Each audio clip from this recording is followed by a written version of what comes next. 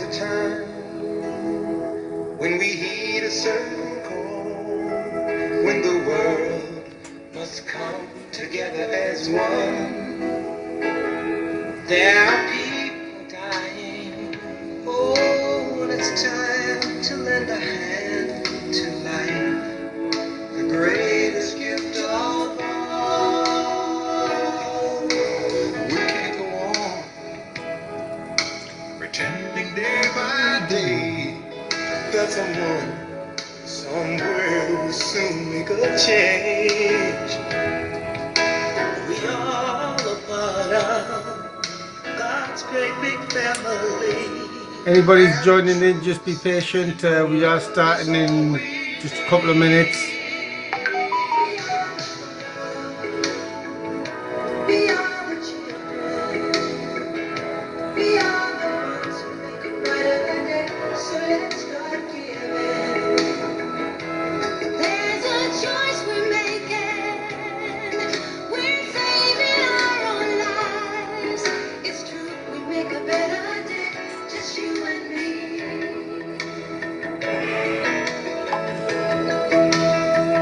Well, send them your heart so they know that someone cares, and their lives will be stronger and free, as God has shown us by turning stone to bread. And so we all must lend a helping hand. We are the world. We are the children. We are the ones to make a brighter day. So let's start giving. Oh, there's a choice we're making. We're saving Just a couple of minutes, ladies and gentlemen, and then we will be discussing the topic above my head for the next 4 hours and more. But if you just believe, there's nowhere we can fall. But when others realize all that a change can only come when we stand together as one.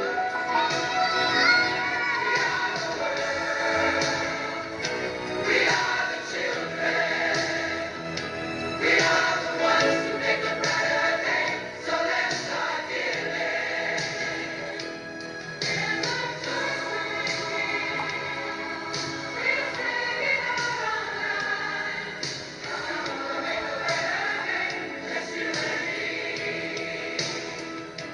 We are the world. We are the children. We are the ones who make a brighter day. So let's start giving. There's a choice we're making. We're saving our own life. It's true, we make a better day. Just you and me. We are the world. We are the children. I'm just trying to share as much as I can so we can reach out to as many people as possible. That's what I'm doing.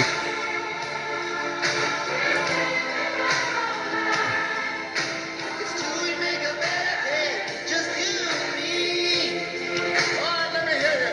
We are the world. We are the children. We are the children. We are the ones who make a better day. So let's start giving. Let's start giving.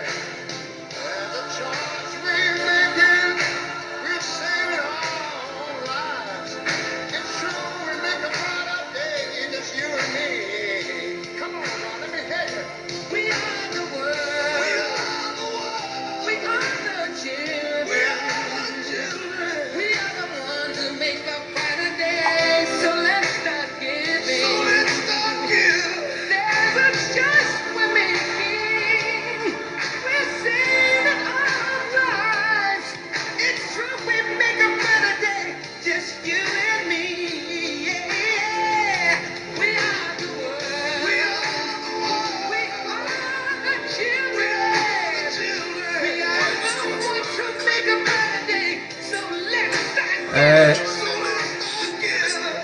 you, if you can hear me, you've sent me the wrong link.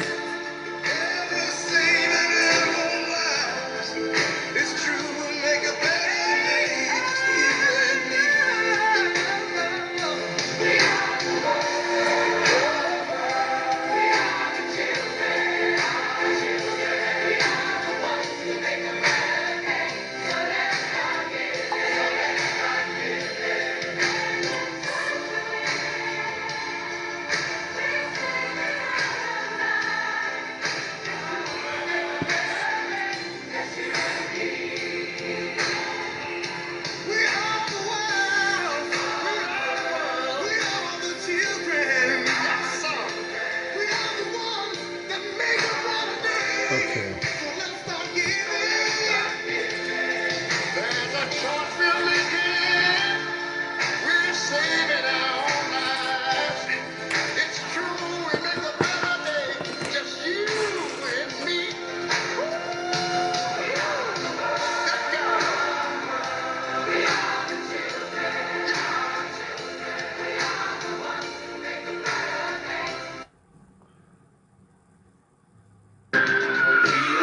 Need no education.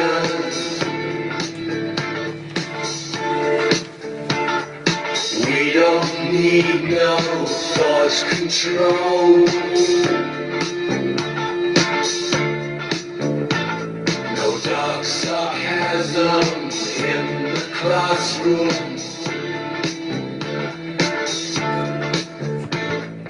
Teacher, leave them kids alone.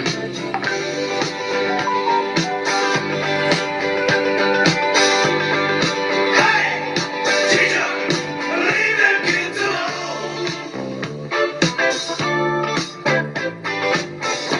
All in all, it's just another brick in the wall. Do it again. All in all, you're just another brick in the wall.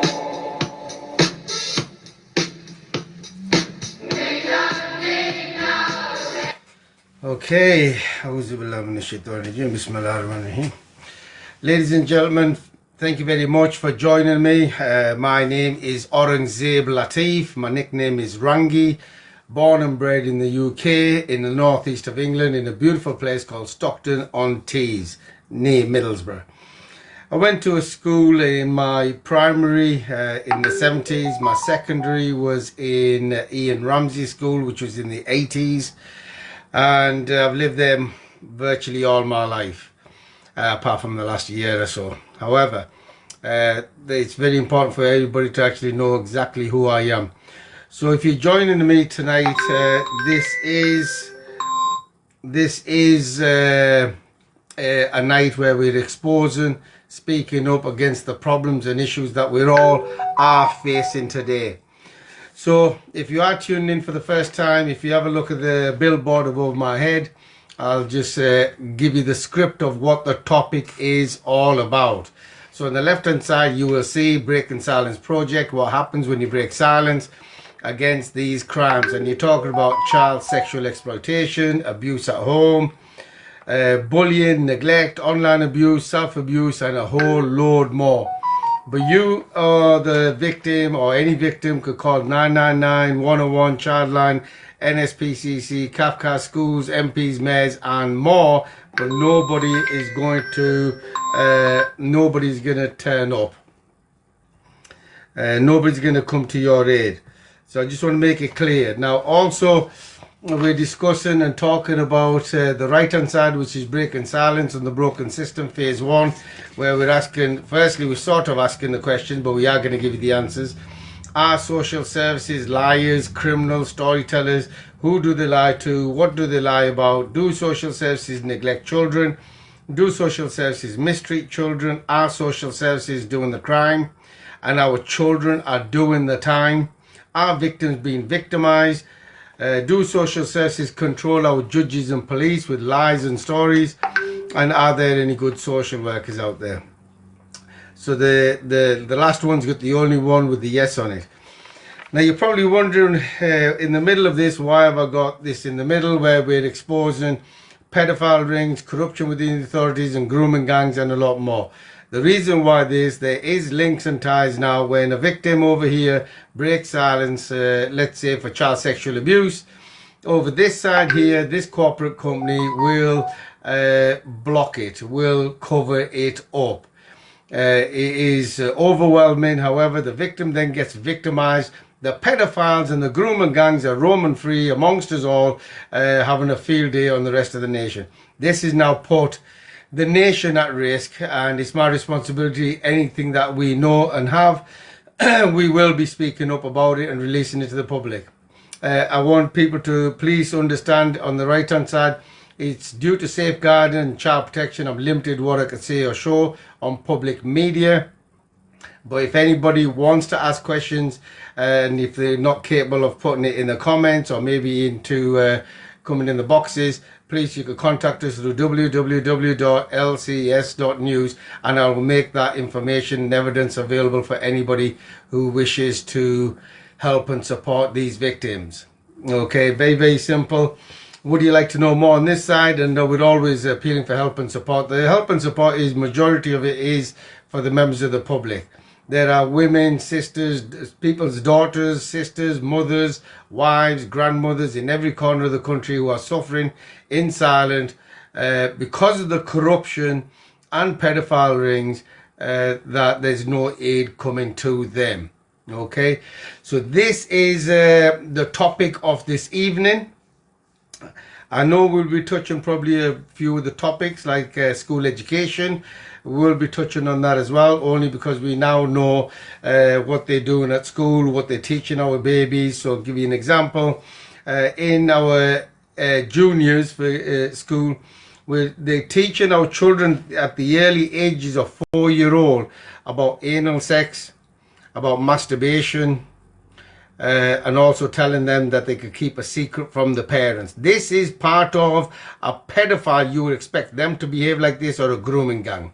However, you're dealing with the largest grooming gang that commits perjury, manufactures documents, manufacture concerns, manufacture crimes against the parents in order to have their way with our babies and our homes, to mistreat them, abuse them, and a whole load more.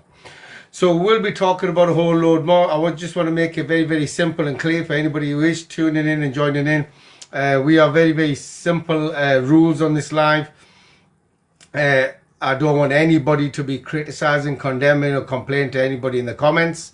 Won't be tolerating that. If anybody joins us in the boxes, the same thing. I won't be having any of that. The mods have got strict rules. If you are caught behaving in this rude manner, you will be muted and you will be blocked. We are not looking for followers. We're not looking for entertainment. This is not entertainment.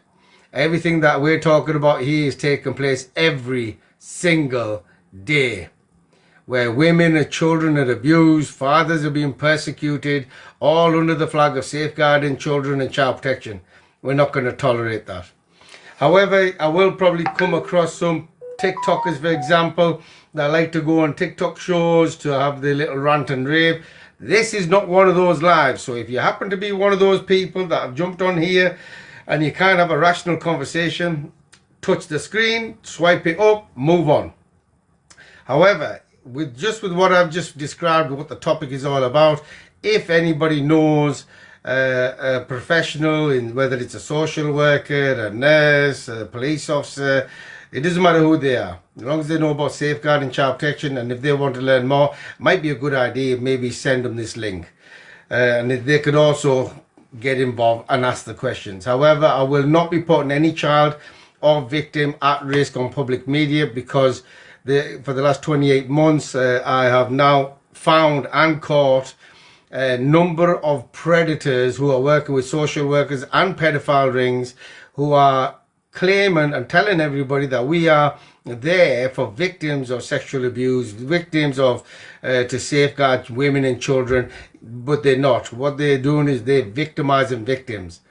So if I give you the live examples, over the last 28 months, over 45 to 60 people have been targeted by this group. And actually all of them, they're either victims of child sexual abuse or they're victims of social services scandal where they've lost their children and they've been targeted. And 3 of them tried to take their life over the last 9 months. This is not going to be accepted. This is our responsibility also to expose all those involved in that scandal. Okay? So this is the rules of the live. This is very, very simple. Anybody will be able to jump in and ask questions. I just want people to be respectful, including if I get a social worker on board or a police officer on board, I want the same respect and courtesy to be shown to them as well. Because, you know, a lot of people don't know about what's going on. It's our job, our responsibility to try to wake them up, let them know exactly what's going on so we can move forward. We will be giving you also solutions to these problems as well. But the solution in general will always start with number 1, that we all come together. So on this particular live, I make it very clear that we do not care what colour, what creed, what religion, what title, what sex you want to call yourself. You could call yourself a Christmas tree as far as I'm concerned. If you're a good person and you're caught up in these heinous issues and problems, anywhere what we could do to help and support, we will. However, it's the same the other way around. If you're a predator in any of these fields that I'm talking about, whether it's pedophile rings, corruption within the authorities, or grooming gangs, I do not care what colour you are, what creed, what religion, what title you have, or what sex you call yourself. You are going to get exposed. You are going to be brought to justice. There's no exemption notices. Okay, I just want to make that very, very clear so people are not confused, thinking that, you know, you go around doing what you want because you may be calling yourself a social worker or a police officer or somebody in the MPs. None of that will be tolerated with what we're doing. I know we've just released some information about a story that was covered up. However, I will be, maybe if I get around to it, I will be touching on that tonight. But this is overall the topic of the evening, is everything above my head. Which in a very, very simple nutshell, it's all to do with the vulnerable, women, children that are being abused. And I'm not going to neglect all the fathers, because you are the most persecuted people in the country in general. Okay? We have near 5,000 suicides a year. Majority, or if not all, are actually fathers. And this is because of social services scandal. Because of what they do, how they get involved in our home affairs and have the mischief taken place and how they control the police. However, talking about the police, I could probably shut this in now. The police is not our government anymore. Unfortunately, I've got to break this to you. It's actually owned, and it's a private corporate company owned by foreign internationals who are controlling our police to do what they want them to do. It's exactly the same as social services, a private corporate company owned by foreign internationals. So I'm going to go back to the police for a second. The police today, you could hire the police officers and the sergeants. You would what it's called, you probably want to call them today, they are the modern day prostitutes. So long as they get paid, they'll support anybody. They don't worry about the law at all. None of these follow the law. The law is only there for the public to keep in check. This is a big problem. So now these, particularly social services, are operating illegally up and down the country. Now, why would I say operating illegally up and down the country? Look, Ofsted report tells you that they are inadequate and unfit for purpose. And virtually every town and city is the very same thing. Now, you're talking about inadequate and unfit for purpose in the field of safeguarding children and child protection. Ladies and gentlemen, wake up. So look, I'm going to give you another minute because I know I'm waiting for some moderators to pop in as well at the same time. And I will make everything or anything that anybody wants to ask, I will continue to move forward with that. But this is the real lifetime issues that you have. This is not just in UK, Wales, Ireland, Scotland. It is across the Western world majority. It is taking place in Canada, it is taking place in America, it is in France, Germany, Sweden, Denmark, Austria, Poland, all the way down to Australia. It is happening in all these countries. Okay? Now, child trafficking is another issue and problem that we've got to acknowledge. It's not your daughter or your son today, but it could be tomorrow. We, on an average, a couple of years ago, we were looking at an average of 8 million children that would disappear. Excuse me. 8 million. I believe that number now is more or less reaching to 9 million. Now, while I mentioned America, just to help people to understand your modern democracy, in America, majority of the states have legalized child marriages. Go figure, eh? We are a democracy. We want to safeguard children and child protection, but we want to just let us marry children. So there is a bill that I've been told about that I have vaguely had a look at in Texas, where a father has raped his own daughter, and when she got pregnant, now they put a bill in that the child can't abort the child. How are you doing today? For real? Anything? Yeah, so hopefully this is simple. I'm just getting messages. I'm trying to think. Hope everybody is well. Hope everybody's strong. Hope everybody is getting ready and prepared to get involved in a proper dialogue of these heinous crimes, instead of just talking about things that are irrelevant, or the bigger problem is what's actually hitting your face today. So I want to keep it very, very simple. I hope people understand. There's no holding back. I won't be sitting around for nobody. I will be speaking up about this. And everything that I've just spoke about, you know, for any further clarity, please get in touch through www.lcs.news, and we will provide live victims, live issues, live problems on a day-to-day. And I should have maybe mentioned LCS. What is LCS? LCS News is, or LCS stands for liars, criminals, and storytellers. So anybody who's been doing any of those above, and we find out about it, we will be speaking up about you and exposing you and anybody who's involved with you. We don't care if it's your uncle or auntie as an MP, a councillor, a mayor, a judge, or police. Take that somewhere else. We don't care about none of that. None of that makes no difference to us. So this is the topic in hand. I hope people understand, because this is the only way we know how to talk. We speak, and we speak the truth with fact findings, not what's actually presented in your family courts, where they say it's fact findings. It's actually what's known as crap findings, where social services manufacture documents, concerns, crimes, provide false information to the courts and other professionals, withhold information from the courts and other professionals, and the judges will go along with it.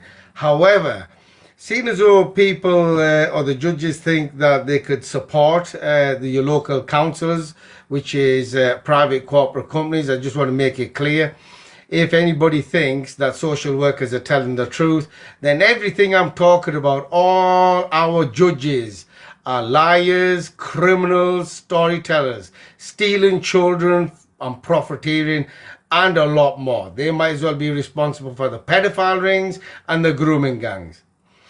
So that's if you believe that social workers always tell the truth. Fortunately, I'm not going to have anybody come in to say that they do, because they don't.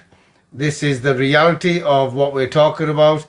And let's get started. If anybody of the mods is actually in there, if you just give us a holler, or just so I know.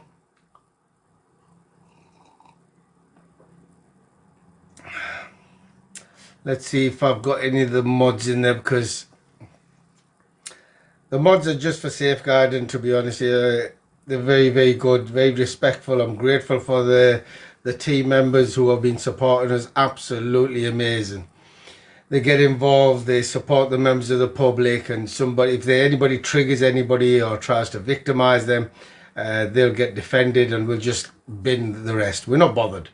Like I say, we're not here to look for followers and likes. Hey, give us this or do this. We're not interested.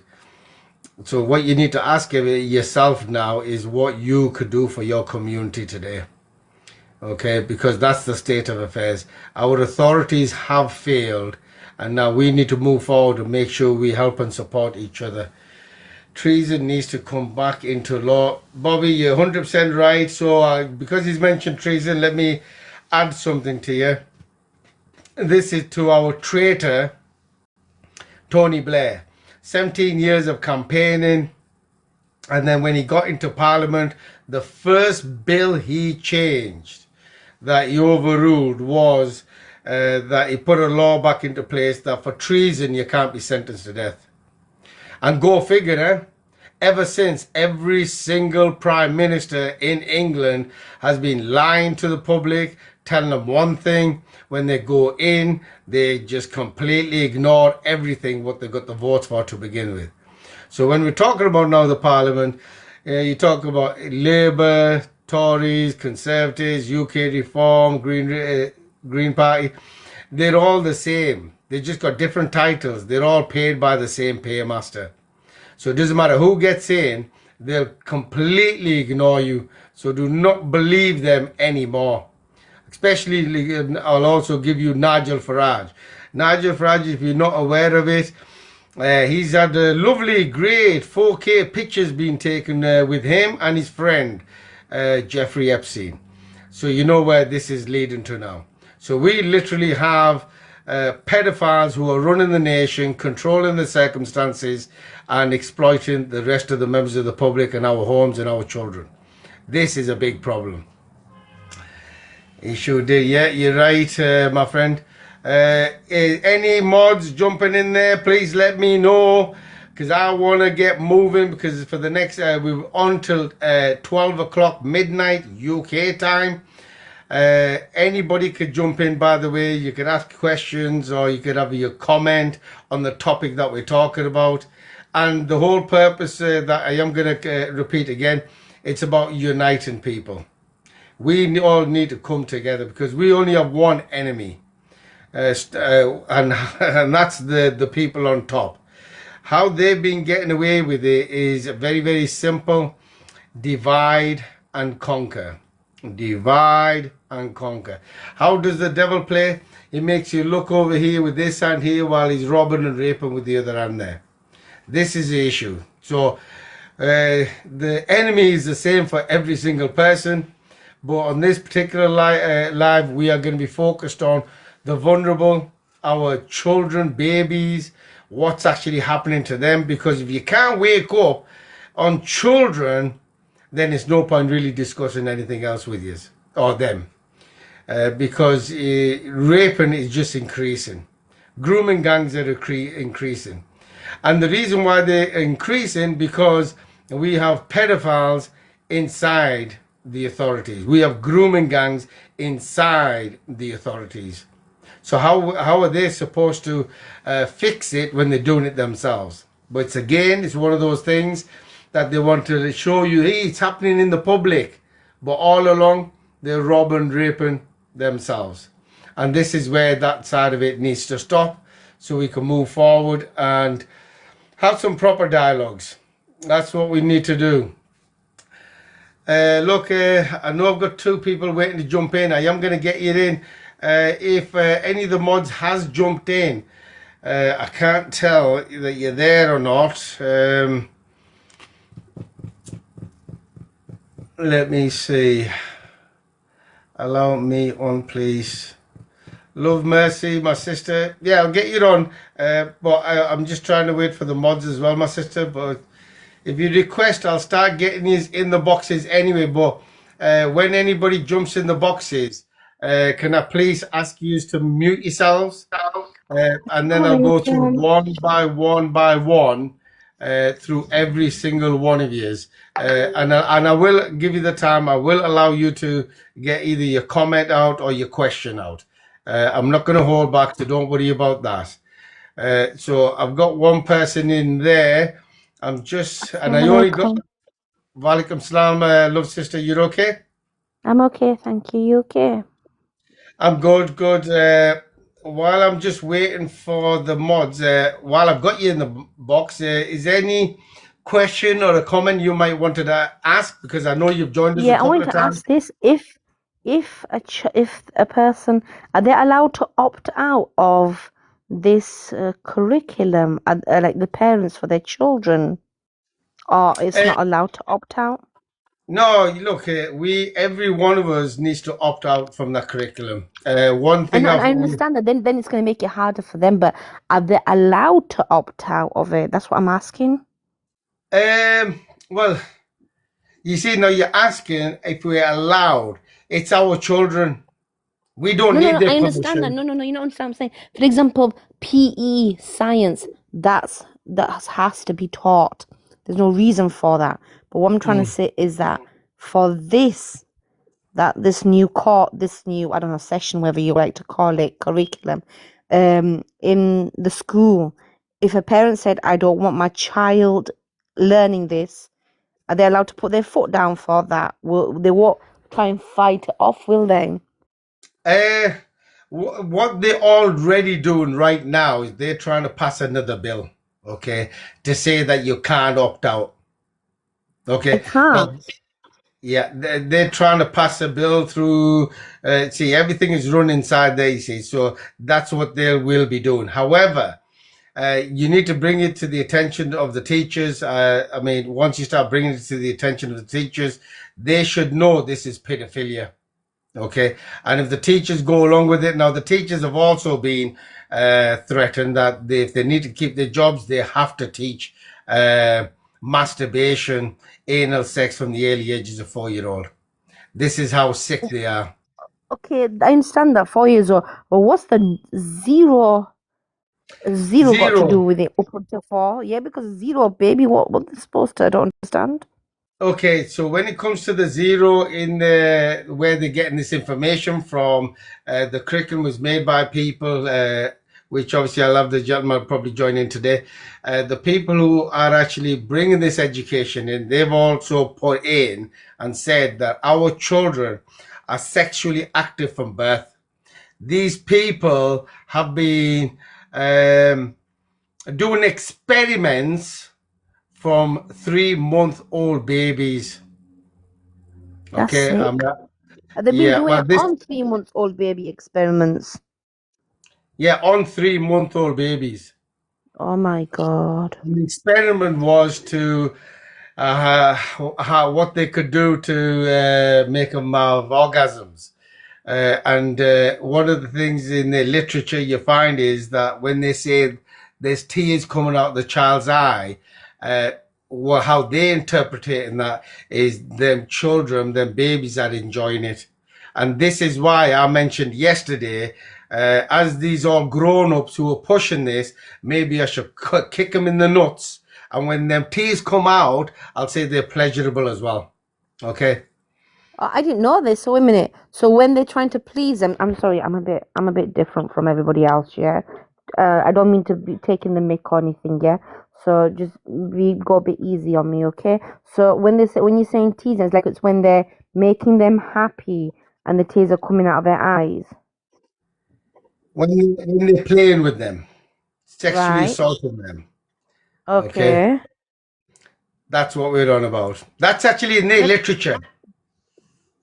no, no, no, no. Okay, so tears come out of the baby's eyes. Yeah, is that what you're saying? Yeah. You Yeah. heard. Yeah. So that means that the right. Okay. Okay. I don't understand how that works because a person's tears don't come out of their eyes when they're happy, though.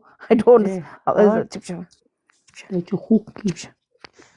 Yeah, well, this is why we're saying that this is all pedophiles. I mean, that's sugarcoating it, what I'm saying. It's a lot gruesome, real. Okay. How will they be doing this to children is another level of issues itself. And I'll tell you what, I've got the person that actually talks about this, who knows a lot about this. Maybe I'll get him to shed some information. Yubon, thank you very much for joining me. Can you hear me? I can hear you, Rangi. Can you hear me? Loud and clear. So the question my sister asked me was, a couple of them were in the curriculum. Can you opt out from the curriculum? One thing I mentioned that they are trying to pass another bill to entrap you that if you don't take your children to school, you'll get social services because it's a network. And also, I just explained to her about the zero birth. They say sexually active from birth. I've just mentioned about 3 to 5 months old babies, what they're doing, how they were experimenting, and saying that when their tears came out, that was a form of pleasure. But if you don't mind, can you just give that sister a bit of info on that, if you don't mind, please? Yeah. So what you've done there is you've slightly mixed up everything. So Mm. the tears thing, that was a quote by Patricia Hope Hewitt, Ah, who was okay. an MP for the Labour government, Labour Party in 1987, I believe, or 97. She made a comment on TV, or in a meeting or something. I can't exactly remember, but I read the comment from the newspaper, and she said we cannot prove that having sex with a 2-year-old actually harms them. It's like a needle pricking their eyes. A few tears are shedded, but no harm is done. But you have to put that into context. Why Patricia Hope Hewitt, the MP for the Labour Party? Now, when I say Labour Party, please, whoever's listening out there, don't think it's only Labour, that's basically pushing this on our children. No, the Conservatives, they, brought in policies that were, way worse than what the Labour government, the Labour Party brought in. So no, so the reason why I'm mentioning that, so people can understand who Patricia Hope Hewitt was. So that's the reason why I like to give enough information for people to do their own research. Harriet Harman was another one. She made similar comments. Her husband was, I think, a director or a CEO or somebody for PI, pedophilia information exchange. Later on, he was exposed for having something to do with pedophilia himself, or he was hiding pedophile files or something. But he was definitely, someone dodgy. And his wife, Harriet Harman, she also made similar comments about children. But you would actually think that women would know better, but oh my God. There You used to be a know, time when women used to be against stuff like this and not take the Yeah. husband's side. So, with everything, you have to go into the roots. I've been researching, and I've been studying history for a very long time now, and whether it's a word, whether it's a name, whether it's a person, an event, something that took place, maybe something that's taken place recently, always go to the roots, the roots of words, the etymology, and you can even go deeper than the etymology, which is the epistemology. And when it comes to people, now, when it came to the curriculum, why are they introducing sex and relationships education from zero onwards? Zero onwards. So if you go onto the PCPW website, so the PCPW are an organization who are fighting against this. You've just gone quiet, I think. Or is that me? I think that's you, Rangi. I can hear you clearly. Okay, go on. Continue, please. Can everybody else hear me? Yeah, yeah. Okay, so why is the curriculum set and designed from zero onwards? So this is something everybody needs to try to understand.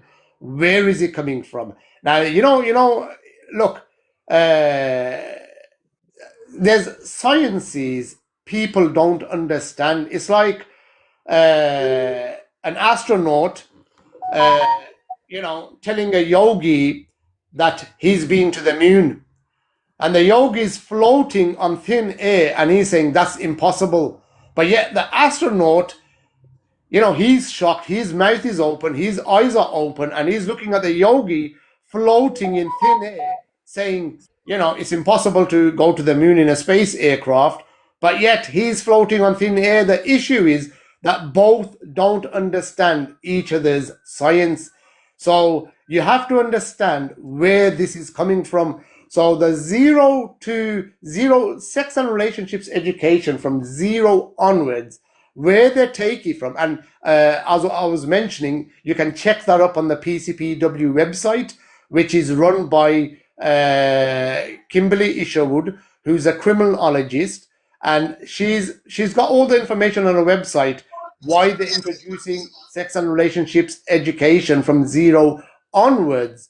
So she takes it back to a man by the name of Alfred Kinsey, who was experimenting on babies as young as 2 months old.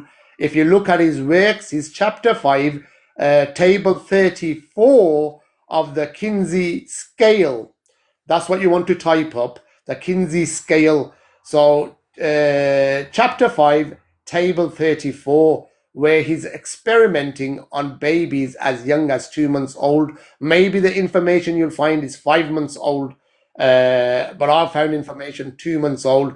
So he was calling all his pedophile friends over. He was collecting data to prove that children and babies enjoy having sex. So he was a champion for the two presidents of America. He won a Nobel Prize in his life. He's been seen in a positive light ever since. His name's in the Hall of Fame, or the Walk of Fame. He's a Stonewall icon. Can I just say something? Look, the thing is that what are they going to achieve if they're going to try and wake up the nerves, let's just say, in a baby's parts, right? Which are asleep and whatever they're trying to do, because this is the way we believe. Well, anyway, I think anyway, and I've been told. So if they wake up the nerves in the body and stuff, I mean, what are they going to achieve out of it? Why are they doing this anyway? I mean, what's it in for them? This is exactly what when I started, this is exactly what I said.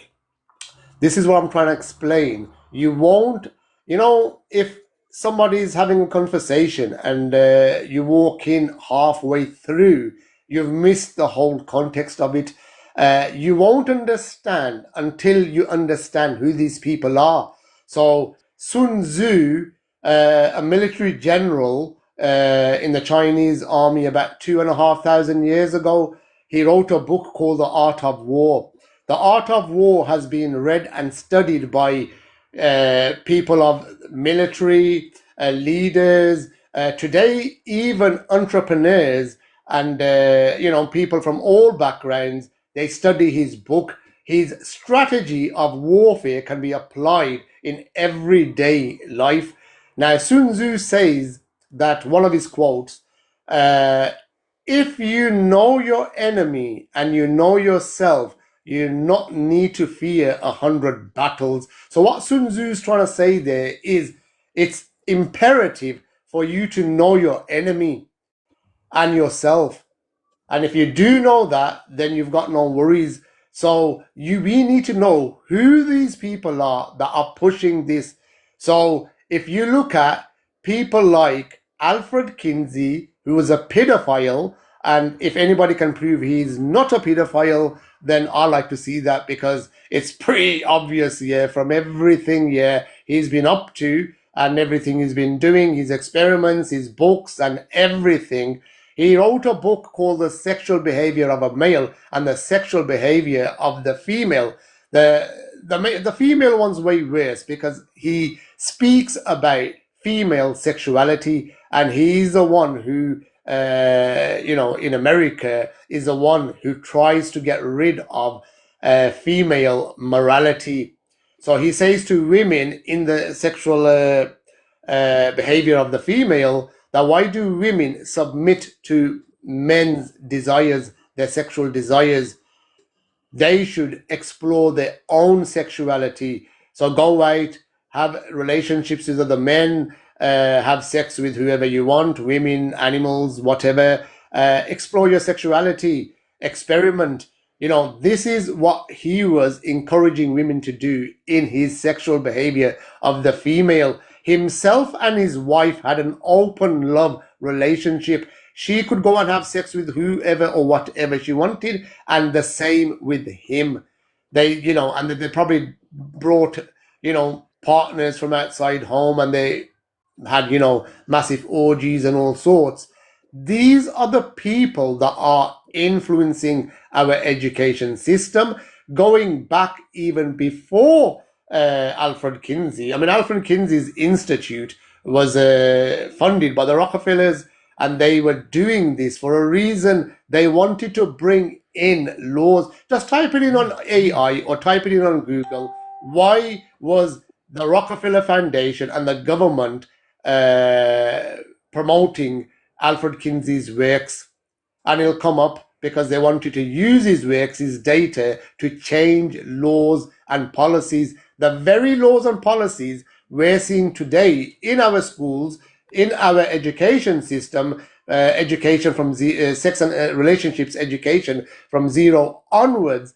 This is the reason why Alfred Kinsey was iconed as a hero. He was seen as a man bringing, you know, data to the table, but his data doesn't come from himself. That is actually introduced through the polymorphous perverse theory, which, if you don't understand what polymorphous means, everybody knows what perverse means, you know, but polymorphous, yeah, basically is when a person or an animal or something goes through different stages of transitions. So, like a butterfly starts off as a caterpillar, then turns into a cocoon, and then ends up like a ends up as a butterfly. So he believed, Sigmund Freud believed that children are polymorphous, perverse from birth. So they go through different transitions of sexual experiences and desires. And the first is when they suck on the mother's breast. That's the first sexual experience a child, you know, experiences. And he believed children inherently are incestuous, so they have a sexual desire towards their parents. Now, if you read his Oedipus complex theory, where he believes, which is absolutely sick, the Oedipus complex theory, where he believes that the son has a sexual attraction towards a mother and the daughter has a sexual attraction towards the mother, I mean, the father. And he himself says in his works and his letters and his memoirs that he also suffered the Oedipus complex. He wanted to get rid of his father. He wanted to kill his father because he wanted to flip and have a relationship with his mother. That's Sigmund Freud, you know. So he's, you know, his influence over British politics, media, you name it, yeah, all the way to the royal family and our schooling system. You know, you can research it yourselves. And his polymorphous perverse theory was in 1905. And Alfred Kinsey basically, you know, used his works to continue. Right, I think she's got that. She's dropped off. I think she had to get going. But just 1 second, I've got somebody. Mia Lewis, is it?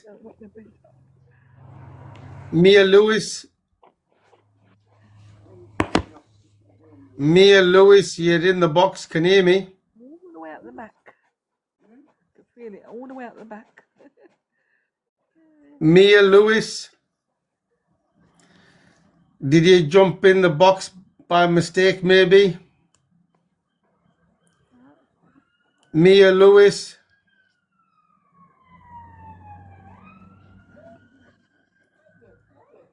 What? You know, Rangi, Yeah, go on. I've got a friend who basically was also a part of the, the schools campaign, and he wants to speak, but he hasn't got TikTok. Now, how does he basically get to speak if he hasn't got TikTok? Is there a way I can put him on a call while I'm on TikTok? Is there a way? I think the easiest way will be if you know him, trust him, give him my number. I'll put him on my loudspeaker if you want. Oh, brilliant. I think that would be the perfect thing to do.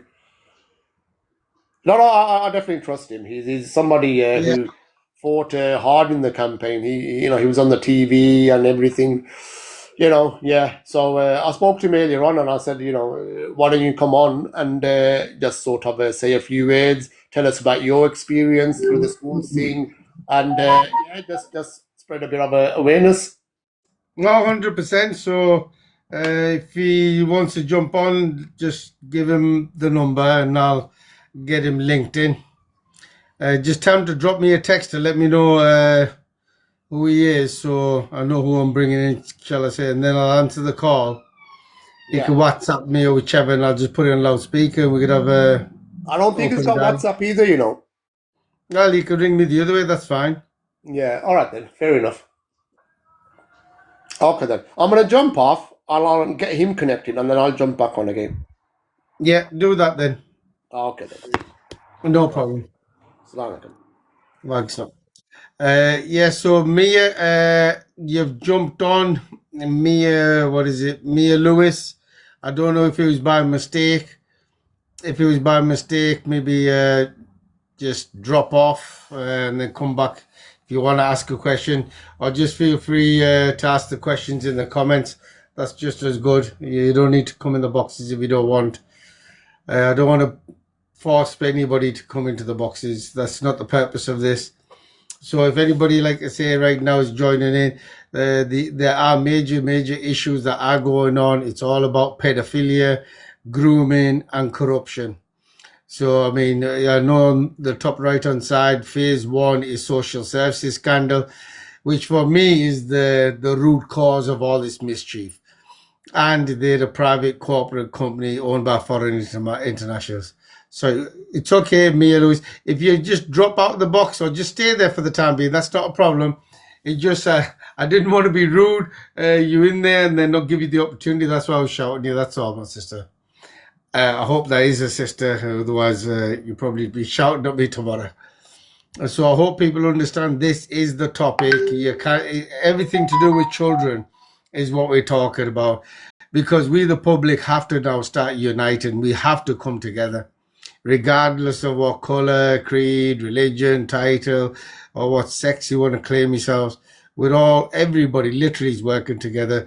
We've got people that say they're lesbians, gays, atheists, all religion factors. Everybody's coming together because this is one common platform.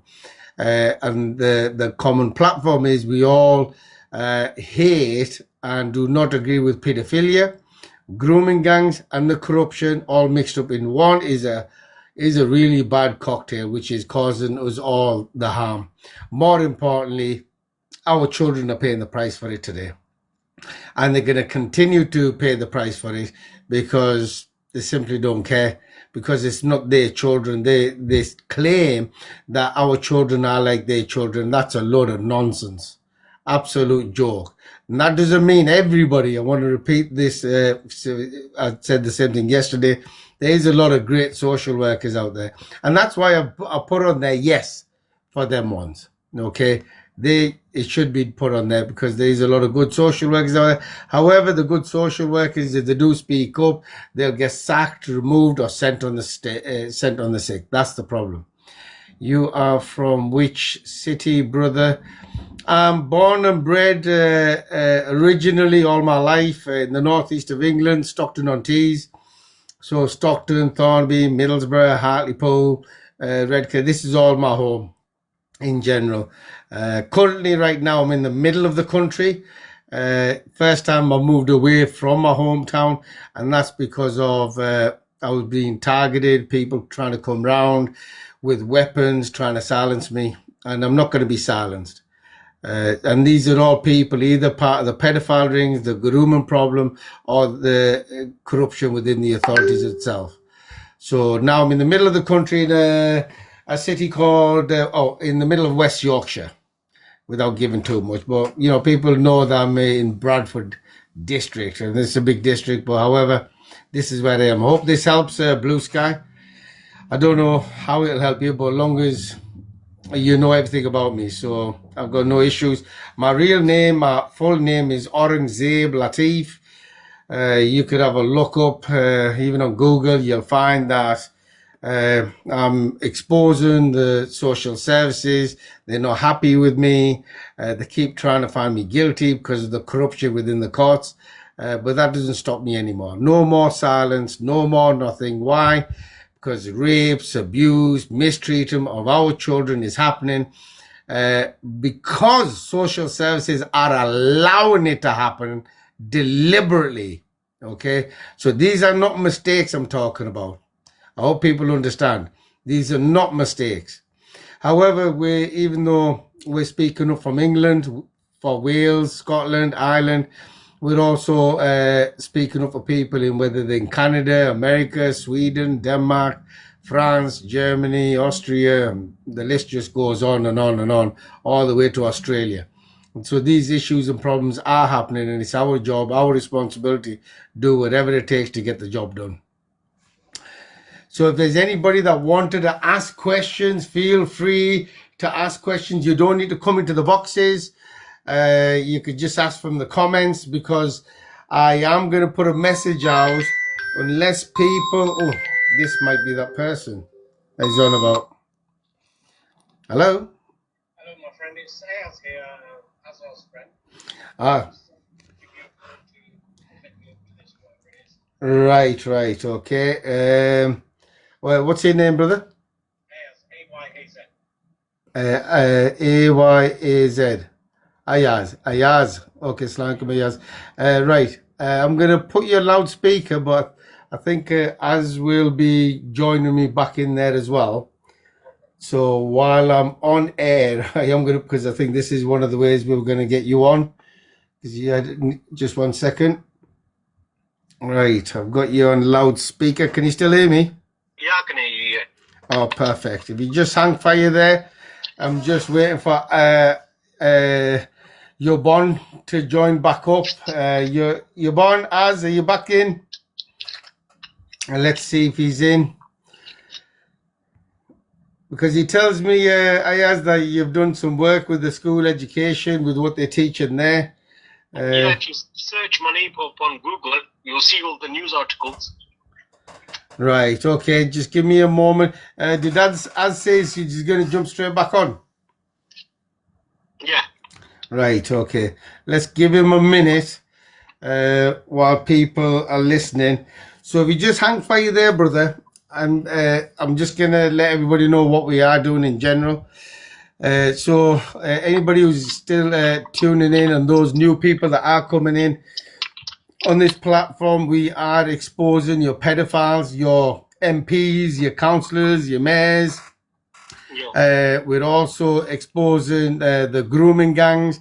We're also exposing your pedophiles, grooming gangs in your own corporate company, social services, school education, and the police as well. These aren't three different topics. How long have you been doing this for, bro? Brother, I think I've been doing it way too long. I've been going through this for 16 years. Did you come to any of the protests? No, I didn't join you because the protest I think you're talking about is for the education. I was already in the middle of a nightmare at that point. I was already threatened to stay silent, and if I spoke up, I'd get a criminal record, and then what will become of my kids? This was social services blackmailing me to stay silent. So I had to wait till 2020 until I blew the whistle. And ever since, I've non-stop. I don't care who they are. So this is how long I've been doing it. But that message I was just shouting out there was for the viewers, because there's a lot of viewers that are new coming in. I'm always reminding them what the topic is, so they can, if they want to jump in and ask questions, they're more than... Ayaz from Nottingham, yeah? You're Ayaz from Nottingham. Yeah, I'm quite well known myself. Oh, well, people will be listening in. People will know about it, and I will be making it public afterwards anyway, so they'll be able to see it. That's not a problem. I just don't know where Az is right now. I did tell him to jump straight back on. He's not on there yet. Maybe we should start then without him, actually. Let's see what happens. Let me just put this down a little bit, just so I could get you close to the phone. So he tells me that you're not on TikTok. No, but you know what it is in the past when I used to do videos and stuff, they'd go viral across the country. I'd get like 20, 30, 40,000 views. But I wasn't doing it for publicity. I was doing it for the cause. And once it turned into a publicity thing, I stopped doing it. So I'm not there for people's entertainment. I'm there for the message. So I wasn't there to get famous over it, even though I became quite famous over it. Well, Ayaz, I love you for that. I respect you for that. And that's exactly the same mentality, attitude we have. We're not doing this for any games other than getting the message out to the public. If they're not aware of it, how are they supposed to protect themselves? It's a big problem. But I'll tell you what, Ayaz, he'll jump in when he gets around to it. Please feel free. I'm going to give you the go ahead. Give us your thoughts on this topic, if you don't mind. Everybody's listening now. Hello, I'm Ayaz from Nottingham, and I was originally involved in the Birmingham protests and the Nottingham protests that we arranged at the time outside the schools. And then we went Wales, we went across the country, we went to London, we went city to city, bringing up this LGBT sexualization pedophile ring that was created in England, and obviously across the world in America and everywhere else. At the time, we got a lot of support from America as well. One of my the videos we did at the time, I think it got like 200,000 views from one of the American evangelist organizations, because they were fighting the cause in America. And luckily, obviously, I've been involved in the Birmingham protests a lot from day one. And we learned from Birmingham. So what they did was put court orders on saying that we couldn't protest outside the Birmingham schools. And when we learned that, when we did the Nottingham protest, what we did was, originally when I had the police meetings, they were very clever and they said, oh, you're organizing a protest. I said, no, I'm not organizing a protest. I'm organizing a gathering. Yeah, a protest you can get orders put on, so you can't continue with it. And then what we did was we made sure the protest was at the bottom of the street on the borough border. So when they tried to get an injunction, they couldn't get an injunction, because how do you get an injunction when you're actually standing in the different borough? So when it comes to all of these fights, you have to be fully aware that there are massive organizations, very well funded, and you have to read up the law and know exactly what you're doing. Now, through the noise we made, everybody obviously viewed it on the Sky and Huffington Post and everywhere else it went, and there was a lot of media at the time, and the issues continued on. And now we're at a point, I don't know if you lot have heard the other day, when the Conservative leader, that Bendock, she was like, we need to scrap the equality duty. Now, in England, all of this stems from the equality duty. Now, the equality duty is supposed to represent religious communities and people of color and et cetera, et cetera. And what the schools did was basically just focusing on sexualizing children. Now, normally, if you went outside of school and some guy turned up outside of school and exposed himself, he'd get arrested. Yet the school can expose these children to explicit material without any legal recourse. And this whole thing comes from this whole pedophilic agenda. And if you look at the stats, I think the stats are 7% of children in the UK have suffered some sort of sexual abuse or rape or something like that in children, and it's growing. Yeah. And basically what they want, two things. They want A, the state to have control over your children, and B, they want to sexualize your children for all these pedophile rings. So I don't know what anybody else's views are on this and the listeners who are listening to this, but it's very important to protect your children. And the way you can protect your children is basically taking them out of school. And how it works within the schooling system in the UK is as long as your children are young, yeah, so they're like 8, 9, 10, 12, 13, they will give them explicit, disgusting sexual material. Soon as they go past 14, it stops. So any child who's become a young adult, he won't be sexualized. But if he's a young child who can be easily brainwashed, thereafter all of them.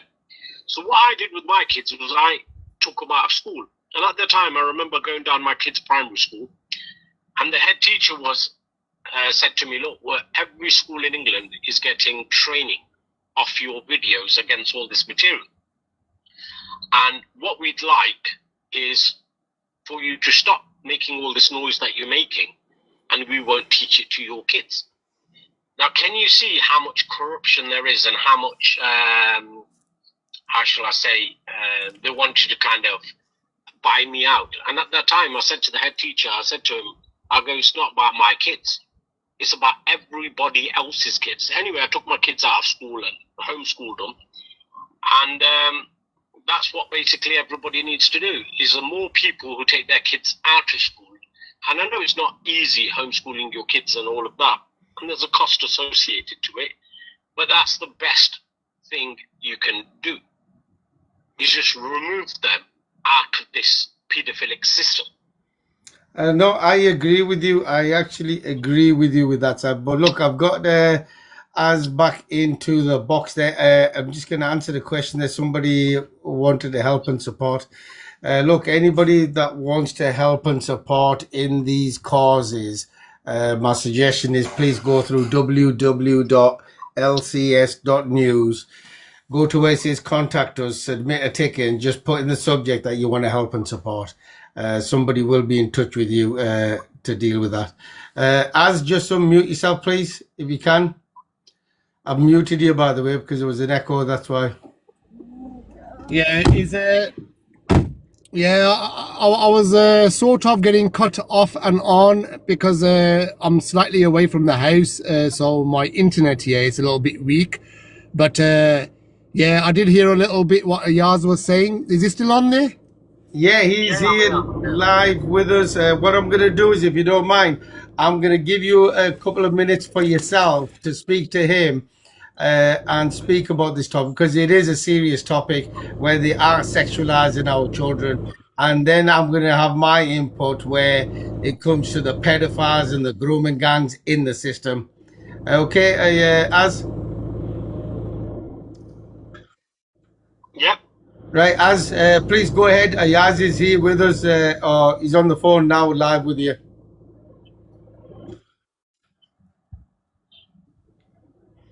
Can you hear us, bro? Ayaz, can you hear me? Yeah, I can hear you, bro. I can hear you, yeah. Yeah, I can hear you. Salam, back to you. Yeah, I can hear you. I'm a little bit away from the house. I'm driving back here in the next 2 minutes, and then I'll have some, quality internet, so I'll be able to have a proper conversation on the live. But until then, please stay on, and I'm sure there's plenty more you can say for the viewers to listen to. Your experience is very important here for people to learn about. So, thanks for joining us tonight. No problem. And we're out of Birmingham, yeah? No, he's driving. He's making his way back home. He won't be long. But in the meantime, I'm putting it to the audience as well. I have a campaigner, or just another parent actually, who's concerned, started speaking up about this. His name's Ayaz from Birmingham. And he's also speaking up about his experience and what he learned about. Ayaz from Nottingham. Nottingham, I do apologize. That's my fault. Ayaz from Nottingham. So if anybody wanted to ask even him a question, you could get into the boxes and ask a question. Feel free to do so. Well, what I'll do is I'll also continue on and I'll speak specifically to the Muslims in England at the moment. Now, the biggest problem that we found, well, I found at the time, was not the government, not the MPs, not the councillors, because we were fighting nationally, yeah? But the most calls I got was from our own community, from mostly Mulanas, Bees, them type of people, you know, and to translate for people who are English, our own Muslim priests who own the mosques and preach in the mosques. And every phone call I got from these people would say, Ayaz, please, can you stop? Please, can you stop? Yeah? And the problem is this, rooted within the Muslim community, within Birmingham, within all Bradford, everywhere, Nottingham, wherever you go, that majority of your mosques are registered charities, majority of them. Now, these mosques, which are basically categorized as the house of God and where Muslims go and pray, because they are registered charities, they are also have LGBT policies. Yeah. So the mosque that you pray at is also in agreement with all this LGBT pedophilic doctrine. Therefore, when we were protesting in Birmingham, we could barely get 30 people together. You know, in the early days when it first started off outside the school, a lot of people turned up. But eventually, when we needed everybody, everybody backed off. And it was backing off because majority of the mosque leadership was not supporting this. Down to the biggest problem, the Islamic Schools Association of Britain, which is like 99% of your Islamic schools, also teach this.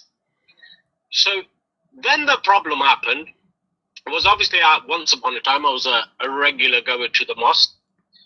I ended up in a lot of altercations with a lot of these mosques. Obviously, eventually in our city, obviously, a lot of them later on apologized and reconciled with me because, you know, I wasn't going to stop. And I was coming from a position of truth. And the biggest problem we have within the Muslim community within the UK is your local imam, your local peer, your local whatever, is because all of these mosques, majority of them, are registered charities with LGBT policies, and they refused to actually turn up to the protests. And that was a massive problem, including the Islamic Association of Schools. Now, when it came to the Jewish Orthodox community, they refused to teach LGBT education to their kids. And they said, shut down our schools, we're not teaching it. So basically, even until this day, they don't teach it. Yet, if the Muslim community, even though we made as much noise as we could make, if the mosques and the imams of all of these institutions, including the Islamic Association of Schools of UK, and we have a massive infrastructure within the UK, had actually stood up, then maybe things would be different today. But they didn't. So today you can go down a local school, you'll see all these hijabbed off Muslim women dropping their kids off.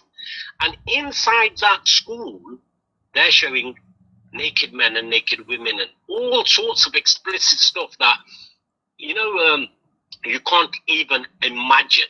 It's not, you know, you just think, okay, you know, it's a bit of a, you know, the normal, you know, the bees and everything else. It's not. The material that they teach these kids is disgusting.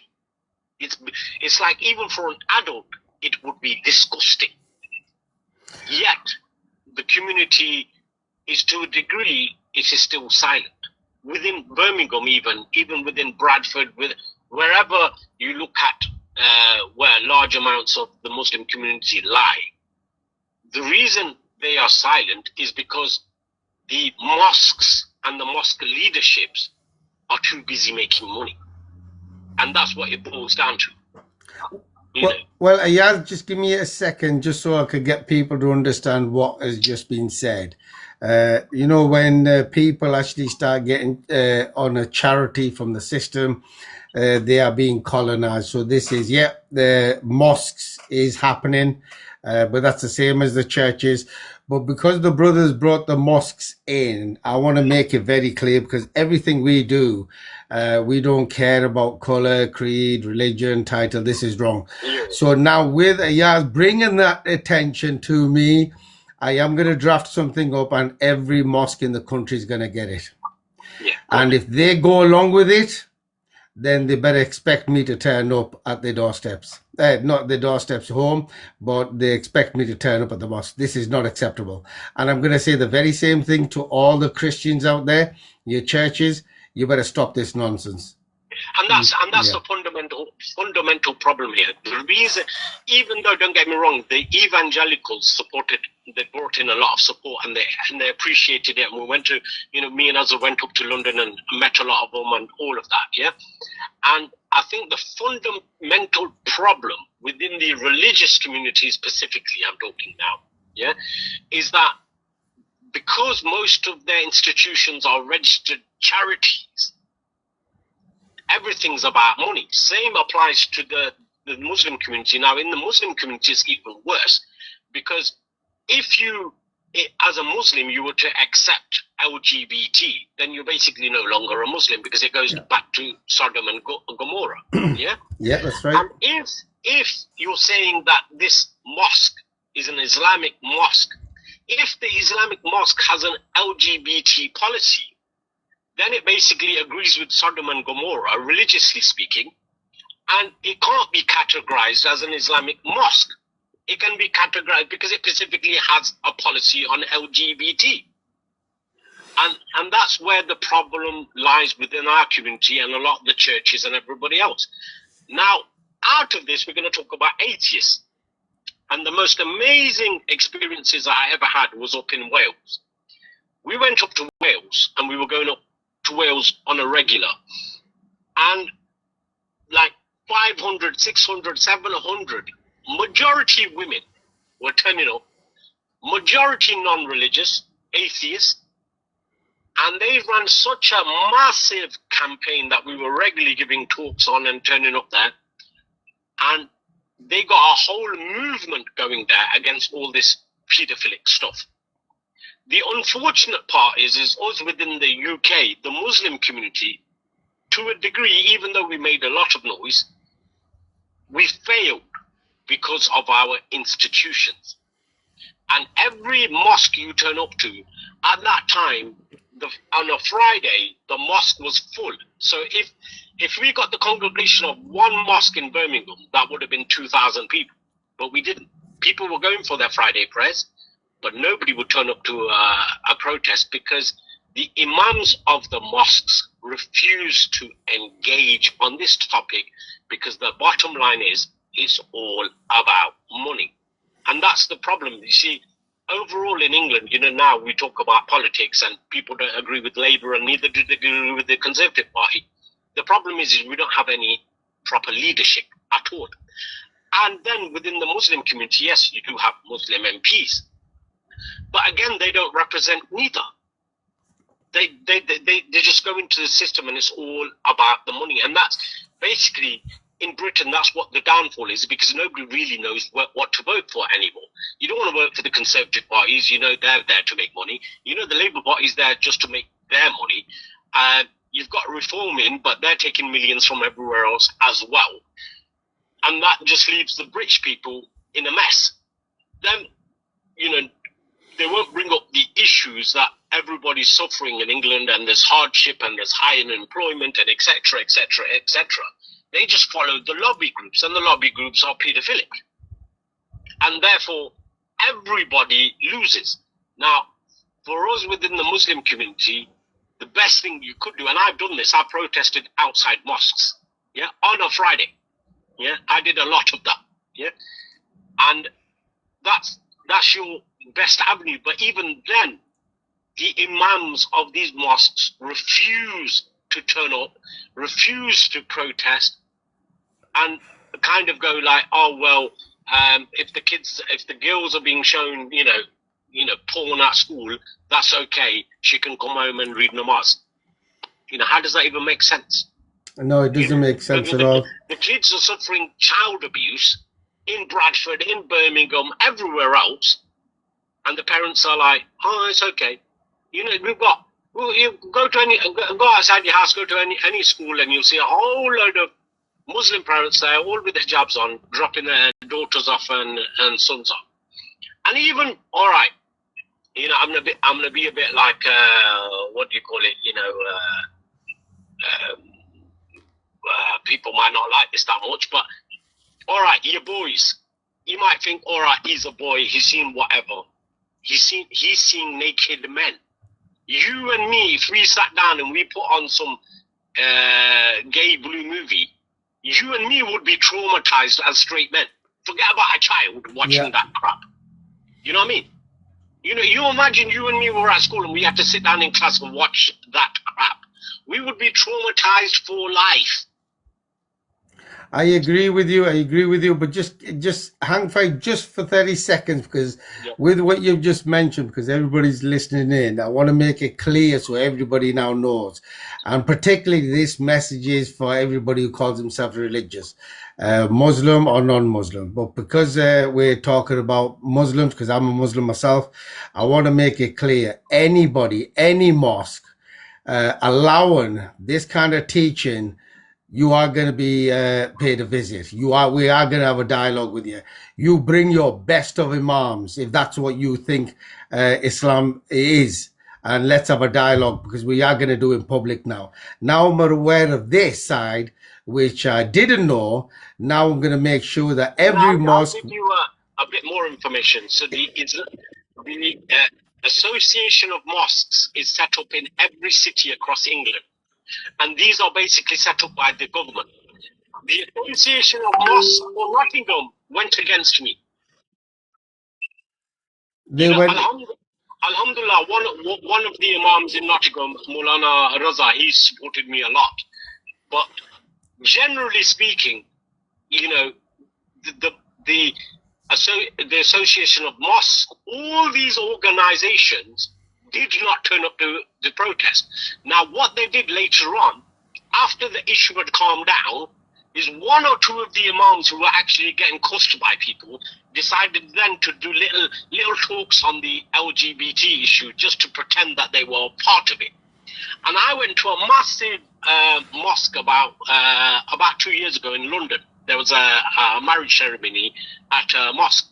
And there's this massive peer in London who runs this mosque.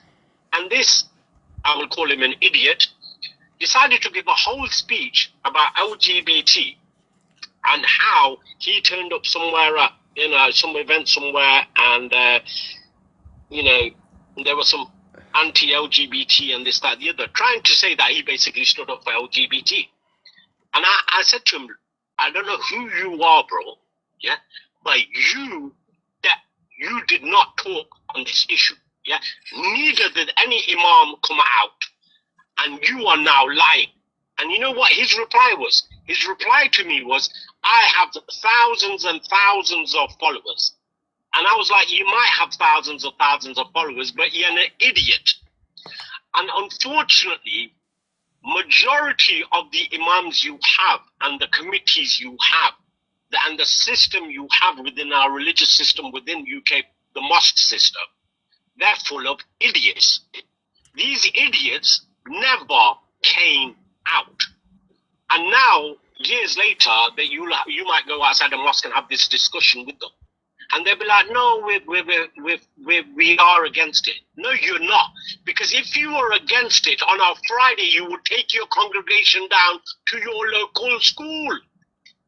But your kids and the entire congregation's kids still go to that primary school, get sexually abused, and you're okay with it. You go home and you sleep. I'd like to jump in there when you're finished. Ayaz, please finish off, because I'll get Az to jump in. That's fine. Az can take over. That's no problem. Az, go ahead. Just wanted to add to what Ayaz was talking about here in Birmingham, and it wasn't just in Birmingham, it was wherever we went. Any religious institute, whether it was a church, we went to many churches. We even went to the Romani Gypsy Church. We thought they'll be brave enough to come out and stand with us, basically, express how they feel about what's happening in schools. But regardless whether it was a church, whether it was a mosque, whether it was, initially we had some of the Jewish community coming out. One of them was a Jewish rabbi by the name of Shraga Stern. He came out. But we found every religious institute we contacted, we went to, we spoke to, they all were too scared to speak up about what's happening in schools because of the fear of the LGBT lobby. And the other thing, yes, they also feared their places will be shut down because they were charities, they were government funded.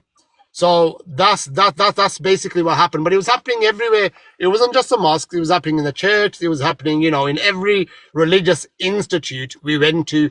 Yes, they were too scared to speak up.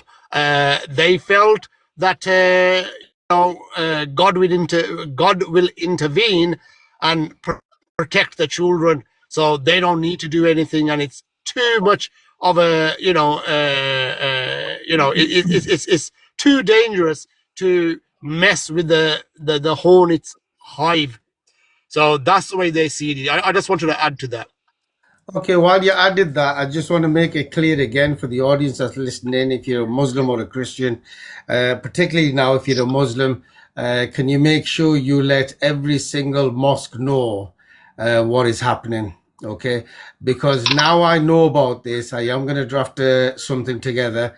I will be sending it to every mosque, and if I find out any mosque is allowing this kind of a nonsense to take place for a little bit of money, you not only got a problem with me, you've already got a problem with Allah Ta'ala subhanahu wa ta'ala. So you just get your things right, okay? So you Christians, you let them know as well, because this is not acceptable. When it comes to LGBT, gays, lesbians, look, these are grown-up issues that should be dealt with as grown-ups, not the children.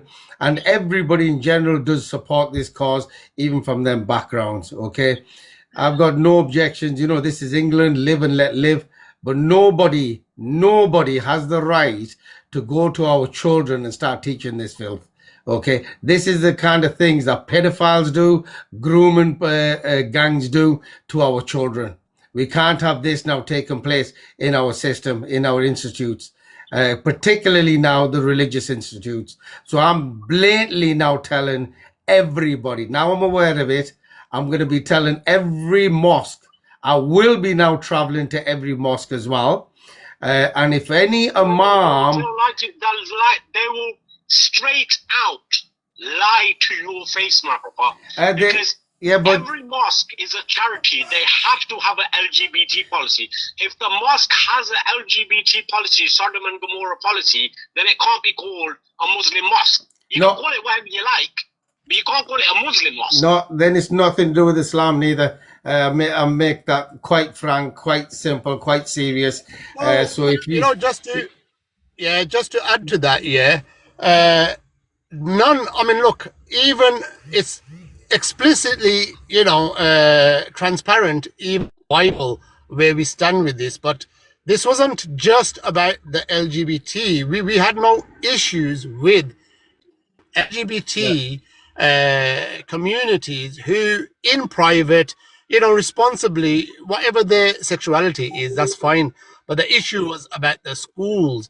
But the church and the mosques didn't want to. I mean, we even approached the Sikh community as well, and they sort of said we've got our own private institutes. So generally, our children are protected, but they didn't understand this was compulsory in private and public schools. So regardless of whether you are, sending your children to a private institute, they have to, whether it's Islamic schools, whether it's Christian schools, whether it's Jewish schools or even Sikh schools. They have to teach it. It's compulsory. That's the point. They didn't understand. The other thing we kept being told is that, oh, we're teaching the children on the side what's right and wrong, and we're teaching them, that you're not sexual from birth, and it's immoral and unethical and it's harmful and all this. We're teaching them. So now the children are getting a double dose. So this conversation shouldn't be taking place with children at all. I mean, at all. Allow children to grow up in their innocent manner without any distractions. They shouldn't be having adult conflict. They shouldn't be a part of adult relationships and conversations. This is adult sexualization imposed upon young children. We shouldn't be explaining to children that you're not supposed to be masturbating, you're not supposed to be having sex at a primary age level, or this or that. This conversation should never take place. Talk to your children about reading and writing, playing football, cricket, snooker, gymnastics, tennis, teach them how money works, teach them, how to buy and sell the stuff, that will help them in the future. Not flipping, flipping self-stimulation, and a boy can be a girl and a girl can be a boy, and all these flipping conversations that are taking place in our, schools and educational institutes. I'll tell you a story about the Romani Gypsy church I went to, and I met up with the leader of the Romani Gypsies, and I explained everything to him. We need to all be a voice. We need to express. We need to make noise. So the government, the politicians, they can hear us as a collective community. We all, standing shoulder to shoulder in solidarity, in unity. We're against this. And you know what the leader of the Roman Gypsy church said to me? He said, "Well, do you believe that Christ will return? If so, when he returns, he'll sort this out." And my answer to him was, so if that's another 100 years, 200 years, 300 years, are we going to allow children to be sexualized and damaged until then? And he was clear on that. He said, well, look, we're not going to get involved. So this, yes, this absolutely took place. So I'll just end on that one. I'll let Ayaz carry on, or Let me yourself. just No, it's okay. I'm gonna I just add on one thing, and then I'm gonna go back to Iyaz. When anybody turns around and says about the mighty messenger of God Almighty Jesus Christ, Yeshua Islam, in his second coming, and you're waiting for his coming, and you're gonna let him deal with it. Well, that doesn't make you a God-fearing person. That doesn't even mean that actually shows you that you're not a Christian and you're neither a Muslim. Just remember that, because we are held responsible for our actions. That's his actions, what he's going to come and do. That doesn't mean that we allow it. Now, if we allow it, that means we are part of the predators. So get that straight. Okay, so I am going to do something particularly around this now. I will draft something up. I will keep in touch with Yazi as well. I think it's really great to actually have him on board. But Yaz, I'm going to bring it back to you, young man. And I think Azhar said a very valid point. And I'll give you an example. If wherever you work, and you go to work, and some guy walks in with a pillow, and you go to the guy, "What are you doing with the pillow?" And he goes, "I am the pillow love-making guy. I make love to this pillow." At that point, as an adult, you'd say, "Bruv, why are you telling me for? If you make love to a pillow, you keep your pillow at home. It's got nothing to do with me." And at the time, they were on about, well, kids need to know that there are different types of people in the world. As an adult, I don't care what you make love to. If you make love to your car, you make love to a wall, you make love to a lamppost, you do whatever you like. But that's got nothing to do with me. I don't need to know. So why would you want to be telling kids this? And again, it wasn't primarily just about LGBT. The primary problem was the disgusting, explicit material that they show to children. That's, if it was just, oh, we're just going to let the children know that, two women get married and two men get married in England, and this does happen. If you agree with it or you disagree with it, that's up to you. Yeah. They were like, no, we don't want people discriminating against it. 1 minute, if some guy now walks over to me with a pillow in his hand and goes, I make love to a pillow, I'll tell him to F off. And I'll be like, but why have you even walked up to me to tell me this? Why do I need to know? Like, you imagine men going to work now and going to all the women, I just made love today and I did this, that, the other. He'd get sacked from work. Whereas, oh no, the LGBT community is coming in and he makes love to, his kitchen window or something, and we need to celebrate this. Why do I need to celebrate somebody making love to their kitchen window? It's the stupidity of it. Why do I even need to know what you do at home in your privacy? You know what I mean? I remember I was on ITV and they were interviewing me, and the lady, the journalist goes, well, that's sending people back to their cupboard. I go, what cupboard? Anybody can do whatever they like at home. What's that got to do with anybody else? I'm just saying I don't need to know, and definitely kids don't need to know. You know what I mean? Because if some normal guy or woman walks into a workplace, well, you don't know what they're into. That woman could be into making love with a lamppost. Well, what's that got to do with me? It's got absolutely nothing to do with me. I would never know. And then some woman walks in and she goes, yeah, I make love to the lamppost. She'd be like, well, move away from me. I don't want to, why do I need to know? I'm working. Do you see what I mean? If a guy walked into work and goes, I made love to some woman yesterday and I did X, Y, Z, he'd be getting the sack. He'd be getting the sack. We want to teach this to children. And at the time, there was another interview that I did, and I go, well, if they want to bring in all this, RSC and everything, well, I think they should teach it to the politicians first, because at the time they were saying, well, the kids need to know words like, penis and vagina and etc., etc. I go, why don't the parliamentarians use them words? Because in a normal day, them type of words don't come up. You know what I mean? Whatever a kid decides to name, whatever a part of his anatomy, that's up to the kid. Why do we need to go, well, this is what it is and that's what it does to a child?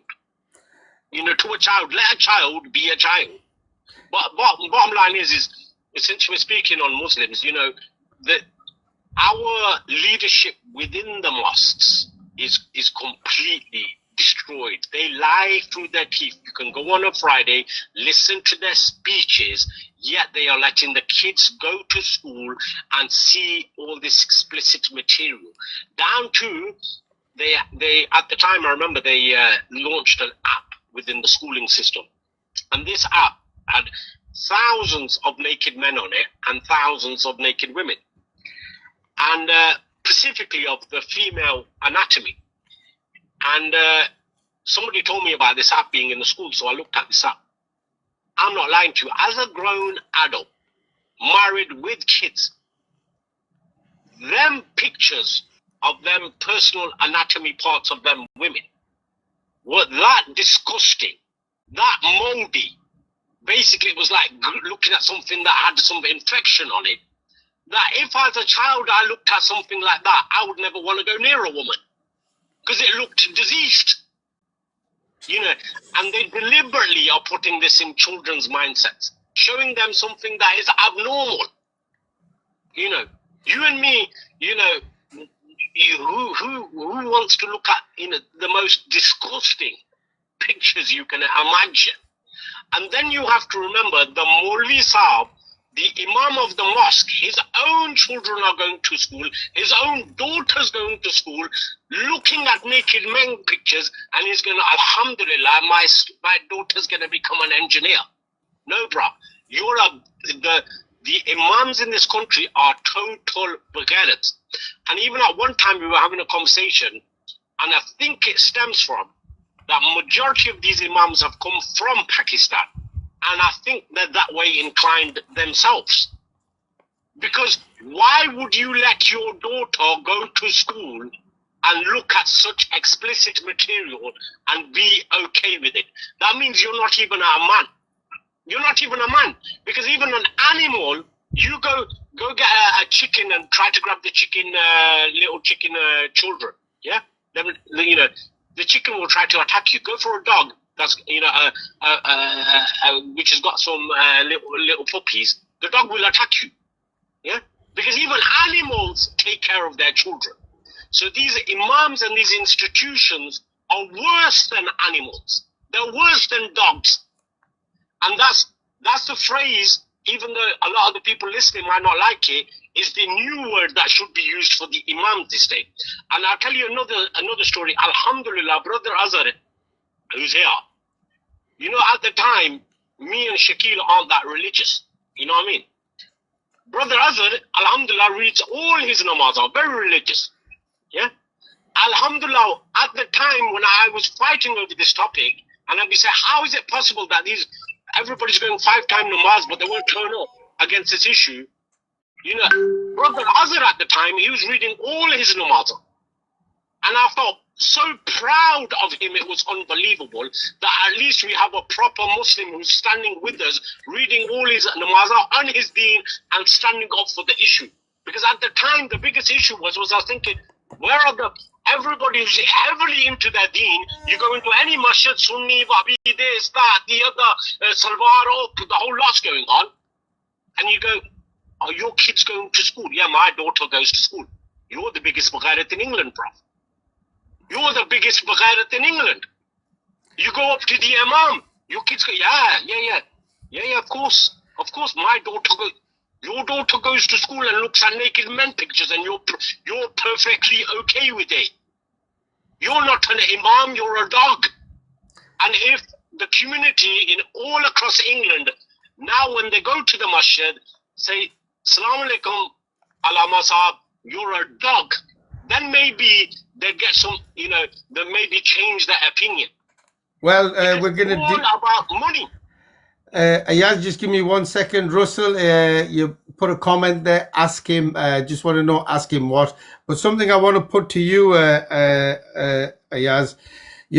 As a grown-ups, as you know, if you were at workplace and you had sexual conversations with the opposite sex, for example, it would be known as sexual harassment.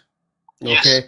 Yet these people allowing to be taught and seeing pornographic, teaching about anal sex, masturbation as children. I mean, this is beyond understanding. This is the reason why we need to speak up. But I want to make it clear again for all those viewers that are listening in, especially if you're Muslims, you need to let your mosques know. You need to start standing up. And even if you can't, let me know which mosques they are, where they are. I am going to do something within the next 7 days now, because I'm not going to leave it. And I need to encourage every other faith, whether it's Sikhs or Christians. This is nothing. This is not in our religions to allow this kind of a nonsense to take place on our children. Remember, they are infants, they are children, they are babies. Okay, this kind of conversation should be when they're elder, when they obviously after 16, 17, they can learn about these in higher education, not as 4-year-old children. I want to make that clear. I'm sorry, I'm going to come back to you, Ayaz, because I'm really... I think the important thing to remember is people might be listening halfway through this conversation or whatever, yeah? The problem is it doesn't matter if you're LGBT, you make love to your window, whatever you call yourself, yeah? As adults, do whatever you like. That's got nothing to do with me, yeah? We are specifically talking about why are you sexualizing children? And even as an adult, and they go, it's because of discrimination. How can I, look, if I'm going to Asda, how do I know what somebody makes love to? Why would I discriminate against somebody's making love to, a wall or something or a tree? How would I specifically know that? I'm walking through Asda. Why would I discriminate against anybody? I've got no reason to discriminate, and especially kids. They got no reason to discriminate. But if you walk around with a pillow in your hand and you go, I'm the pillow love maker, well, a normal person is going to say, if you walk up to him and go, I make love to a pillow, he's going to say, well, can you move away from me, bro? I don't care what you make love to. You know, and that's the thing here. Within specifically our communities, we are being let down, and we are being let down by the entire leadership within our communities. Entire leadership. And going further, obviously there were a lot of parents who did withdraw their kids, who understood that there was too much sexualization going on. But, you know, unfortunately, a lot of them were atheists or people of non-religion or etc. Within our own communities, very few took their kids out of school across the country. And that boils back down to the mosques and the imams. I don't know if the imams themselves are gay, if they like that type of stuff. They were brought up like that when they came from Pakistan. You know, they have no izzat, they have no respect, they have nothing. You know what I mean? It's one of them. It's one of them. You know what I mean? It's one of them. And we need to change this. And the only way we can change, it's all good going against, you know, speaking up against the government or the laws. But when you're going to go to a government minister or anybody and they're going to go, oh, this is what you're saying, this is a Muslim issue. Well, how comes all them kids are still going to school? What are you going to reply back to that? Oh, very few have taken themselves out.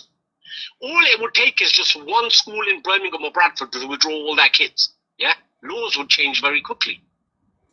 But because when these people go back to their mosque, the mosque is like, oh, it's all right, it's okay, it's all right. Don't speak up against it. It's perfectly fine if they're, you know, showing all this explicit material to your daughter. It's okay.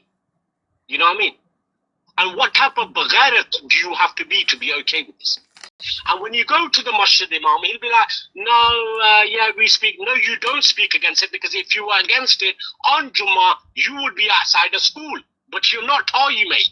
You're collecting your chanda. Because that's what type of bagharats you Maulvis are, because you probably sell your mother off for money. Because you're willing to sell your daughter off. Think about it. The imams all across every single masjid in this country are selling their daughters off for money. Yeah. So what type of leadership do we have? Because their kids go to school. Well, and at a young age as well. If the kids, let's say, they homeschooled them and then at 14 or 15 they did their GCSE at schools, all that explicit material is done. At 14 it's done. Yeah? So you could homeschool your kids at 14, send them to school for GCSEs, no problem. Yeah? All of that stuff is all out the way. Yeah? But no, they're sending their young children. They're young. You know, little child, you get a 6-year-old, give him a sweet, and you go, are you Superman? He'll go, I'm Superman. You know what I mean? The kids who are vulnerable to abuse. You know what I mean? And then them pictures being imprinted into their brains. You know, you remember what you learn at childhood, don't you? You remember things, don't you? Like some uncle came and gave you sweets or whatever. You remember that later on in life, and you go, oh, Dad, there was some uncle, he gave us sweets, and, you know, who was he? Yeah? Them pictures are imprinted within them kids. You know what I mean? That's the type of, you know, our degenerate mosques have come to today. You know what I mean? You know. Look, there's just one thing I'm going to say, because you mentioned leaders. We have a leaders' big problem. As you know, our whole parliament is run by a bunch of nonsense. So, but with it being now going into the religion factors for all the masjids and everything, I want everybody to understand, because I do meet a lot of people in public. What I find is a lot of public probably go to masjids, but they don't really know what's going on behind the scenes. They're not in control. Usually, I think you'll agree that it will be the committees raising the chanda. Chanda, by the way, for everybody else, is charity, just getting funding, donations, okay? But 100% we need to do something about this, because this can't go on, because that knocks you out the deen of Islam automatically once you start going into this realm of crap. It's not going to happen, but we need to get the youngsters now to understand what's happening, start questioning each masjid and finding out which masjid is actually going along with it. And collectively, this goes for the Christians as well. If every Christian churches who genuinely believe this is wrong, including the Jews, it doesn't matter, including the Sikhs, anybody with some morals, even if, you know, what I'm finding is a lot of atheists, they're not even in religion, they don't agree with this nonsense. So we need to start pushing that word out. But yeah, I totally agree with you, Ayaz. It is terrifying and disturbing. But I didn't know because how bad it was. I thought people were genuinely just keeping it away and saying the old English saying, live and let live. So if people want to teach, that's up to them, but we're not going to teach. But if we're teaching, that's my sisters, that's my daughters, that's our community. We're not going to tolerate it. And like I stand for them, it'll be the same for the Christians. We need to have a word with them. Anybody goes along with this kind of stuff, they're held accountable. And I don't want to hear this nonsense. Oh well, time is coming where Jesus is going to return. That means that you're going to be a nonsense between now and then. You're going to be complicit between now and then. And you're going to allow people talk to your babies, your sons and daughters, groom them. Wake up, public. This needs to stop. I just want to make it quite clear. Does that make it? Go on, yeah, you born. Yeah, just to make it clear, Ayaz has emphasized on the religious institutes. It wasn't every single institute. I mean, we had three imams, we had some Christian leaders also participate in our campaign. We had some Jews as well, atheists, people from the LGBT community. There might have been a Sikh, but so it wasn't every single one. I mean, there are people that acknowledge what's happening, and they did stand up and they did come out and they made public speech and everything. Some of them were cut off, some of them suffered severe persecution coming out and speaking up, and also that added to the fear and prevented others from speaking out. So there definitely is, they are Christians, Muslims, Jews, and people of faith backgrounds that oppose this and did attempt to speak out, but they were silenced very quickly.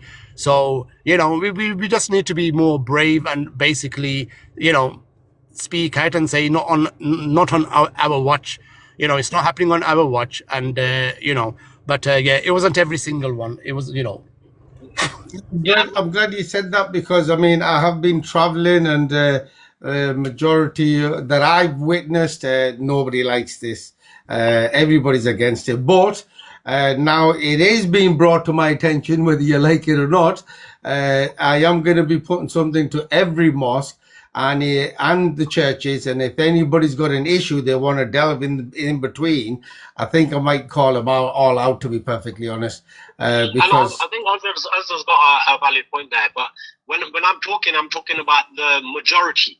So yes, we even went to masjid in Wales and gave speeches there, alhamdulillah. But if you're entirety of UK, think about the thousands of mosques we have. To get support from maybe the odd mosque here or there,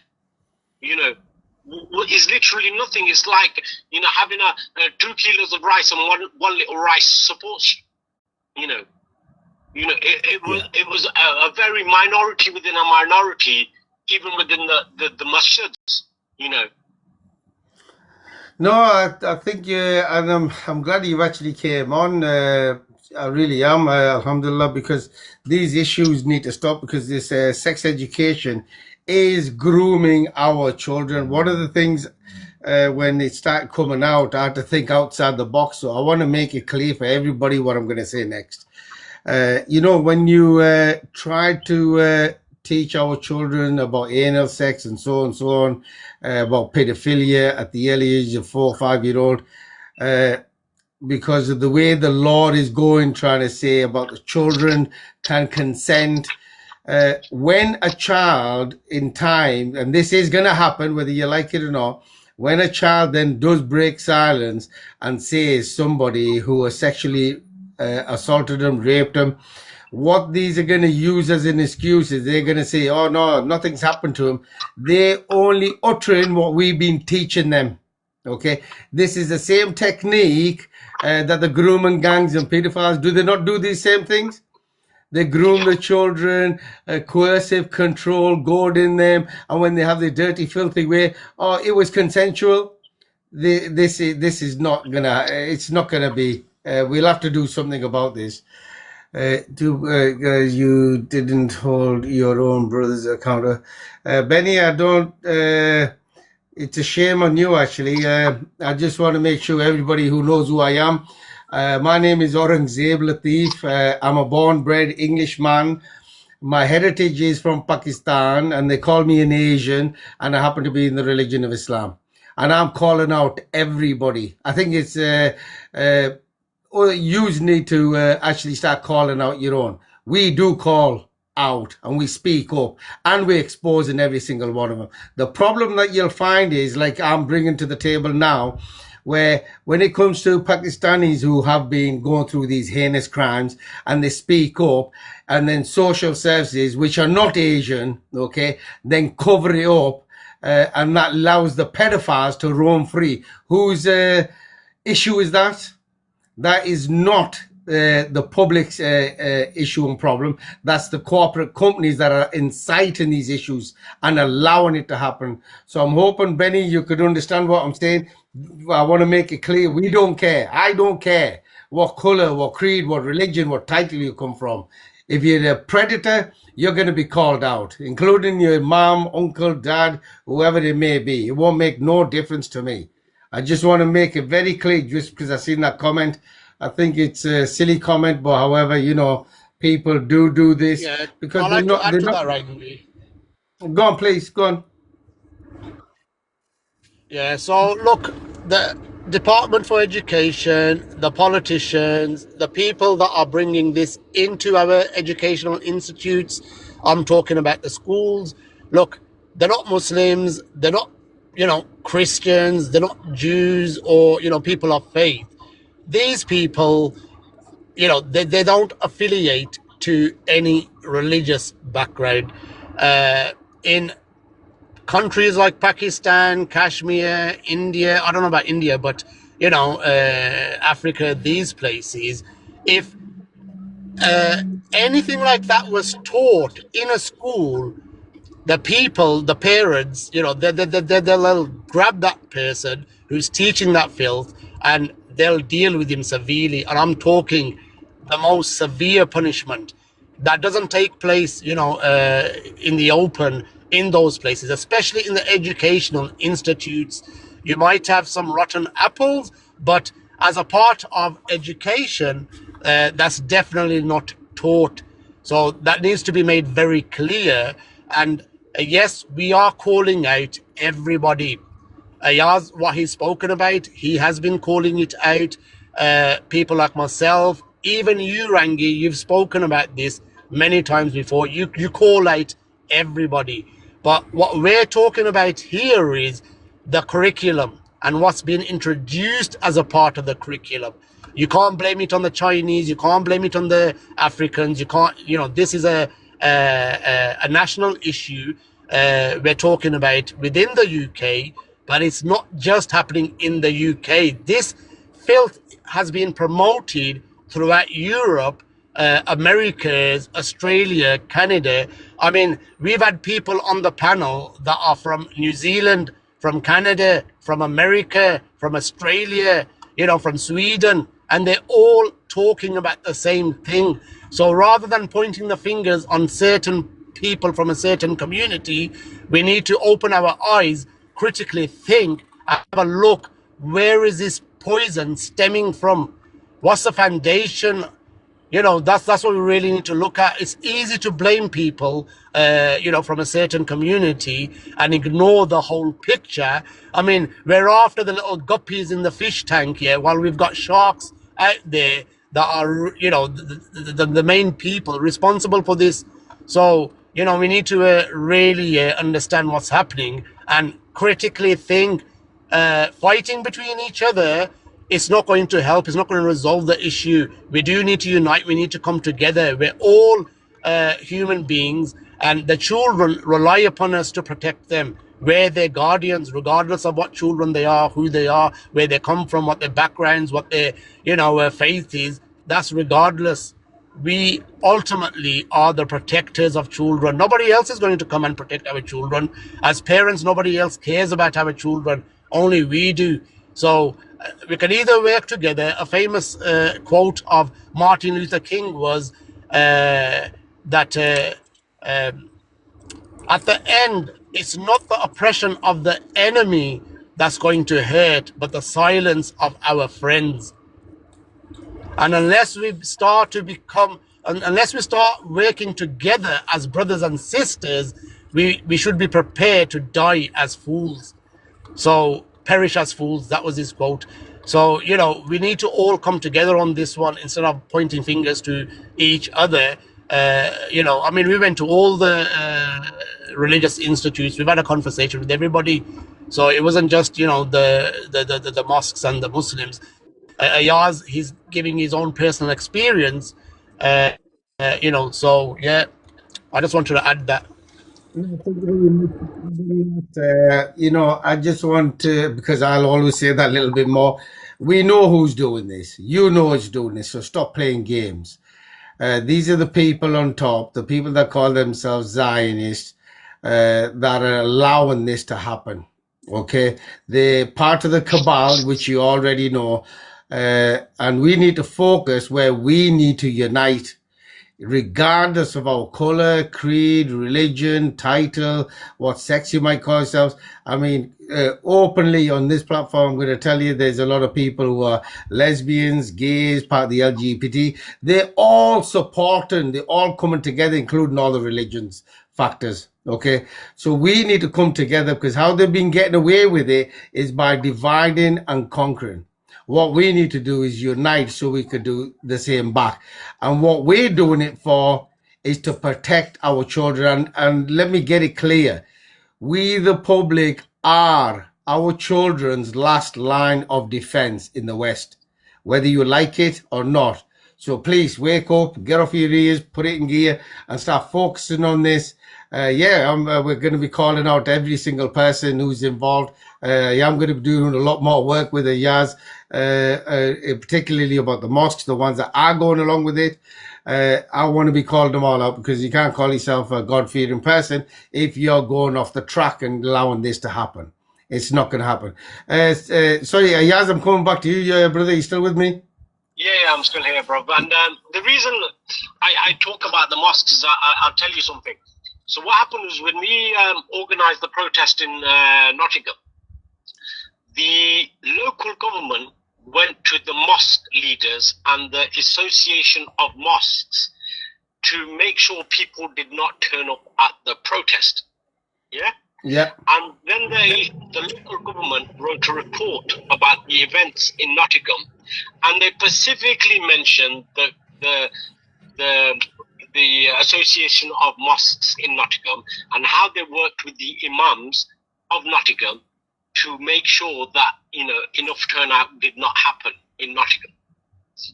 So, and what they didn't know was, obviously, my videos were getting very viral, so the entire world's media turned up. We had nearly every channel, everybody in Nottingham that day. Yeah, so that what they tried didn't work. But you got to understand that if we are standing up, we're standing up for our children. It's not that, like I've said before, if somebody makes love to a pillow, it's got nothing to do with me. So it's got nothing to do with somebody discriminating against somebody else. Whatever they decide to make love to is their problem. What we're specifically about is not sexualizing children for all these pedophilic rings. And then, as Muslims and as ethnically Pakistanis, we obviously refer back to our own institutions, and our religious institutions are the mosques, and the mosques are run by communities and the imam or whatever, and the imam will be like, well, I can't do anything because the committee won't let me. Well, 1 minute, bro. Are you a man? Are you a human being? Are you a person of religion? If you are in an institution that has an LGBT policy, and it goes against your religion and your beliefs, then what are you doing there? Oh, but I need to get my wages. Do you understand what I'm saying here? Yeah. So people in the past always, referred it on, said, oh, it's a committee and it's this and it's that and whatever. Well, are you not a man, bro? Your children are still going to school. Your daughter's still going to school. I totally agree with you, Yaz, but just give me a second. I've just got somebody new that's joined. just in case they might want to ask a question in the related to the topic. Elizabeth, you're in the box there. Can you just unmute yourself, please? Elizabeth, okay, if you can hear me, if you just unmute yourself, please.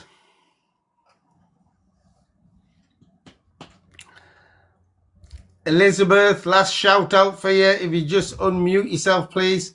You're in the box. If you had a question or a comment that you might wanted to share or add. Caroline, if you just drop Elizabeth, she might have just jumped in accidentally. Let me see if I could continue to get. Is it? I've just invited two more, but well, guys, what I'm going to say is no matter what happens, we just need to be respectful. We need to. This is real talk on here, so we need to stomach it. Go on, you on. Yeah, I just wanted to send a message out to people. Yeah, just because the religious institutes, whether it's the mosques, church, you know, and you know the Jewish institutes or any of the other institutes, what we're doing is we're just raising awareness. We're sending out a wake-up call. We're not inciting any hatred. We're not inciting any violence. We don't want people to go outside churches and cause violence. And why aren't the priests or the bishops or the the people of the leaders of the church speaking out? Why aren't the leaders in the mosques speaking out and make it turn it into something else that it shouldn't be turned into? We want to have a dialogue. We want to raise awareness. We want everybody to know what's happening. We don't. So I just want to make that clear. Please don't use your anger and your aggression in the wrong way. Don't keep it peaceful. I agree with that. If your local imam is gay, then let him be. He can make love to whichever man he wishes to make love to, and you shouldn't discriminate against any gay imams. Just let them do what they want to do. No, I agree with that. The only bit that I'm going to add on, because it's the foundation of everything we do is we don't care what color, creed, religion, title, and the issues that are going on. We all know as grown-ups, as parents, that this is all wrong. And if it's wrong, it's our responsibility to firstly make public awareness for all of our communities and all of us come together. Okay, I just want to make that very clear. Sorry, Yaz, did you want to add anything on there, young man? Yeah, as I was saying previously, it's not about whatever any grown adult decides to do, he decides to do.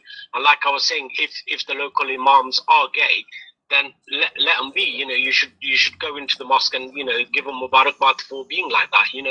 If you go to him and have that discussion and he says no, I can't talk up about it because of XYZ reason, because he's that way inclined, then let him be and just accept it that you're praying behind an LGBT imam, and that whatever you're into, you should be into, and that's totally okay with whichever mosque or whatever beliefs you've got. And that's fine. So you shouldn't, I agree with us. Do not go outside mosques and discriminate against any gay imams or any gay peeves, which there'll probably be a lot of.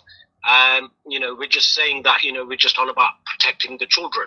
So, it's just one of them, And well, what I'm going to add on there, look, everybody's got critical thinking themselves. If anybody in particular, look, I'm going to go into the Muslim community. If you're in a situation like that, you do know that your namaz is not even accepted if you pray behind that person. Okay, if people want to be like that, that's not a problem. Let them crack on, They could call themselves whatever they want. Love and respect, live and let live. But remember, you serve God Almighty. You don't serve man. We only pray to God, just like the Christians should be. They're only worshipping God Almighty. So nothing in between should come in your way.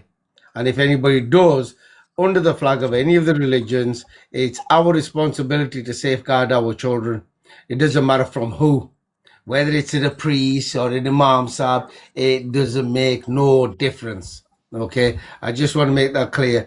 My brother, my, oh, my brother, my touched up by a priest. Yeah, I mean, this is from a sister. I believe it is Irish Virgo, that her brother was touched up by a priest. Look, it doesn't matter who they are. This is the problem that we are having, and this is where the distraction is, and the divide and conquer starts hitting in. And they've been doing this for a while. I want to remind everybody, the stats tell you that over the last 3 to 4 decades, they've spent 6 trillion, particularly on the Islamophobia, but to make sure that the Christians and the Muslims all argue with each other, every other faith, because this cult that we're talking about, the regime of the Zionists, they only want to think about themselves. And if you don't know what's on their mind, their religion actually tells them, or the regime tells them, that they can marry children from 3 year old. So for the love of God, please wake up, put your differences aside, start standing together and do the right thing. Let me just see who's this requesting to jump in, because I don't mind anybody on this rational conversation. I don't want nobody extra. I think, let me see what it is. Mustafak, is it? Yes, Mustafa, brother. Assalamu alaikum warahmatullah. Walaikum salam, brother. Firstly, thank you very much for joining the panel. Did you have a question or a comment that you might want to add or share? Yeah, just like to share some of the sentiments, although there are one or two aspects of concern that one of the brothers made mention in terms of giving, congratulations to a potential gay imam. I thought that was a bit of a strange comment to make, which luckily you've rectified that comment. So well done to you, brother. But I did feel that was a very leftist comment. I mean, it would be an oxymoron for us to pray behind a gay imam. I mean, Yeah. they've already done it to the Christian church. They've infiltrated Christianity. They've usurped the Christian faith. At this juncture, Islam is the next target because it's the one thing standing up against this system in place, which you brilliantly summarized in terms of who these people are. Now, matter of interest, I mean, the main perpetuator of what we're seeing today, and I'll tell you, I'll name the individual concerned. It's Michael Gove, ex-education minister, who first of all got a ministerial position during David Cameron's first government internship in 2005. He's the one, brother Aurangzeb, who actually introduced this same-sex education for primary school for primary school kids. You see, so actually, if you know who he is, he's the person who decides who comes in and out of governance. Interestingly, as a child, he was adopted very, very, very young. So a lot of these people, a lot of these like who query who runs things, who are the controllers? We know full well they're essentially Satanists at the top. Whether that's in the judiciary, in politics, in economics, they run things. Okay, and it's literally they are a mafia who have committed themselves to Satan in effect. They may sound very like bizarre or Hollywood, but I can assure you this is what they're all about. Everybody's crying in public, you see, in terms of particularly the way they've infiltrated the judiciary, you see. That is a real point of concern. And with so many kids being adopted and so many kids being taken away from their parents, and God knows where they are in different parts of the world. We know the history of these people like Ted Heath, these types of people, Lord Booth. These were people who were in high governance, who were openly, involved in these things. So this is, as Muslims, we need to be very, very aware of this, and even Christians, because for Christians' attention who are listening in the chat, we believe, just as Christians do, that all this is being done in the precipice before the coming of Jesus, because unbeknown to Christians, Muslims also believe in the return of Christ. So this is going to be the setup. The norms of history are going to be turned upside down, where they're going to introduce immorality, or they're going to choose a moral code of living in akin with their methodology of morality, contrary to what God has established throughout history, particularly in the Abrahamic faiths. So, for example, where the man would have authority in the home, that now has been usurped. Women now are dominating in matrimonial affairs. Where it comes to the de facto position in schools, where Charles Darwin's theory of evolution is now taught as factual. So atheism has now become predominant. LGBTQ, these institutions which are the antithesis of what God has revealed, they have merged into an unholy alliance, and they've merged together in this pact to give us a new moral world order, which includes disastrously the title of what we're exposing this system to be as such, you see. And the thing is, brother, just as a word of warning, currently you've got 54, 55 people in this live, which is quite a reasonable attendance.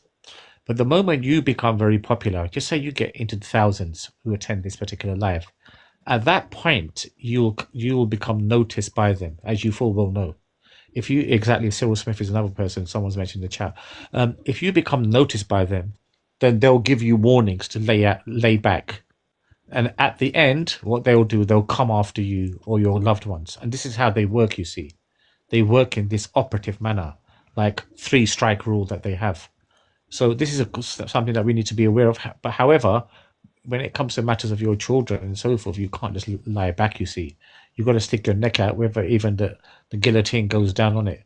The point is that this is going to happen. If you become very popular and just say you out to expose them, then because they hold positions of dominance and authority, they'll merge together in their unholy alliances, those people who are at the top, and they'll come after you. So that's just a word of warning. These things have all been prophesied to come true. These events will happen. So it's just a matter of people sticking their necks out and really coming together. So let me just add one thing to just so you know. Since I broke silence against these issues and problems, I've had an arson attack at my home, tried to burn me and my children alive. I've been beaten up, hospitalized. But my windows put through again and again and again. I've been getting death threats. I've had people in the public arranging to get me shot. I've rang the police up as many times as I can. Since 2014, I'm not able to report any crimes. So they already know since 2020, 21, even MI5 knows. But I'm not bothered about who knows. It's who's going to do something about it, because I'm responsible for my children, my community, which is everybody. I see how it's played out, how they're trying to divide us, to conquer us, how we are people in the communities where they're playing this propaganda game. Who's echoing there? I'm not sure. I'm just putting things aside. So these things happen. So, I've only got 60 whatever people in now. On an average, I used to get anywhere up to about 35,000 people a night. Oh, wow. So Well, they're here on TikTok. Yeah, on TikTok. So they've bashed me like hell. I'm getting suppressed all the time. So there's a name somebody mentioned there, Cyril Smith, which is part of Harvey Procter, which is part of also Jimmy Savile. You probably haven't seen it. Maybe I'll send you it. We've just exposed a whole load of them. Now, the reason why I'm not going to hold back, because firstly, what am I scared of? Pedophiles, grooming gangs, corruption. I know there's high people, I don't care about them. But what's at stake is our own sons, our own daughters, our community members in every single town and city. So my message will always be the same, that we need to start standing up for our own daughters, sisters, mothers, wives, grandmothers. In every town and city, we have mothers suffering in silence, yet no aid is coming in. But does that mean we just keep waiting? No, we got to take responsibility, because we are our children and their future's last line of defense.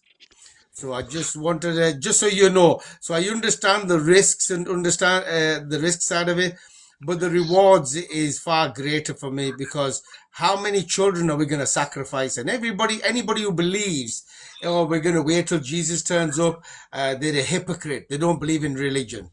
They're just Yes, yeah. cowards, okay? You got to take responsibility and call out everybody who's involved. That's the only way we're going to So, start so uniting. the thing with that, sorry to interrupt. The thing with that, you see, the issue One with that, second, Ayaz. the issue God. with that, you see, the problem we've got here currently is that these people, whoever they are, and I've named a couple, for example, but the thing is, they're in positions of dominance, you see, and they're well backed by the money men. So the money men and they're backed up. It's irrelevant what the ordinary masses do unless somehow you can get an en masse nationwide what you call understanding of these events. It can't be simply in different geographical areas. It has to be a nationwide thing. At that Yes, point, yes. that is the only hope that one has. You see, I totally agree with you. It's a collective, it's united, but if we don't start, I'm public. If you have a look at my TikToks from the beginning, I've literally been going to town, city to city, exposing, speaking up again and again and again. We got to start somewhere, and I'm not the first. I want to make it clear, I'm not the first. There's thousands of people, tens of thousands, probably millions, and I'm just also, I want to make it clear for everybody, I'm just a parent. I'm just a dad, just like everybody else. But if I could do this, so can you. And yet, me personally, right now, through what I've learned with the evidence, there are more people's daughters, sisters, mothers, wives, grandmothers fighting this real fight than the men. What is holding us back? We used to be a nation where men stand at the front, deal with these issues and topics, and protect our women and children. Now we've got women and children at the front being exploited, and we just stood there. It's not acceptable. Just 1 second, Mustaq. Let me get Ayaz back in. Ayaz, are you still with us? Yeah. I just wanted to reply back to Mustafa.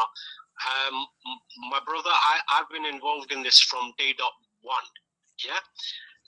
Starting off with the Birmingham protest. Now, you've spoke about the problems you can have speaking up. You know, each one of my videos used to hit 10,000 views. Yeah. And if you'd been involved in this issue from day dot one, you'd know exactly who I was. And when I was talking about the gay imams, I'm being sarcastic because, as far as I'm concerned, they are gay because they never stood up for the deen. And this has been going on for a very, very long time.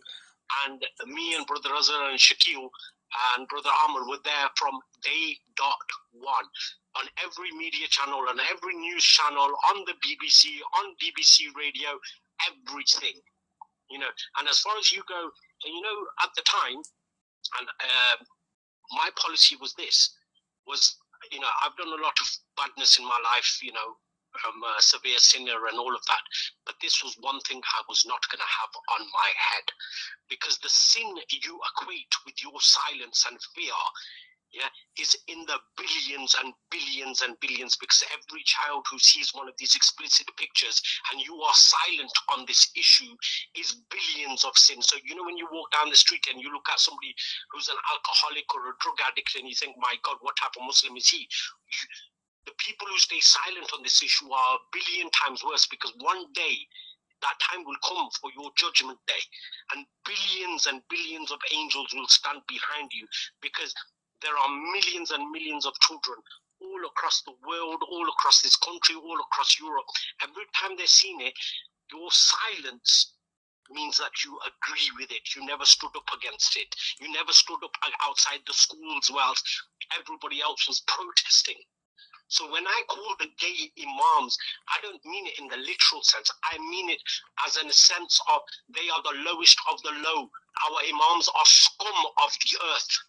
There were very few, like I said, we went up to Wales and alhamdulillah, you know, we went into the masjids there. The masjids were not allowing it, my brother. It's all good speaking about this topic years and years later. When the heat of the topic was on, when we were speaking against parliamentarians, the entire Labour Party was sitting on top of our heads.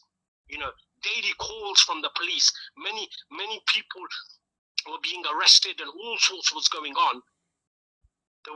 Everybody was silent. Everybody was silent. You know, for you to say, you know, they'll come after you. Bro, we've been in the middle of it. Every single one of my videos went to 10,000 views. Even the speech I gave in the masjid in Wales before me and Azhar got back to Birmingham, that video had gone viral. You know what I mean? Because alhamdulillah, you should say alhamdulillah on something like this. When you stand up for your children, you get sent to jail. It's a blessing. It's a blessing. But it doesn't work like that in reality, because in reality how it works is power respects power. So when we were standing up for this, people in powerful places were also noticing us and giving some background support. You understand? So there's no fear here. If you know your deen is specific. There is no fear. There is no surrender. Yeah? If you know your deen, but the deen has gone. You go to your masjid, yeah? You go to your masjid, they got a picture of Hazrat Muhammad Sallallahu Alaihi Wasallam's shoe up. Hazrat Muhammad Sallallahu Alaihi Wasallam left only two things of value, which were two swords. But the deen has become feminized. Yeah, that's a fantastic. That's a fantastic point you made, brother. It has become feminized. Because if you go to the mosque, they don't want to speak about those pressing issues like this one or any other. Palestine, they don't want to speak about Palestine. Just read you one quick hadith about how to eat which finger, and that's it. They don't want to. You're absolutely correct what you're saying. I mean, have you ever thought about, for example, making a mass protest, organizing mass protests outside the Royal Courts of Justice in central London? That would be a real, I think, a real filling. We did a protest outside the Parliament houses, and we did it all, bro. You've been late on this whole thing, and alhamdulillah, you can still change it now if you got support the masses, like you said. But we went around the country, my brother. We went around the country, and this is not hidden secret. You could Google my name. It comes up. This is not no hidden secret. When this was all going on, it was on every media channel. It was on Newsnight. It was on BBC. It was on ITV. It was on every newspaper. Yeah. At that time, people's eyes were shut. They were not turning up to support. And that's the thing. What is the remedy then? The thing is, even I became familiar living in London, that the media turned and they were trying to, when the Muslim parents came out to protest, they were trying to castigate them as some sort of villainous extremists. There were terrible accusations, which are total nonsense made up against them. And that is the thing, you see. So if you've done your best by going up and down the country, having thousands and thousands of people in total unanimity with what you're saying. The point, however, is because they hold that dominance, what can you do except for offer an outburst of expression of dominance? Is very simple. Power respects power. Yeah. If you're turning up with 30 people outside a school to protest, and then you're going to the government, or what we as Muslims disagree with it, well, the government's going to ask a very simple question. They're going to go, well, where's the masses? Yeah. Your failure is the masjid. Your failure is the teachings, what's going on in the masjids. You see, the problem is, brother, you see the problem, the mosque. Brother Azhar here, Panj Waqt Namazi. Yeah, alhamdulillah. We did our best, my brother, but everybody sat at home with their eyes blind. I'm sure you're not that young neither. You know what I mean? At that time, the question goes back to you as well, my brother. Where were you? You talk about, you get bad effects and people can come and after you. Yeah. Well, me and brother Azhar and brother Amar and brother Shakil were in the middle of it. Look, let me just add on. Look, when we talk about protests aren't going to get us anywhere. They don't care. We could protest in the thousands, in the millions. They don't care. The reality is we are being dictated. Okay, we have a dictatorship. There is no democracy here. That's all a load of BS. So people need to wake up to that. But the solution is right in front of all of us, because every one of us knows about this divide and conquer, and that's how they get away with it. So they show you over here, this hand here, this is where the problem is, where the other hand they're robbing and raping. Okay, they're robbing and raping what? The rest of the nation while we're just watching. So we, the public, have to come together and stand together and then take action, and it won't be a protest. it will have to be to shut the system down. The system is operating illegally. And remember, it's also not from UK. We are run by private corporate companies owned by foreign internationals. All of them, including our bar association, including our education department. And it's all run by a bunch of kiddie fiddlers. But just give me 1 second. I know I've had somebody at the bottom there, known AD. They've just been sat there. Known AD, did you want to just unmute yourself? If you had a question or a comment. Known AD, if you want to unmute yourself, please. Third time lucky, known. Mods, can you just drop known? They might have just jumped in accidentally. Just drop them, please. Can I just get in there, Rangy? Yeah, go on.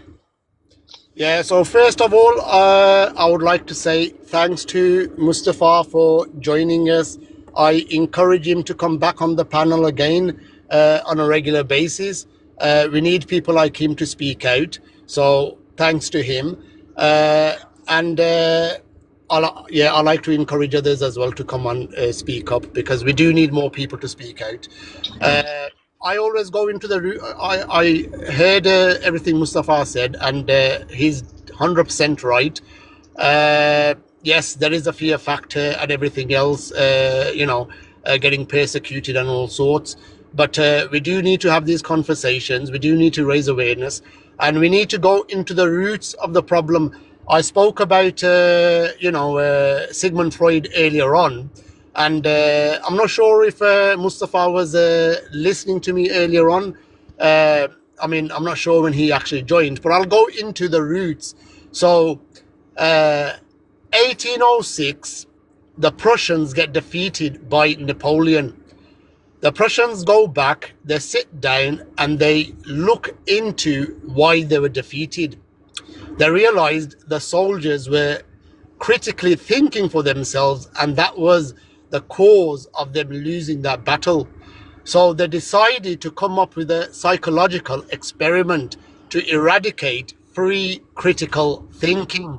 So they established a psychological experiment using people like Wilhelm Wundt and other psychoanalysts. They experimented on the soldiers' minds, and the experiment was successful. They created a military force that basically submits to the government's command and authority. And in 1870, I believe, they actually defeated the French. So they decided, why stop there? If we can control the military, imagine what we can achieve if we can control the whole of the population. So they started with the children by creating the compulsory education system, compulsory teaching in schools. So they established schools to be compulsory for all children to attend. In 1870, they established that in America, the Prussian schooling system was established, where all children had to be by law sent to learn. In 1880, it was compulsory in the UK, and then the whole Prussian schooling system was established all over Europe, Americas, Australia. Then you had people like Sigmund Freud. So why is it we've got this sex education, sex and relationships education from zero onwards? And the reason behind that is because people like Sigmund Freud, who was the father of psychoanalysis, or he's at least celebrated as the father of psychoanalysis. So this guy, his father, Freud himself says, was a pedophile. Sigmund Freud comes up with the polymorphous perverse theory, the Oedipus complex theory, and a few more theories. He says that children are sexual from birth. Their first sexual experience is when a child sucks on the mother's breast. He goes on to say there's different stages of sexuality that a child experiences. He believed children are inherently incestuous from birth. So children naturally have a sexual attraction towards their parents. The Oedipus complex theory, which he releases, which basically is about a girl having a sexual attraction towards the father and the son having a sexual attraction towards the mother. Sigmund Freud confesses himself to have the Oedipus complex issue where he wanted to get rid of his father so he can get into a relationship with his mother. He flees Germany because as a Jew they were being persecuted. He comes to Britain. He has a direct influence over politics, over public relations, the media, people like Rupert Murdoch, and the Netflix, TV thing. They're all related to him. His own grandson, who was Clement Freud, he was knighted as a sir, and he was accused of abusing two girls at the age of 10. They came out in 2016 on TV, basically whistleblowed. He was dead at the time, so there was no, the case was basically closed, but his wife basically made a public apology.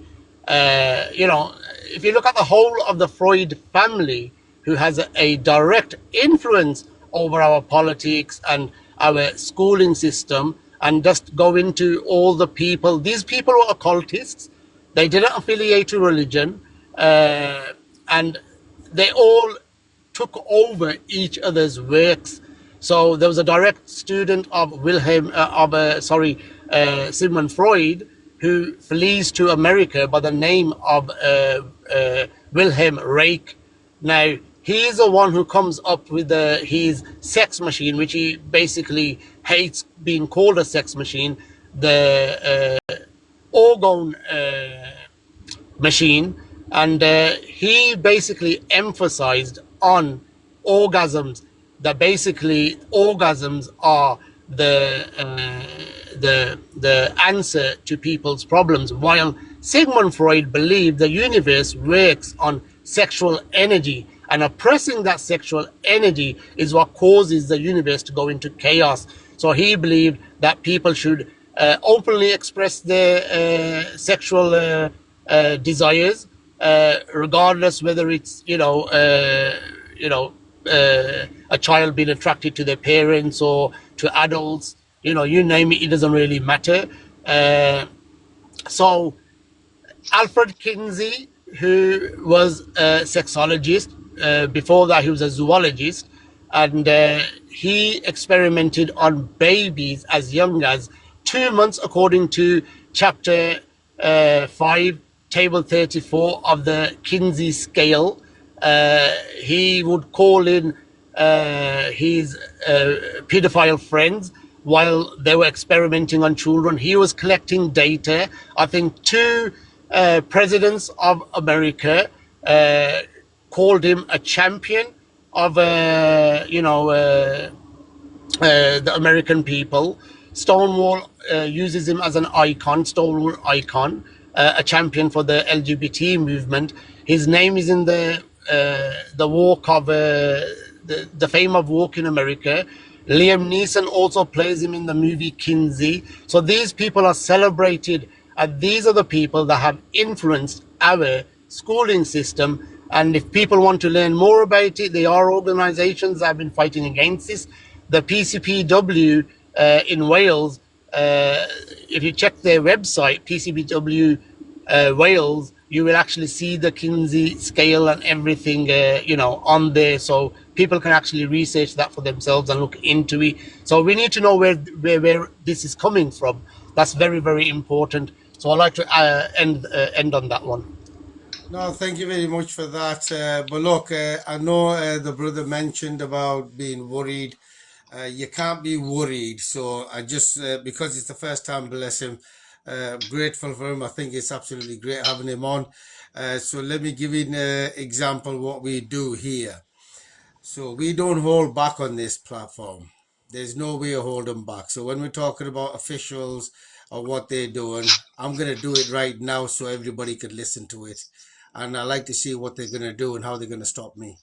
So I'm going to give you some MPs, what they've been up to. Okay. So I'm just going to read out 15, for example, because the list is just endless. So we've got a Keith Potts, Labour Party councillor, and a school governor guilty of making child porn images. You've got Nelson Bland, Labour councillor and school teacher guilty of making child porn images.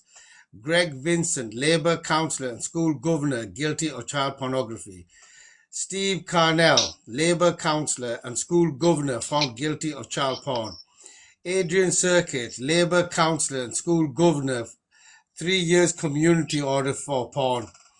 Alex Dyer Atkins, Labour councillor and school governor, 2 years for 42,000 images of child abuse.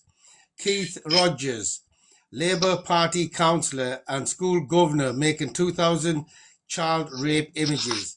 John Frary, Labour councillor and school governor, guilty of grooming a child for sex. Timothy Edmonds, Labour Party organiser, Lord Mayor assistant, school teacher helper, scout leader and child rapist. Cyril Smith was a Labour councillor, a teacher at Cambridge House Boys Home in Rochdale before he joined the Liberal. He was a Labour councillor, deprived sexual acts upon little boys. Paul Diggert, Labour Party councillor candidate and school governor, caught downloading child pornography. Ben Williams, Labour councillor and school teacher, arrested over child porn internet searches. Richard Harris, Labour councillor candidate and school governor, arrested for offering children money for sex. Graham Pearson, Labour Lord Mayor, school teacher and nursery school governor, caught with child porn images. Brian Gates, Labour councillor and school governor for child welfare, caught downloading child pornography. Now, two things. Number one, with all the ones I've just read here, they're all school governors at the same time, okay? But you see how easy it is? You just read them all out. You don't need to worry about it. And yes, Bobby, you're right. They were Labour, but we have also Tories lists, Conservatives lists, Liberal list. There's too many. I mean, if you go on my TikTok, there's so many I've already released. On the Facebook, LCS News, there's so many. We're not going to hold back, because one thing they have been managed to do where the distraction is on the public, they make it sound and look like that these crimes are only happening in the public, so we focused in the public, yet they are the ones that are doing it inside the system. So when we're talking about social services, when children go into care, 80%, I repeat, 80% of all children that go into care go through sexual assaults. And this is safeguarding, this is child protection. No, this is what we do here. We expose everybody. We don't care what color, creed, religion, title, what sex you want to call yourself. Like I said again, you could call yourself a Christmas tree, far as I'm concerned. A wrong person is a wrong person. That is it. So if anybody wants a challenge, this is the best place to challenge. And this is why on the bottom of the platform, what does it say? For any clarity, please get in touch through www.lcs.news. Excuse me. You see, it's so simple. This is about time people woke up. This is not about what color, creed. The public needs to come together. The war is upon us. We're already in it, and it's all against the vulnerable and our children. This is why we're speaking about the school education, because this is going to be a major disaster when they go mental on this raping business that they're doing. I mean, look at Jimmy Savile, just to give you a fine example. 500 babies, somebody's sons and daughters, were in places where somebody was opening the door for him again and again and again. Did anything happen to him? No. Why? Well, because of your prime minister today, who supported him, who wanted to shut the case down. Look at another case, which is over in Ireland. A lot of people don't even know this. It's historical, but people still not awake. So in Ireland, there's a place, you can type this up on Google, you get it. where they found 800 children's corpses in a septic tank, and the place was run by a bunch of nuns. Number one, where do you think they got the children from? You see, obviously we got social services down there. It's called the trust, so that's where the children came from. But these are somebody's sons and daughters. I want to remind you. But speaking out, you don't have to be brave. You just gotta be honest. And remember, look, we only live one life. Me personally, I'd rather die like a man than to live like a rat. Our sons and daughters are in jeopardy and we're still talking. I've got time to talk. I'm fighting back. Anybody wants a challenge? This is why I open this platform. Come forward, challenge me, talk to me. But nobody wants a challenge. Over the last 5 years, 6 years now coming, every single person, professional I've met, I've had 100% unanimous result, which is they are liars, criminals, and storytellers. And everybody is being sacked, removed, sent on the sick because there's higher powers. Now, I could deal with everything at the bottom, but the higher power people will have to deal with it. But we are going to all come together, and you want to deal with a higher power, we got to come collectively together.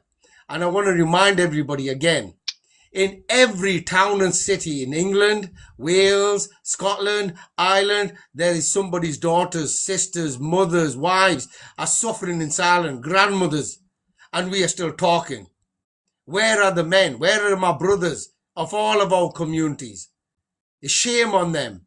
And this is not to disrespect the men. It's trying to give you a kick up the ass to get off your ear, put it in gear, wake up, and it's about time we come together and dealt with this issue. Because if we don't fight back, our children and our grandchildren won't know how to fight back. So please remember the topic and what it's all about. I'm very, very passionate about this. I've gone through enough as it is. Right now, there's a live case going on. So for those other people, there's victims of child sexual abuse that broke silence. Social services covered it up. Pedophiles, grooming gangs are roaming free amongst you in the public.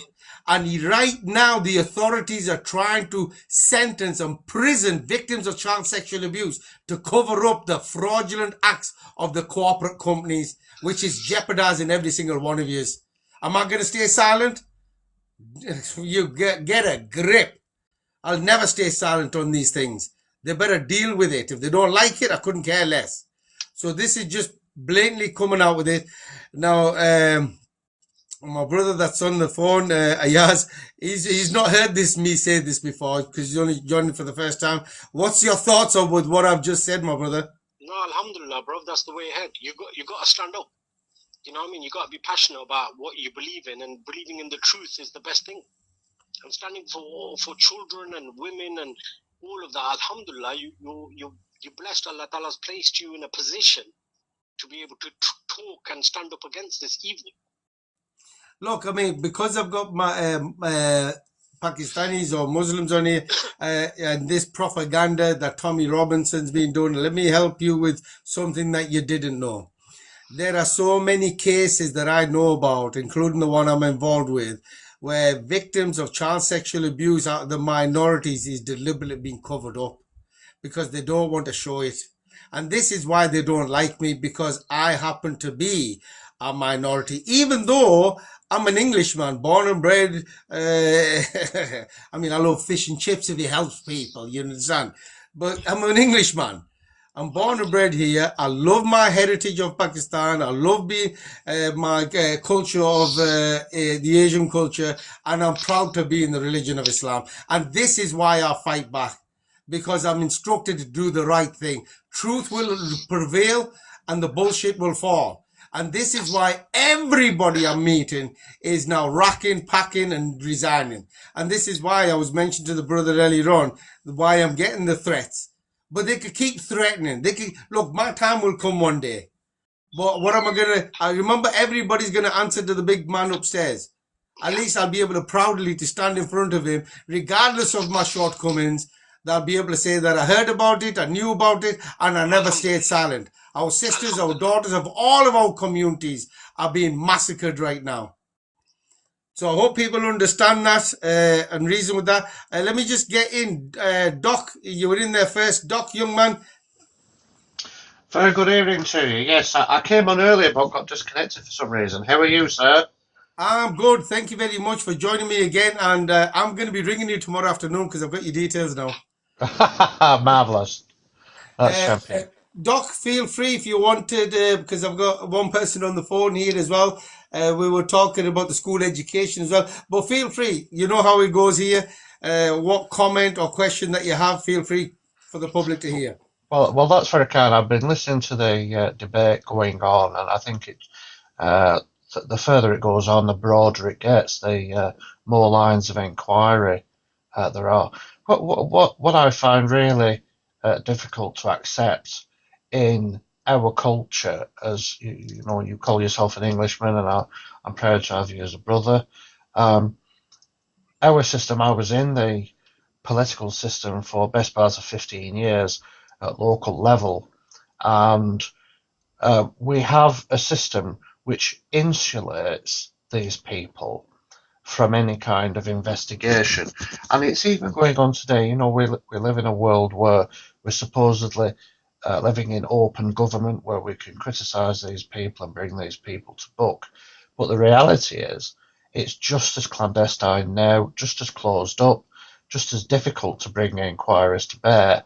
Um, and this is because the system insulates these people. They do not want to expose people publicly because it causes problems for them nationally and it causes them national disgrace.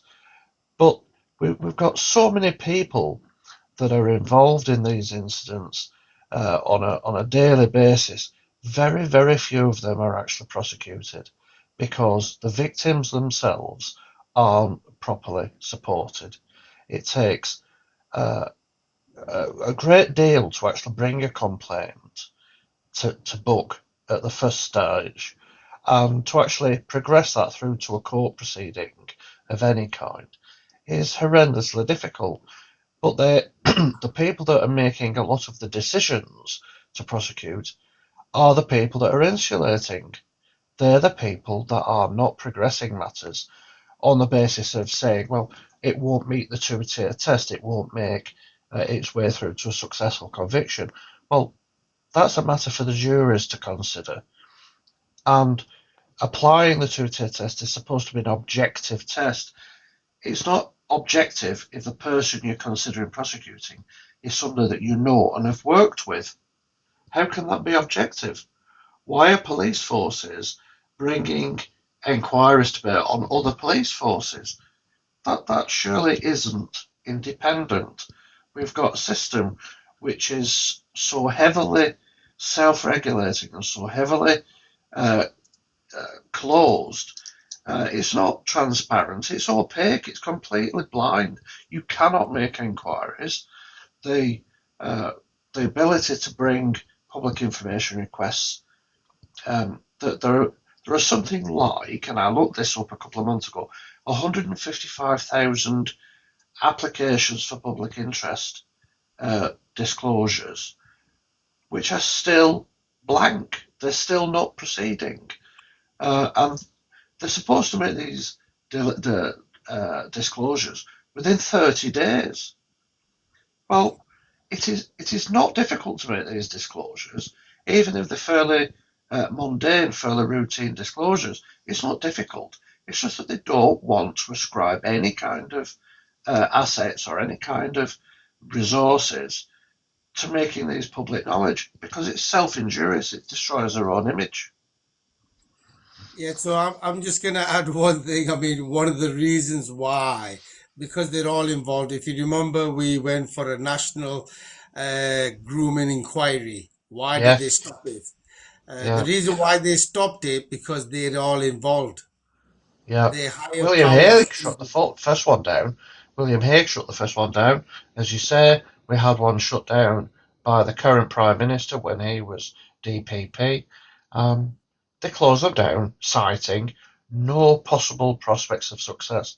Well, all we've got at that stage is very basic information. We're not putting any resources into them. So Yeah, that's it inoculates the whole process, and it just says we're not going to have anything to do with this. You can't bring a judicial review because if you lose a judicial review, it costs you thousands in costs, and so people are going to be bankrupted bringing judicial reviews. And there's no national organisation. I mean, I was looking at the annual salaries today of the directors of the National Society for Prevention of Cruelty to Children and people like Macmillan's, people who run these large organisations. None of them were under £150,000. They're not going to jeopardise that kind of situation just to bring an inquiry about their own people. No, you're right. I'm just going to answer a comment there before I get Yas to jump in. Somebody said it's nothing to do with social services. It's a close-knit religion. Tadi, it is. Tadi, welcome to a real place. Social services have been covering up victims of child sexual abuse. Okay, and when they cover it up, no investigation is taking place. And as a result of it, we've got the pedophiles and the grooming gangs out in the public, doing whatever they want. So how much are social services responsible? A hell of a lot. Okay, but why? Because social services have got a tendency, they think they could manufacture documents, manufacture concerns, manufacture crimes against vulnerable parents in order and push them through a complaint procedure fraudulently and then blame it all when they get caught with their pants down. It's the judge's fault. The judges knew all about it. Man, blame who you want. All I know is the social services, there's a lot of them. They are liars, criminals, storytellers, deliberately. And what's the incentive? It's profiteering. So let me tell you something about the profiteering, so people get wake up to this. In England, for example, let's look at one form of payment, which is the adoption bonuses that they get. Now, in their document, each council, they've got to hit a certain target. When they hit a certain target, they get a bonus. These are business terminologies because that's what they're doing. So what is the target they've got to do? What is the bonuses they get? For one child, this is a one-off payment for between the social worker that gets shared with the local authorities. One child is valued between 37 and 50,000 pound. 2 children, the price goes up, 3 goes up. 4 children, the value is between 80 and over 100,000 pound. And 5 children from the same household, it tells you on the document, it's negotiable on an annual going basis. So please, I respect there's a lot of great social workers out there.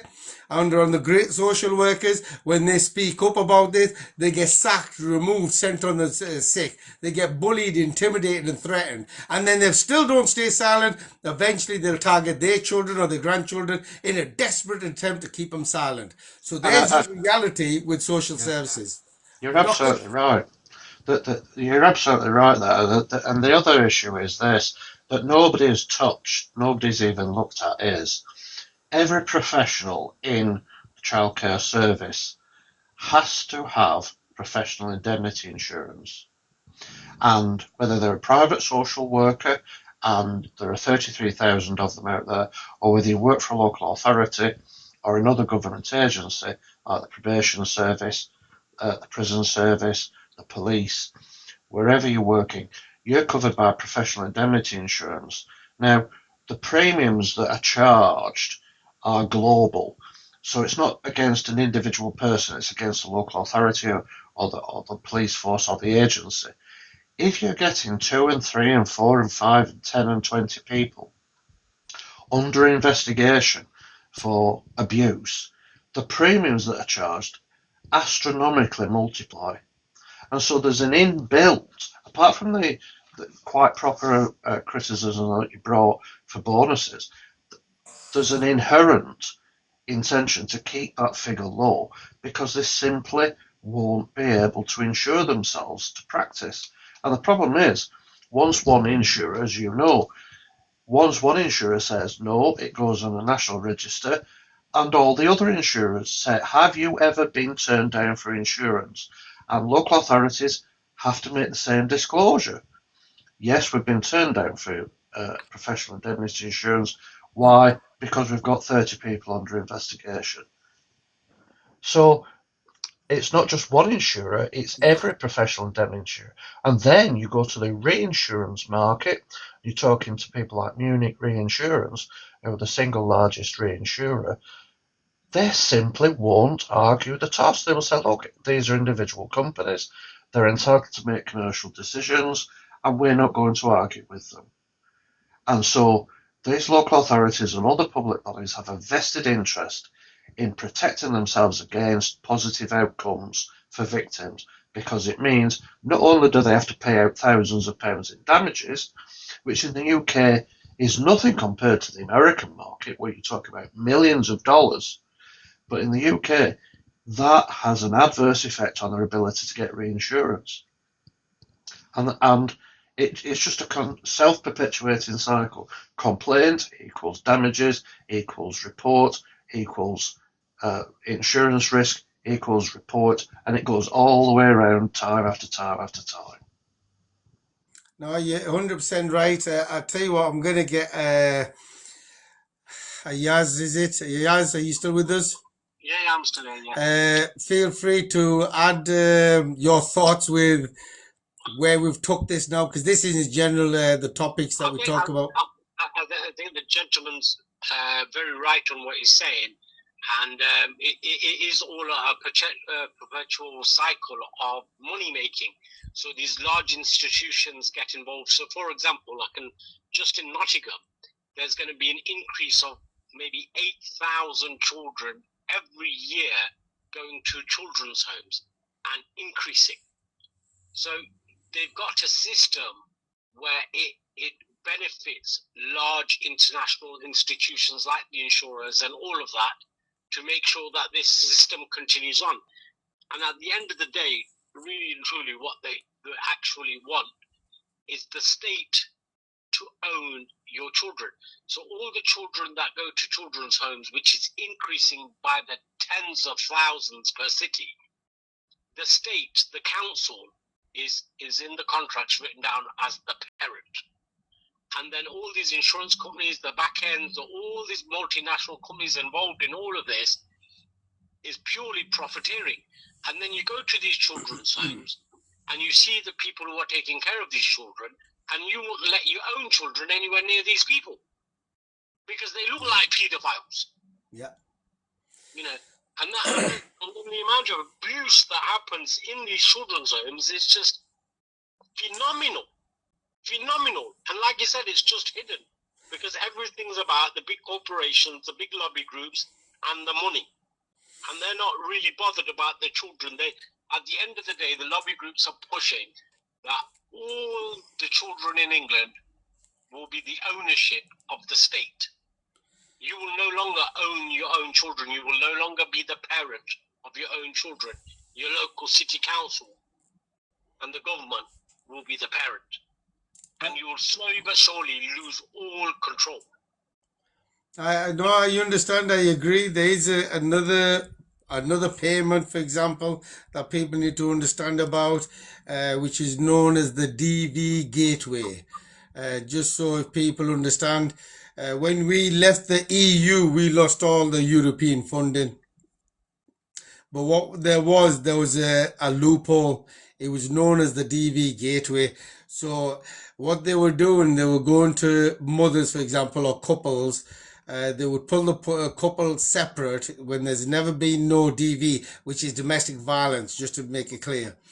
They would go to the mother and say, look, we believe that there's been domestic violence. If you just tell us that there's been domestic violence, we'll let you keep your children. See the way they worded it? So you've got to admit to something that never existed.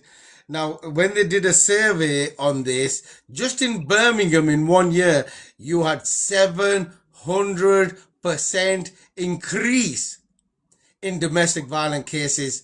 And this is how they're profiteering, making money, making allegations. And you know what the worst thing is through the DV gateway? Even the women were failing. Why? Because once you say that you're in domestic violence and they've made you say it, because don't forget, I understand where the women are now. They've just been told that if you tell us that there is domestic violence, we'll let you keep your children. So she's thinking, hang on, hell bent, I want to keep my children. Okay? So when they go for obviously the father, they'll get blacklist him, do whatever they want, get him out the way. Then they still come back to the mother, and then they turn around and say, because there was domestic violence, you allowed domestic violence to take place on your children. Then they still take the children of the mothers. Mothers are persecuted in this country, and this is all done under the flag of safeguarding children, child protection, and women's rights. So these are women that's supposed to be supporting women and children, but exploiting women and children. So majority of all these predators in the system, particularly like social services, even school teachers, are women. Okay? And this is part of the feminist movement, which is still part of the Zionist movement. They might not like me. I couldn't get a damn if they like me or they don't like me. People need to learn about this, own up to it, and start standing. So if you're couples, you need to keep these people out of the way. Don't, and they look very, very simple. I'm going to phone with me because I'm using them all. Everybody's got a phone. Here's some safeguarding for you. Anytime you have a meeting or interaction with any of these professionals, schools, police, social services, get your device, press the button record. You don't have to ask them. You don't need the permission. You don't need to tell them nothing. You record it. It's legal and above board. And why are you doing it? To protect yourself. And I'm going to give you what results you're going to get. 80% of all the people who have actually taken this advice is been catching social services committing perjury again and again and again. Not just on you. I've caught them committing perjury on kids. So they talk about children's rights. The child's voice is paramount. No, they're muzzling our children. Keep it. So our child will be saying person A has been abusing them. What they'll do is they'll just spin it. They'll make it to somebody else that they don't like. It's an operated fraudulent system that's running. Okay. And why it's fraudulent and why it's so bad. So for example, I realized this in the northeast of England. Let's pick any town, let's say Middlesbrough. When it was happening there, what happens when they start getting caught? They actually move that person into another town and city. So they continue doing everything there. Then they move to another town and city. So now they've caused a plague. On top of that, the more this kind of stuff that they've been doing, the more promotions they've been getting. And once they from a social worker becomes a manager, once you get to team managers and directors, they're also opening their own limited company foster care homes.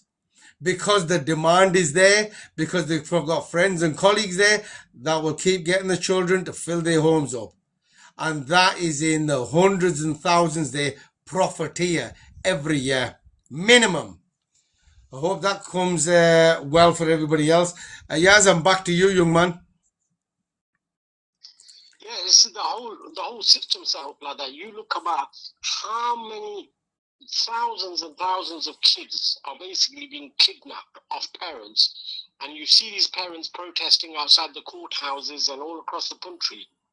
And I was in Manchester, and there was a protest going on. So I started speaking to the protesters. I go, "What's this protest about?" And they go, "Their kid got taken off them." And I go, "Well, what happened?" So they told me quite a horrific story. The protesters did, and he goes, basically, this couple basically couldn't have any children. Took them years, went through IVF, all of that, and they had a child. Now this child had some sort of disease or something that he was born with, some sort of skin issue, and that skin issue led to some sort of bruising that would happen on his skin every so often. Anyway, they took the kid to hospital, and the hospital people seen the bruises and blamed it on the parents. The social services got involved, and the parents was like, "No, we haven't touched our little baby. He just comes up with these bruises, and that's why we brought him to the hospital." Anyway, they took this kid off the parents.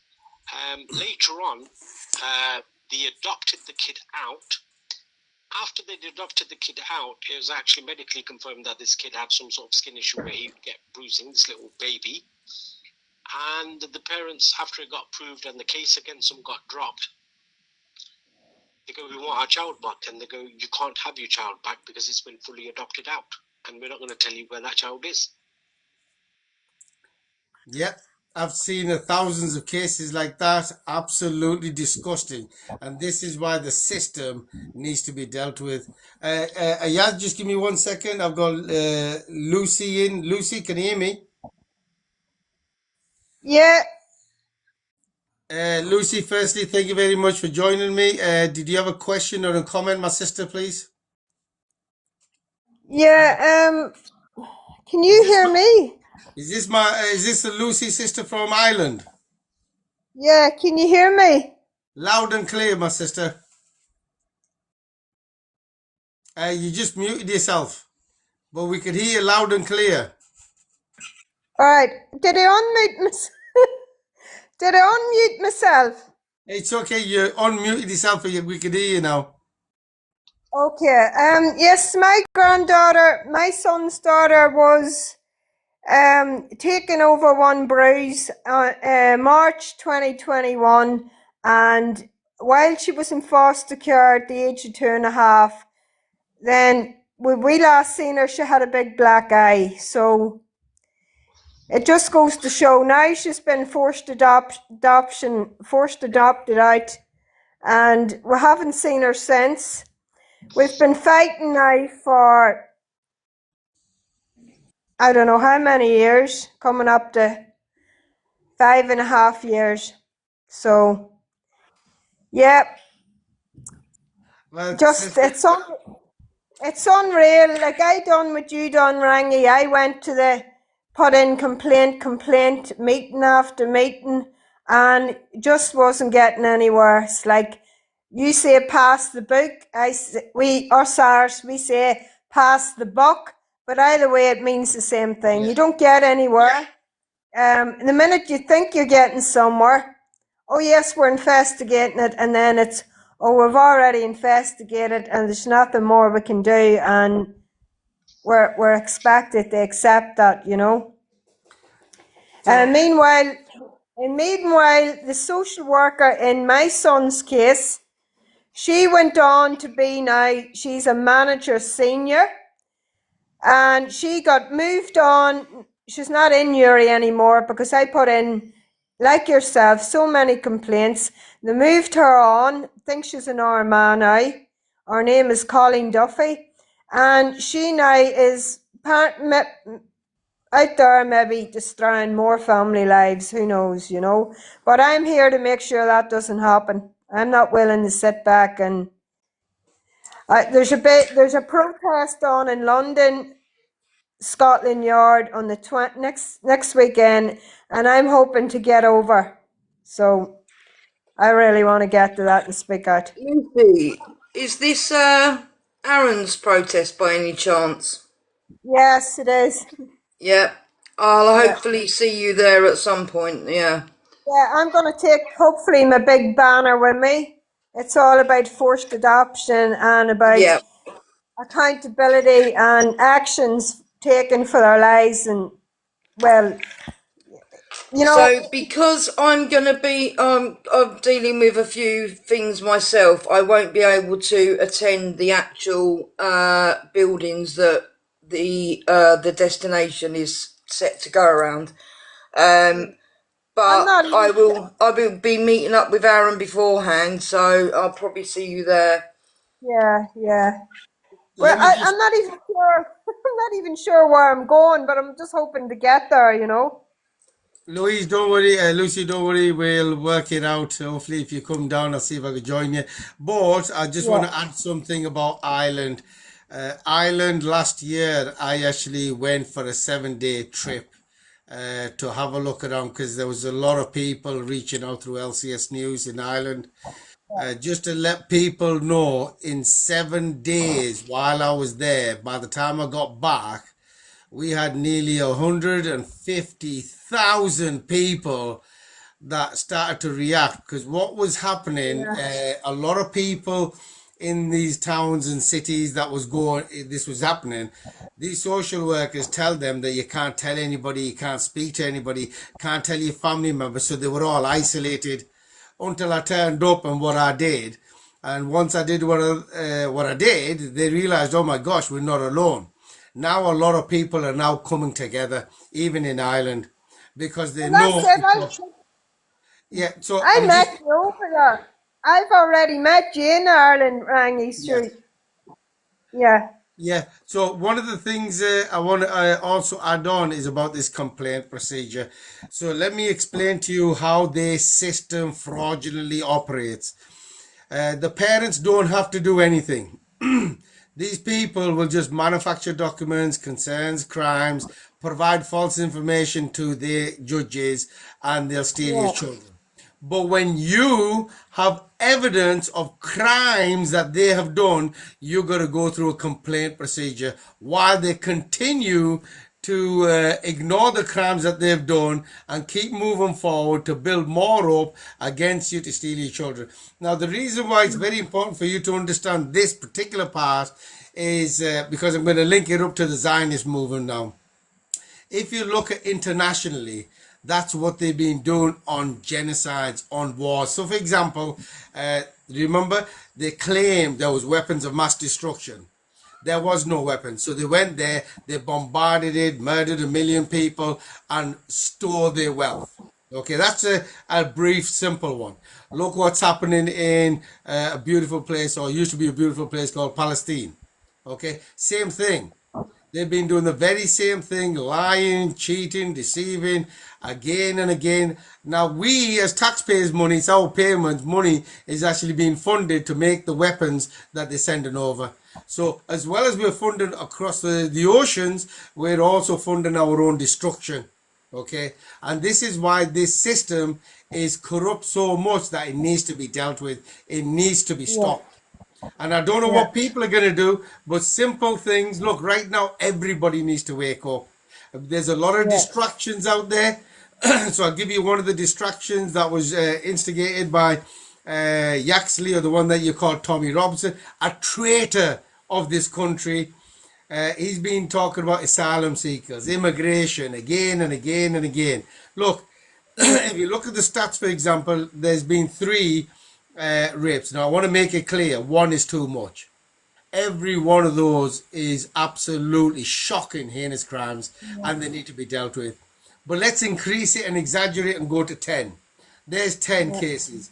But all you got to do is turn around and look at our nation itself. We have nearly 10,000 every year that go through these heinous crimes, but they don't want to talk about that because yeah, Tommy Robinson is part of the Zionist movement. Tommy Robinson already has accepted and told the public that if we, England, Wales, Ireland, Scotland, go into war against the place called Is It Real, that he will point the weapon towards you, towards us. So stop being fooled by him. He's what's known as wolves in sheep's clothing. We need to get away from yeah. people like that. Yeah, and then how many babies has died from baby P? Like one baby is too much. One baby should be there shouldn't even be one baby. You know what I mean? And you can't even count on how many more has died from baby P at the hands and social services failed babies time after time. It's and now we have baby Preston. Well, I'll give you some numbers Oh, on yeah. that. You're 100% right. People always talk about, well, there is some genuine cases. Okay, let's talk about the genuine cases. Look at Baby P. Did they know about it? Yes, they did. Did we Yeah, lose that beautiful soul? Yes, we did. yeah, All that family was affected. Look at the latest one, Sarah Sharif. Did they know about it? Yes, they did. Did they do anything yeah, about it? No, they didn't. yeah, Did we lost that soul? Yes, they did. In between them, there's another 450, and the numbers are still climbing. So what do you mean by safeguarding and child protection? And the only thing they say, lessons learned. Lessons yeah, learned. And I want to make it clear that all you got to stop doing is being liars, criminals and storytellers. And do you really need to go to a course to know that that is illegal conduct that you're doing? These are people who think that they are protected by a private corporate Zionist regime of a cult. I don't care. I mean, not everybody's bad. We know this. And I defend all the good social workers. So if there's any good social workers out there, what is coming is going to be good for everybody. But all the good socials need to stand fast and stand strong, because when the shit gets taken out, we want the right ones to do the right job and protect our sons and daughters and do what's right with them, not like what they have been doing. It's very important that people actually wake up to this. Lucy, if you just give me a second, my sister, I've got Minister Sabina, is it? Correct. How are you? Sister, firstly, thank you very much for joining me. Did you have a question or comment on the topic? Yeah, no, I just kind of stepped in and I was reading a little article, but my eyes are a little blurry. So I was like, oh, okay, somebody's exposing something. And then I started reading the bottom and I'm like hearing the, topic about child family services. Well, let me tell you, I don't know which country you guys are in or where this is the topic of, but that's my question first. But the question is, where I'm actually based in England. So whether it's England, Wales, Ireland, Scotland is the same.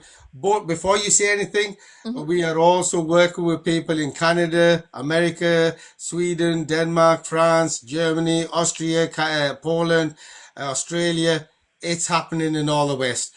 So firstly, thank you very much again. Just so you feel comfortable, because we do have sisters that are actually on here today who are from Canada as well. So feel free to please ask if there's anything you want to ask. I am Canadian. I'm from Canada, originally from Poland. So I have a lot to contribute to your topic. Oh my goodness, do I ever. I have a sister whose twins were taken from her, and she doesn't know to this day where her twins are, and that's probably 20 years back now. That was in Poland. But yes, I agree. I agree 110% with you in regards to child family services. How their attacks, a lot of these people aren't even trained, and they have very little knowledge about even having families. Some of these people have skeletons in their own closets. They go party around. They have this discord with their own spouses. They comes Monday, they come to work and decide to make someone their brownie point that they're accumulating and getting a reward for separating and dividing and a family. And no, they don't have a good strategy. They don't have a good structure. To that matter, a lot of children have been unalived under their care. Do they ever have that pain? No, because there wasn't their child.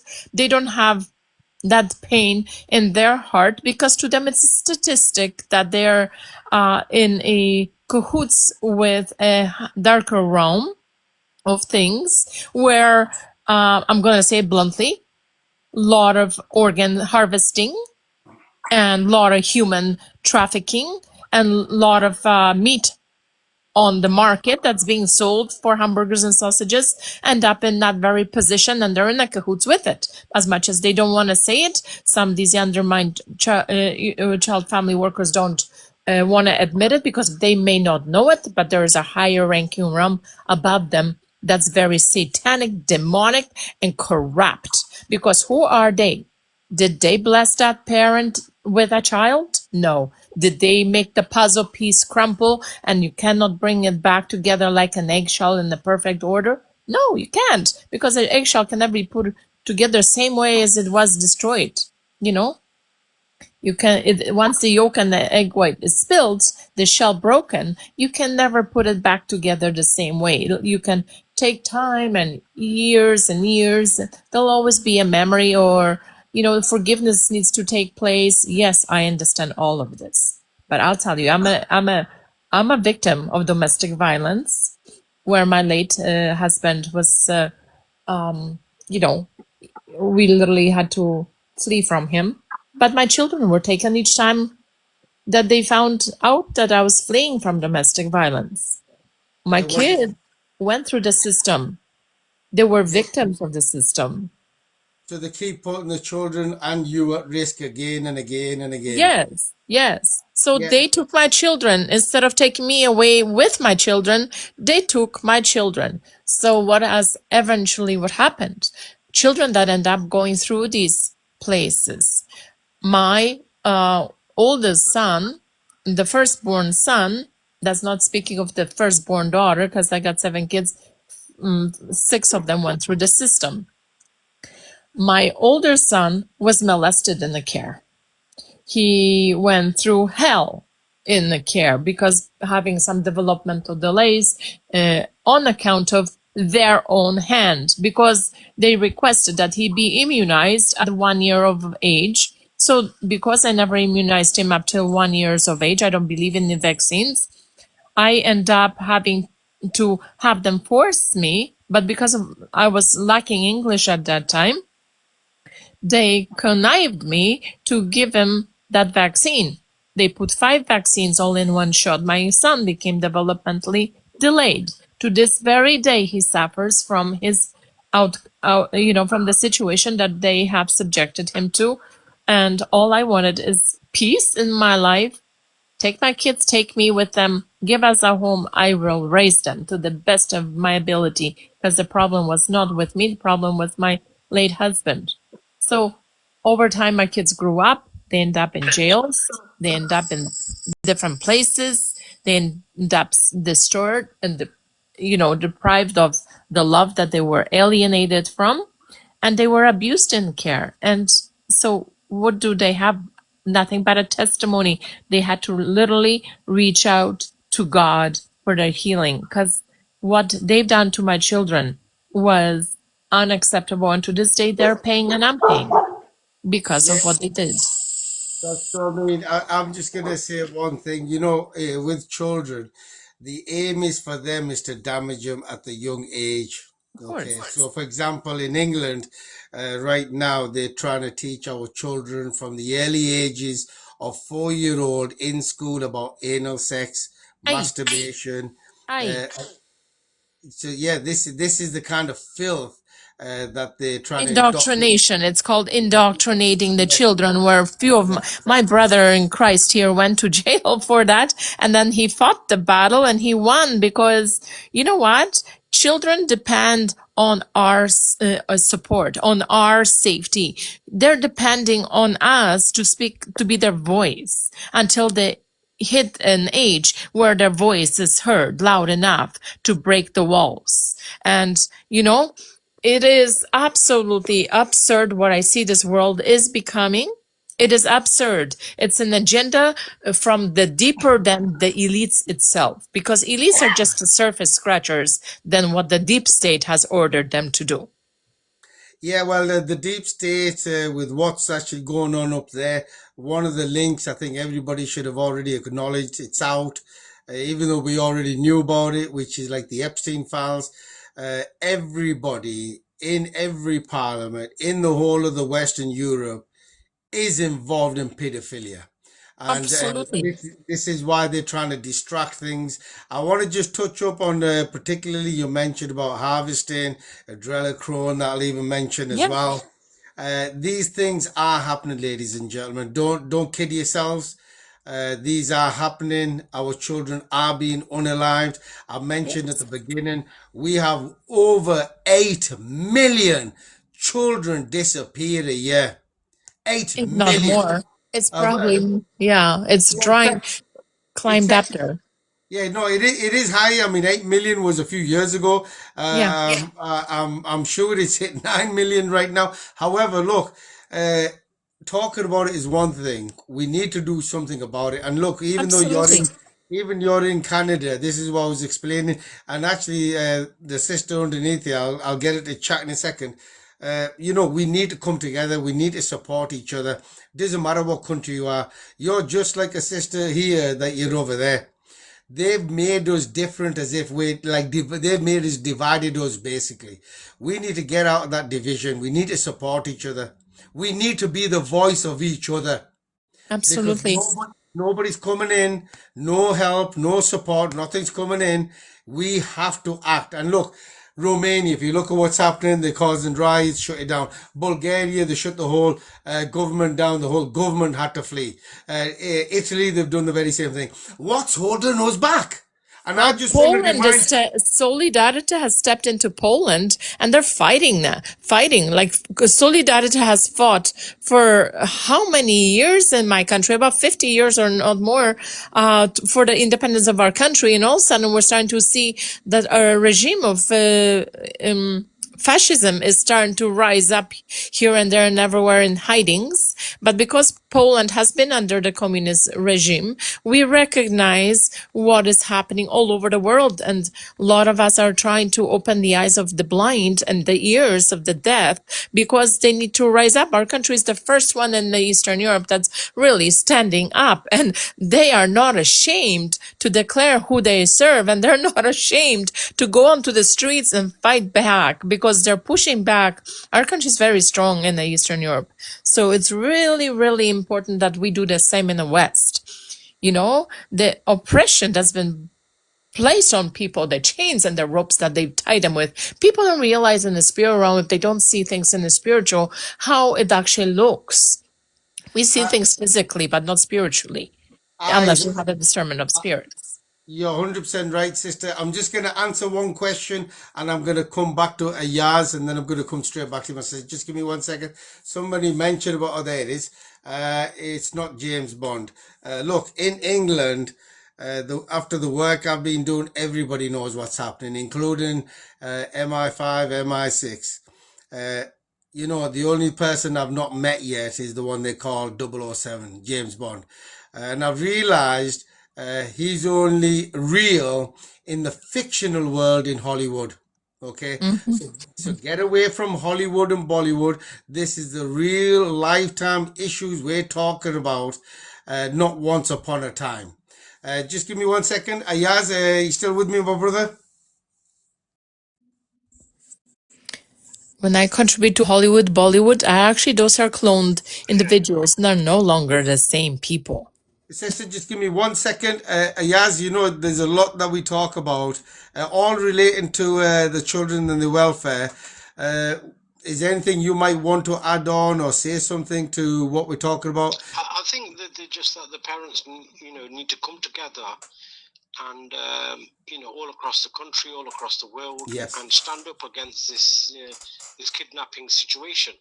It's absolutely horrific what's going on and what's happening to parents all across the world. And everybody needs to come together and stand up against this kidnapping of children. It's absolutely unbelievable what is happening to these children. No, 100%. I totally agree with you. Afghan sister, can you unmute yourself? Because she's from Canada as well. Hi. Can you, Hi, everybody. Hello. Hi. sister, please go ahead. You got the platform because you got This another is sister there with you as well. Please go this ahead, is Afghan. wild. This is wild.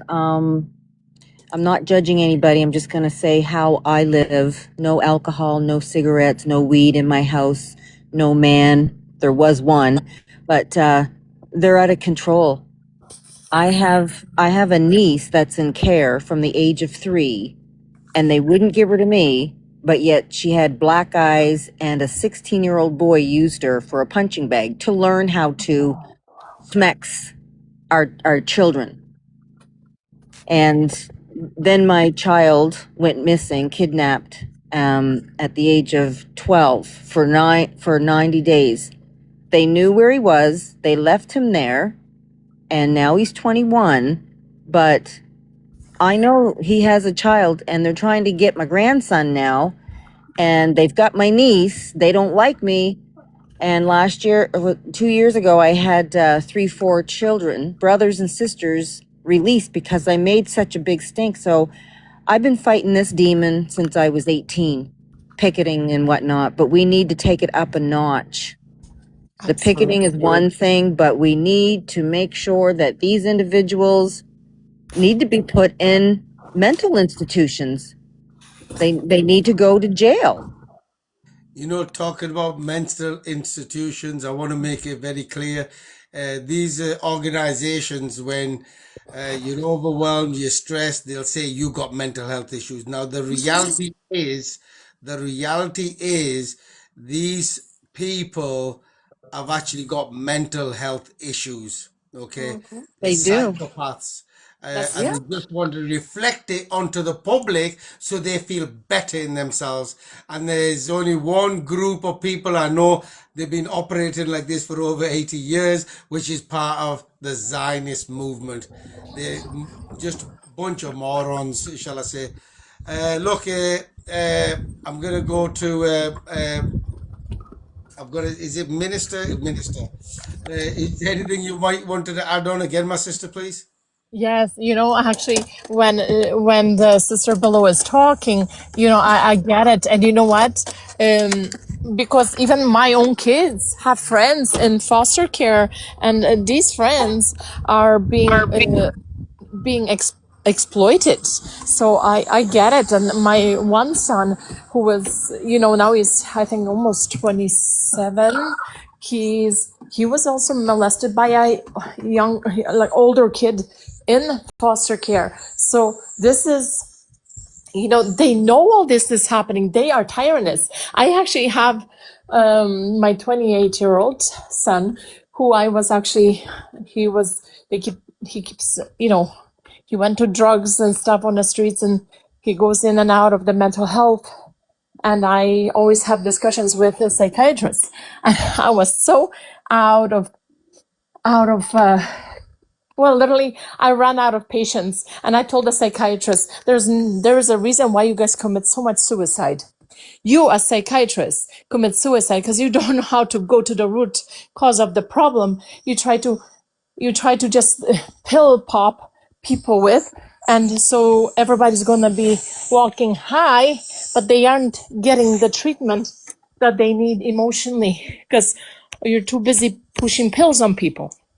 So it was funny because they were trying to give my son antipsychotic drugs in that mental health because they found him in the back alley unconscious, took him to the hospital, but then they ended up putting him in mental health. And I fought against this. Says, look, I'm his legal guardian. I'm not permitting it. He makes choices, but those choices aren't always healthy. And the choice you're trying to make for him is not the best choice for him. So I am not giving you permission to give him any antipsychotic drugs. And so be it. And it will not happen. I said, you have to give him time to come to himself, and you'll see who he really is. 2 days later, he snaps out of this situation that he was under for the 2 days that they were experiencing, that they should be giving him antipsychotic drugs and that they should do this or that. And I says, okay, on Friday, when the psychiatrist called me, she says, you know what? I can say one thing, your kid best. And he's totally different than he was for the past 2 days. I said, why is he different? Did you give him any medications? No, because you didn't give us permission. So what is the difference in him now? Oh, he's more friendlier, he's happy, he's coming to himself. I said, why do you think that is? Because he's got mental health issues, or is it because drugs have made an effect on his mentality and his behavior was different than you expected? And I tell you, I thank God I stood my ground. I didn't permit it. I said, well, there was an occasion that they tried to take my guardianship away from my son because they thought I wasn't making base choices by not allowing him to have medication. And I says, look, everybody has a different tactic of dealing with things. And him, if you give him antipsychotic drugs, he can go and tear down the walls. And he's already scared enough police when he was on those things. Now I decided to go natural way and give him the herbs, and he's doing much better. Now I have him in detox, and he's gonna go to treatment, and that's all happened in this past week. So you see, I've been dealing with this ongoing. It's not something that it stops. And I pray and I'm fasting and I'm praying and I'm fasting. I say, God, you are the father to the fatherless. You're the husband to the widow. And I am of such, and so are my kids. You're going to help me with them because you've given them as a gift. I'm giving them back to you. Now I need your help. So you have to help me with them. And all of a sudden the door became open for a brand new treatment that they opened up. And they're my kids, 5 of my children are indigenous. 2 of them are African. I have noticed the way treatment is given to them in the system. If you're Yeah. indigenous or African, they are so discriminated against. It is so disgusting. A lot of people would ask me if I was adopting my children, if I have, if they were somebody's friends or something, or if I was babysitting. And I says, you know what? I ain't babysitting nobody. Those are my flesh and blood. When I say it's my flesh and blood, they stop talking and they zip it. Because how many times I've heard criticisms, and I mean, I had people that I know of that shared with me that they would go and sell cocaine to the very social workers who work with child family services. And this is who represents our law. Yeah, Who have power. we got all the wrong ones in there. Minister, just give me 1 second. I've got Lynn in as well. Lynn, can you just unmute yourself, please? Lynn, you're in the box. Hello there. Lynn, firstly, thank you very much for joining us. Did you have a question or a comment, my sister, please? No, I'm just listening right now. I just came in. So, and just to let you know, Minister, it's amazing story. Like what kids are doing these days is sad. It's very, very sad. Yeah, Yes. no, absolutely. Now, Minister, did you read what was on here, by the way? Not really, because like I said, my eyes are very blurry, Okay, and well, all I don't can worry, see. don't worry. I'm gonna read it out for you, and I'm gonna tell you about it in a nutshell. What we're doing here is we're breaking silence. So on the left-hand side, we're breaking silence. So it tells you there what happens when you break silence against these crimes. It says child sexual exploitation, abuse at home, emotional abuse, bullying, neglect, online abuse, self-abuse, and you or the victim or the child could contact the police, which here is 999 101, Childline, NSPCC, Kafka Schools, MPs, mayors, and more, but no one is going to come to your aid. The reason why nobody comes to your aid is because of this side here, which is breaking silence on the broken system phase 1, which is about social services. And it's asking questions there. Are social services liars, criminals, and storytellers? Who do they lie to? What do they lie about? Do social services neglect children? Do social services mistreat children? Are social services doing the crime and our children, our babies are paying the price doing the time? Are victims being victimized? Do social services control our judges and police? And are there any good social workers out there? Well, the answer is yes to everything there, even though the answer we gave on the good social workers. However, in the middle here, we've also got exposing pedophile rings, corruption with the authorities, and grooming gangs. The reason why that's in the middle there, and obviously a lot more, is because what we found in England is not only a propaganda, but, well, I'm just going to tell you. So on the left-hand side here, when you break silence, and let's say it's a victim of child sexual abuse, they break silence over this side, thinking that they're going to get the help and support and the predators are going to be dealt with. What we found is social services have been covering this information up. When they cover it up, zero investigations take place. So then we are left with the pedophiles and the grooming gangs roaming freely in the public while the social workers are victimizing the same victims of child sexual abuse. Okay? And now it's only due to safeguarding and child protection. I'm limited to what I can say or show public media. But everything what I've just said there, if anybody wants to learn more or you want to help and support in these causes, look, for any further clarity, please get in touch through www.lcs.news. And LCS, just to make it clear what it stands for liars, criminals, and storytellers. And what we are doing We're also exposing all our MPs, councillors, mayors, chief commissioners of police, police detectives, sergeants, everybody, because they all at it with this stuff here. They're doing it themselves and they always want to push it onto the public. So it's one of those devil worshipping cults there where they work, hey, look what's happening over here, waving the hand about, while the other hand, they're robbing and raping and doing it themselves. Okay? So it's very, very important that now you know, but this is how I present the platform of what we're doing. And then we do go into like the school education as well. Like I mentioned a few moments ago, where they're teaching our children from the early ages of 4-year-old to sexualize them, telling them that teaching them about anal sex and teaching them about masturbation, and also telling our children that you could keep secrets. We will keep a secret. You don't have to tell your parents. This is the same behavior as pedophiles and grooming gangs, but the authorities are doing it to our babies. So welcome to this live. This is what we do, and we will be on tomorrow night as well. Now, I think the chances are we might go over tonight because we usually finish at 12, but because there's people on and it seems to be keep growing, I am going to give enough time. If anybody, by the way, wants to ask any questions relating to now what I've talked about, feel free, because what we just spoke about is happening in Canada, is happening in America, is happening in France, Sweden, Denmark, Germany, Poland, Austria, all the way down to Australia. It is happening. So wake up, public. Okay? And for any clarity, you can always ask.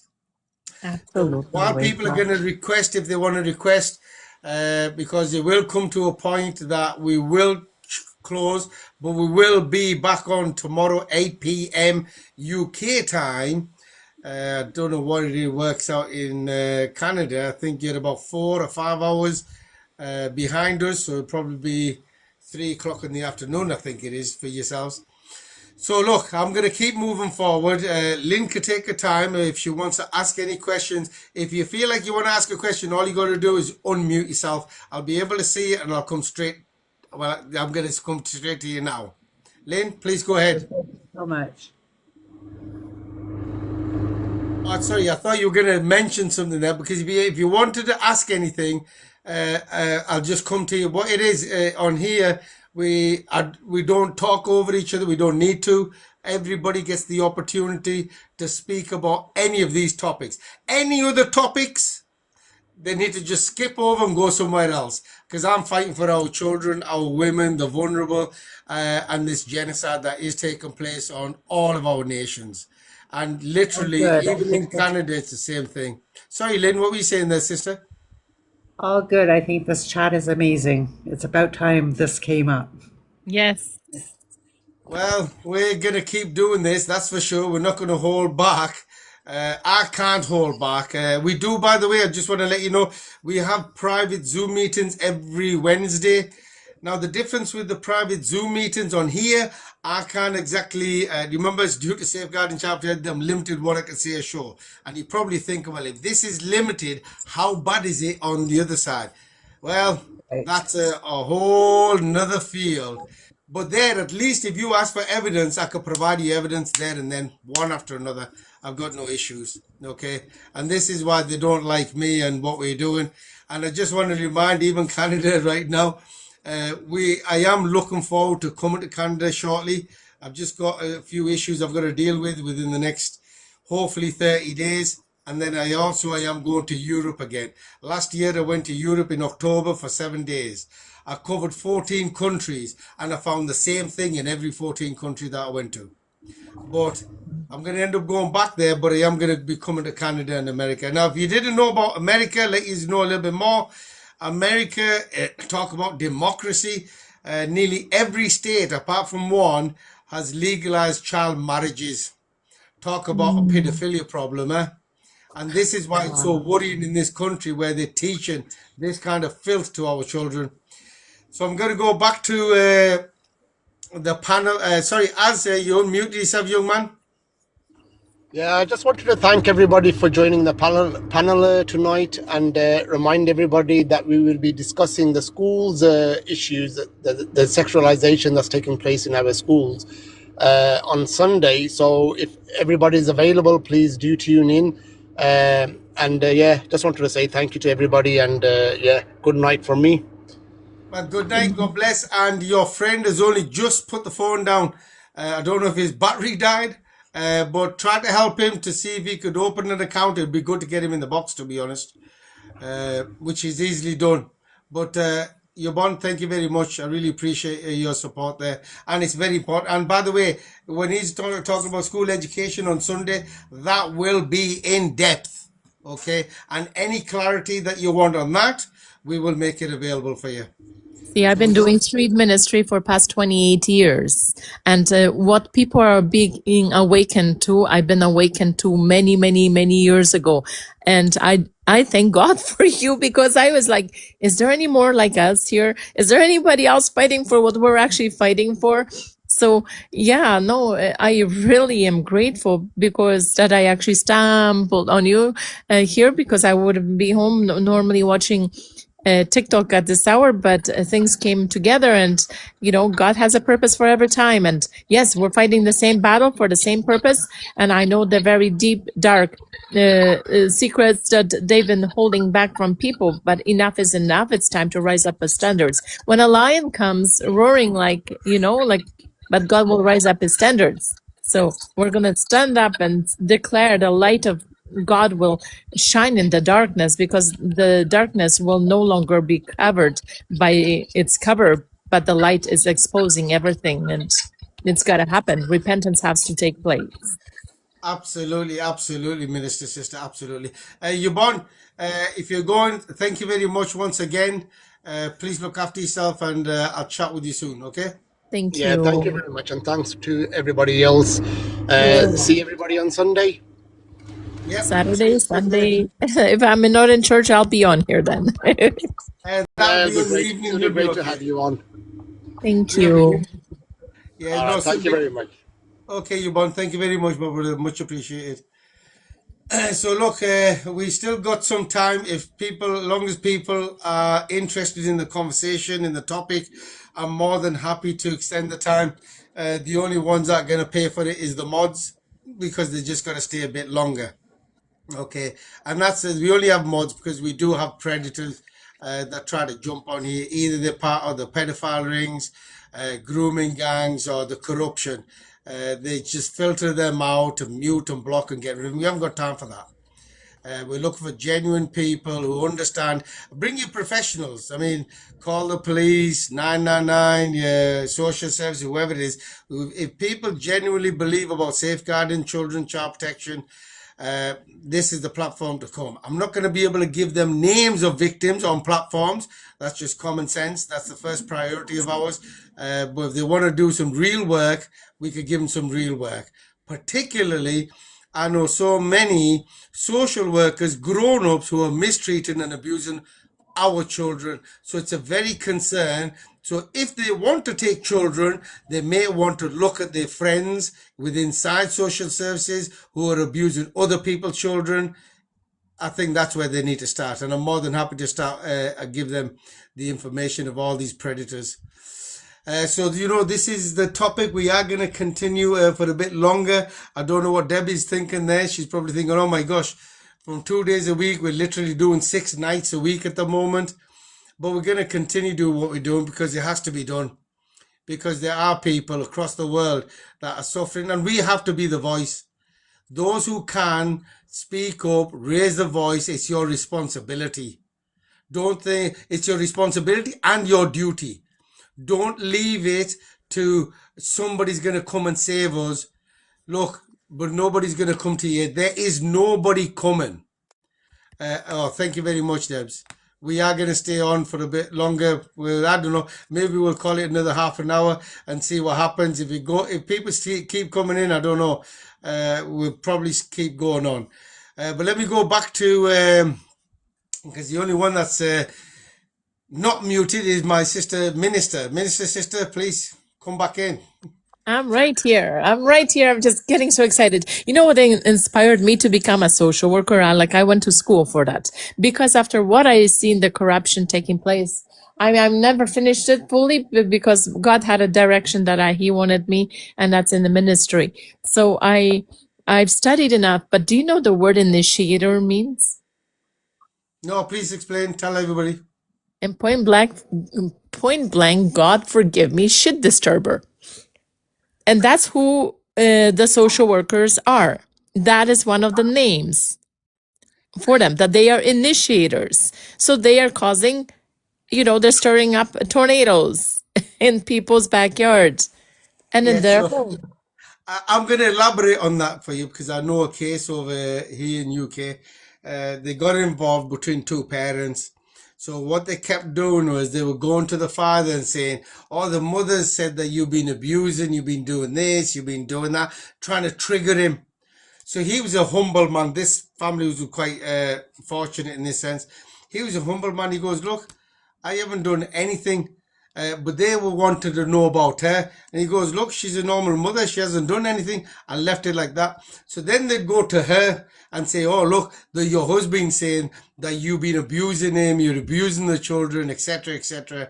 And she happened to be a similar kind of person. She goes, "Well, none of that's happened." You know what I mean? And when they asked about him, she said, "Look, he's a good dad. Everything's fine. No problem." Now, we exposed this in the courts. When it came to the court on the trial, I was actually speaking to both parties separate, trying to keep them separate to advise them. When they met up in court, is when they confronted each other. Well, this is what was happening, which I told them what was happening. And they did. They eventually go into the court and said, "Look, they've just been shit stirring," and that's what they are. They're opportunists. You understand? They exploit our homes and our families, and the whole purpose is to steal children because that's how this corporate company works. And think about it, this is the West, a democracy. We go around telling everybody that we are the look. England goes to the East all the time. We are the leaders of safeguarding children, child protection. Please Mhm. get a grip. We are the Mhm. leaders of child exploitation, Mhm. lying, cheating, deceiving, child trafficking. That's what we're the leaders of. You Mhm. understand? It's absolutely shocking. The children have makeup. They expose them with movies. They expose them in the markets. They expose them on everything. Children are parentified. They are hurried children. They can't even be children because they don't have a right to be children. How shameful and how horrible that is. You know, how horrible. Like it's time that like these people grew up in such distressed families and they come to position themselves so they can actually mess up the lives of these people who are actually trying to put together a family and live a happy life. But because their happiness was taken from them, they want to go and do the same to others and to the families in thinking that that's what their fathers and their mothers are doing because that's what they went through. And it's time for healing begins somewhere in their own life before they come to the public domain. And before they even are accepted, they should actually be allowing people to really allow them to research um, their own family. Like you have to go to the background before they even come and allow these people to become working in the fields to see what they really came from and why their real what's their real mindset on why they want to become a child family service worker because the protection is not there by their Right. standard. So, I mean, there's a cult inside the system itself, Oh, I which, understand, but I'm so I mean, I'll probably break that down if I can tomorrow. But in our private meetings, I could go a lot more ruthless, shall we say, because overall, what you're looking at, this war on women, vulnerable, and children is all about good against evil. And this Mhm. is the reality. Oh, I Okay. understand. What does the devil come to? Steal, unalive, and Yeah. destroy. What are they doing? Stealing, unaliving, and destroying. So are they? Yeah, of course. I just didn't go that deep because I do know all of this. I just, they are run by a satanic strategy. Like when I speak of deep dark state, I'm not talking about the deletes. I'm not talking about the whatever you call those, what do they call them? The ones that were suppressed by the Roman Catholic Church. Anyway,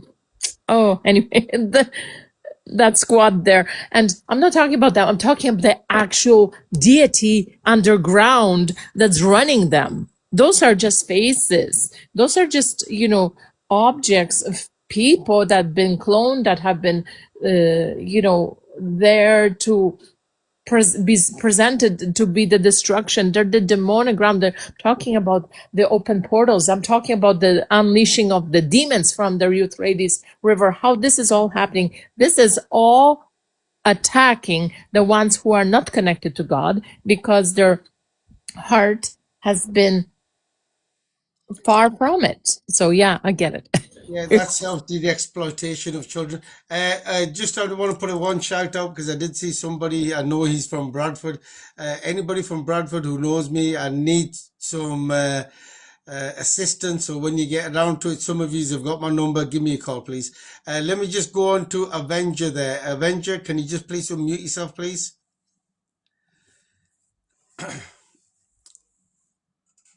Avenger, can you please unmute yourself? Thank you. Right, Dad. How's everything? Firstly, Can you well, hear me?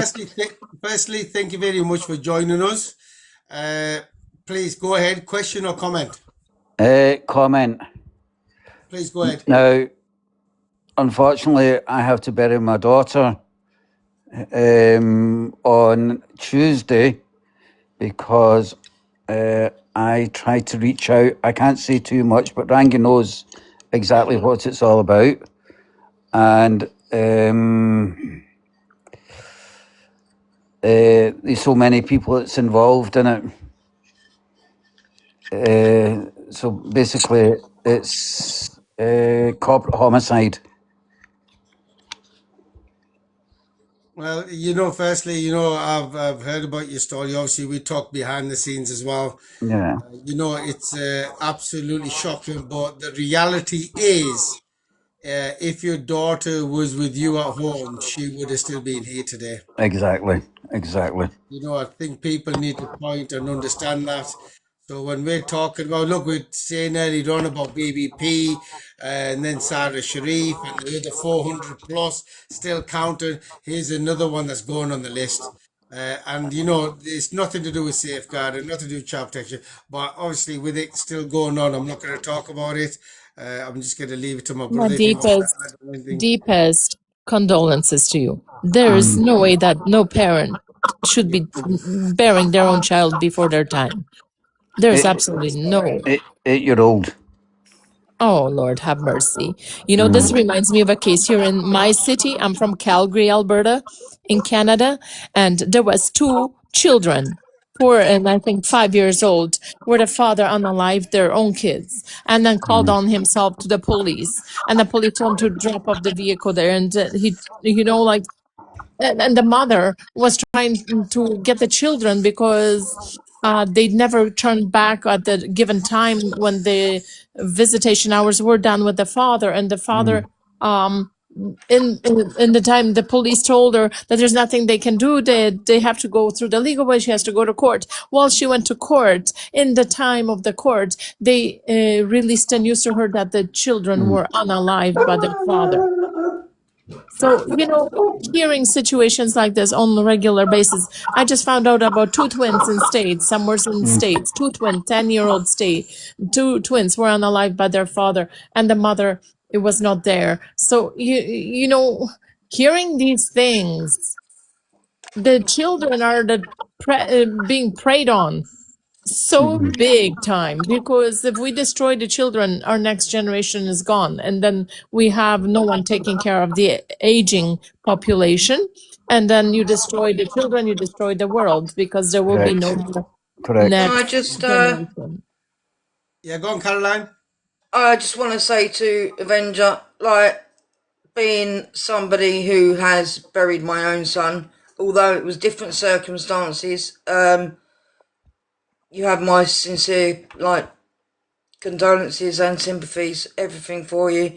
There is no way to explain how a parent feels at this precise moment, and it doesn't matter what the situation is and what has happened, it's still the same. It is the worst pain ever, and yeah, you got my full support.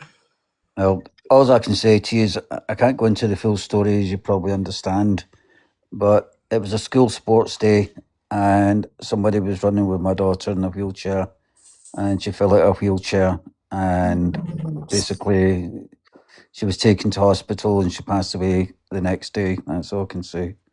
I'm so sorry. I have a child in that same predicament, and she was just hit on the head yesterday with a volleyball, and she literally went dizzy. And today she started drooling.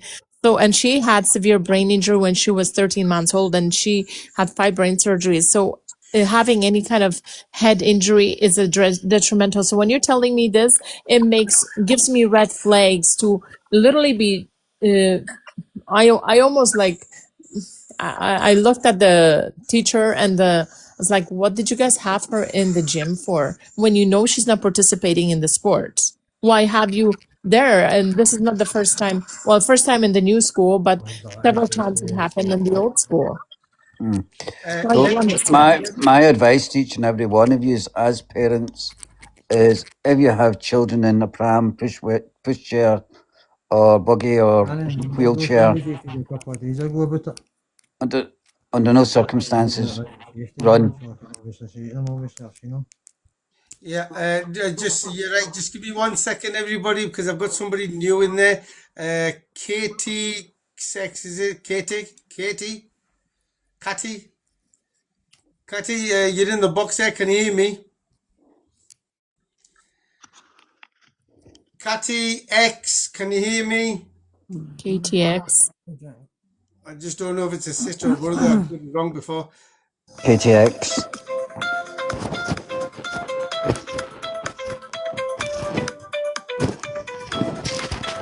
That was a nice break for a music. Uh, right, she might have came on there by accident. Maybe the mozzarella dropper. Yes, she's done it. That's fine. That's fine. I don't want to. Because sometimes people do actually jump in accidentally and thinking, "Oh my gosh, where are we going to go from here?"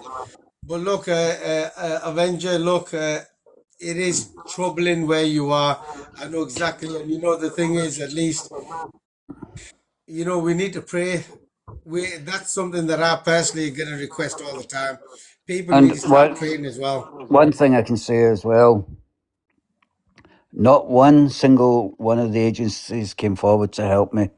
The only one that did come out to help me was the Salvation Army because I volunteer from them from time to time. And also my own charity as well, www.parentingtogether.co.uk and .scot. Yeah, I know So, that group. Brilliant organization. I love the guy what he does. But this is the thing, you see, at the end of the day, what has the public got? We have each other. Nobody else is going to come. They don't care. For they them, don't we're care. just a number. They don't care. And we're going to keep losing more and more souls. I mean, 8-year-old. Look at the life that she had ahead of her, that child had ahead of him. Look at the circumstances. And this is just not one. There's so many. And it's just heartbreaking. And the ones that we don't even know about is also worrying. You understand? At least we're getting the figures that we need to start doing something about it. Look, let me actually, because everybody's still got unmuted, I don't know which one to go to. If anybody wants to add anything, please feel free. Especially if there's any questions for me, just ask the questions because we have to focus, we have to fight back, and we have to start standing together because the solution is we all, the public, need to start uniting. United we win, divided we fall. And divided is all what their propaganda is all about. Could We need to also say, get away. Rangi can also say as well, I was just after burying my youngest sister in March the 20th. as well. So, So sorry. so My but hey ho, condolences. it's Yeah. God's way, isn't it? It's well, it shouldn't happen so soon. See, I buried Mm, my brother 3 years ago. He was only a year older than myself. I mm, buried um my fiance. It's going to be 2 years on the 26th of this month, and 5.5 years ago, my children's father. And I pray every day that God, it's not my portion to bury my children. mm. Let this never happen I because was their I was at life is church too tonight. I was precious. at church tonight, and I thought, I'll come on to see Rangy. So me and Rangy go back years, so we have a clear understanding of each other. So Yeah. about what we Sometimes believe I in. Sometimes I ask God, through this pain, what is it that you're trying to teach me? What is it that you're showing me? What is it that you're communicating to me? What is this pain teaching me? And that's what I ask myself. A lot of times I went through so much, Mm, not going back to my own age of growing up mm, years. I was like, who was there for us kids when all this was going on? What they do is they just take you to the orphanage, even if you're not an orphan in Poland, and then they put you through the abuse there. If mm-hmm. you know, and that's what happens in my country back home. They even though you have a mother and father, they'll take you to an orphanage and they treat you like a slave.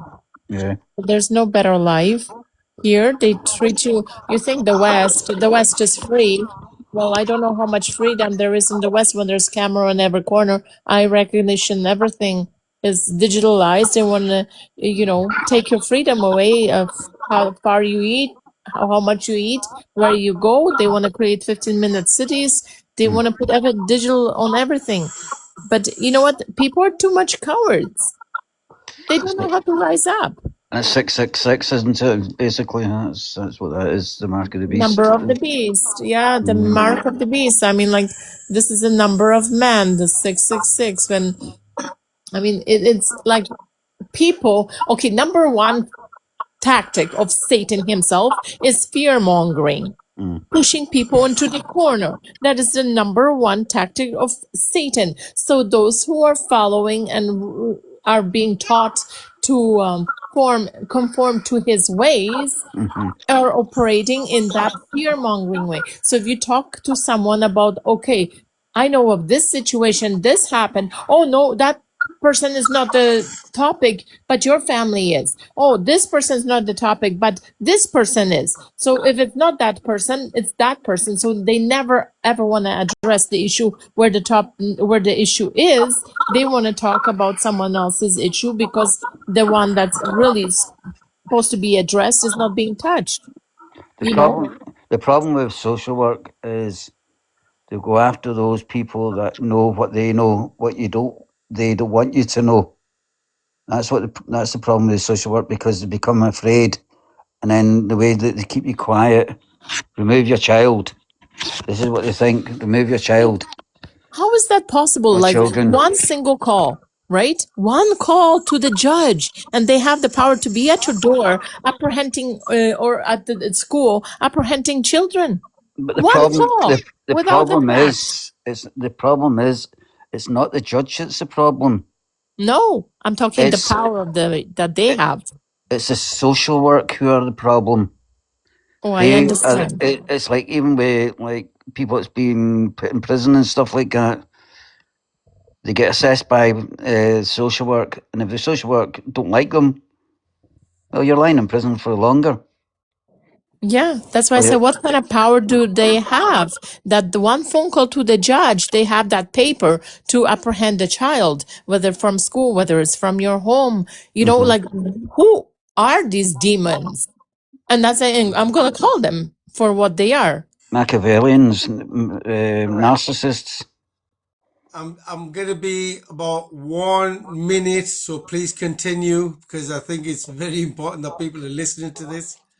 Just be 1 minute. It's time. It's time for everybody to raise awareness, and I don't know why so many men are just sitting on their asses and not doing anything about it, and why the women themselves as well are doing it. And what really gets me predominantly is it's women that's removing children from families.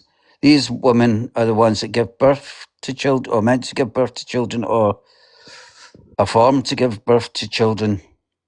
You know, sometimes I've noticed that the women that come and remove the children from the women, and they end up trying to get together with the husband of of the wife or with the father of the child. I have noticed that they try to make passes at them often, and Correct. I'm like, wow, Yeah. there's I'm sorry. glad. I'm glad they can't stand me. That's good. I don't. I don't think my wife would be happy. No, I just see it as the system is broken. The social work don't listen to you when you really do need them to support you. The the police have no powers when it comes to social work because the police do know what's going on, but they don't. They're not able to act against the social work because they are more powerful than the social work.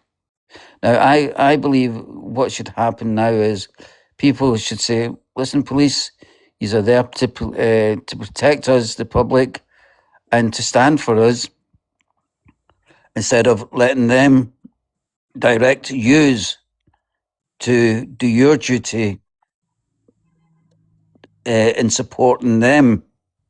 Which I'm not saying all children should stay with their parents. There's children there that should be removed from their parents. And these are the children that are left with the parents. And these are the children that become victims of the parents in so Mm-hmm. many ways. Mm-hmm. You know, let me just add some research that I was doing in the whole of UK, Wales, Ireland, Scotland. You have 80% of children that are taken from good, loving, caring, beautiful families under the flag of future risk of emotional harm. That's what Okay. shit Or that is a is. risk of physical injury. No, That no, was no, the, not physical. What they have is in England, which is Tony Blair put in, that they could take a child if they think in their head that in the future there might be some harm. but Okay. what they call it is risk of physical injury. Risk, not fact, not done, but a risk, Yeah. even if it doesn't happen. So this is how they phrase it here. So that's 80% of future risk of emotional harm, which is a lot of BS. You have Yes. 15% of young parents, okay, first time parents. Now, usually, what used to happen once upon a time, when young couples have a child, the aunties, the mothers, the grandmothers would jump in to help and support and guide them. But what the system is doing is saying you can't go to your family, you can't get no help. They isolate the young mothers deliberately. They go for DV and try to get them into centres, and they exploit young parents, which then only leaves 5% of genuine cases.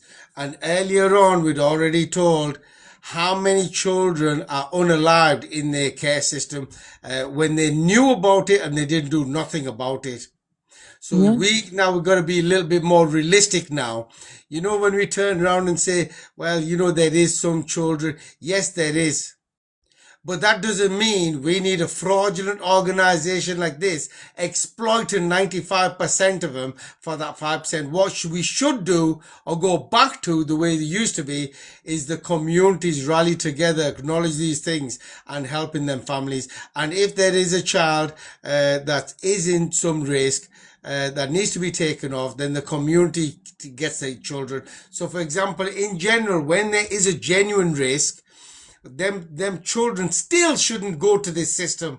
What they should go to is the closest family member that they're already familiar with, whether it's the grandparents, the uncles, the aunties. It should remain within the family unit. These have made a business, and remember that. And just because they operate doesn't mean that that's what needs to happen. Okay, the judges, yeah, I am gonna say judges are always provided false information. Then the judge shits himself and thinks, okay, we'll put it in and get it done. See, now that's why they're all in bother now, because of they kept doing that with judges. So today, if anybody says now that these are always telling the truth, that means all our judges are liars, criminal stories. Then I'm holding the judges accountable for covering up rapes, abusing children, perjury, accepting perjury, manufactured documents, manufactured concerns, and manufactured crimes. So which way do they want to run? They have nowhere to run and they have nowhere to hide. The only thing they could do is try to silence me. Unfortunately, that's not happening. That's just the way it is. But I want to just add one more thing, because I know I've got the sisters in here. I want to remind everybody, in this real lifetime issues and problems that we're going through, the war on women and children and the vulnerable, there are more people's sisters, daughters, mothers, wives, grandmothers fighting this real fight than men. I want to find out what the hell has happened to our nations. Because We the best of all sorry, brother, the best of part for men having children is only making them. They go running around to make more, but they don't know how to fight for them back. Well, I'll tell you what it is. I'm going to be a little bit more, because that's no way you're going with that. No, what the problem is, the system exploits the man in general. So you have 50% rights, men and women. This is on because there's a lot of good couples and they still get destroyed through the system. So they target the men, they try to put domestic violence on and they get rid of him. And by the way, when they get involved, it works out that you don't have 50% right, you get 33, and they claim 33. But when they get rid of the father, they claim his part of the share, and that reduces of the mother. Then the mother is now on her own, which then gets exploited. Now in England, fathers are being persecuted by this feminist bullshit regime, by social services who are women orientated, believe, I don't know what kind of sickness, they got mental health issues. But this Yes. is not just now, this has been happening for decades. So the Hmm. men are demoralized. On top of that, on an average, we have near 5,000 fathers that commit suicide a year. Oh, You know, wow. this is painful to listen. This is not just men as well. The first time I came across a woman, somebody's daughter, remember this?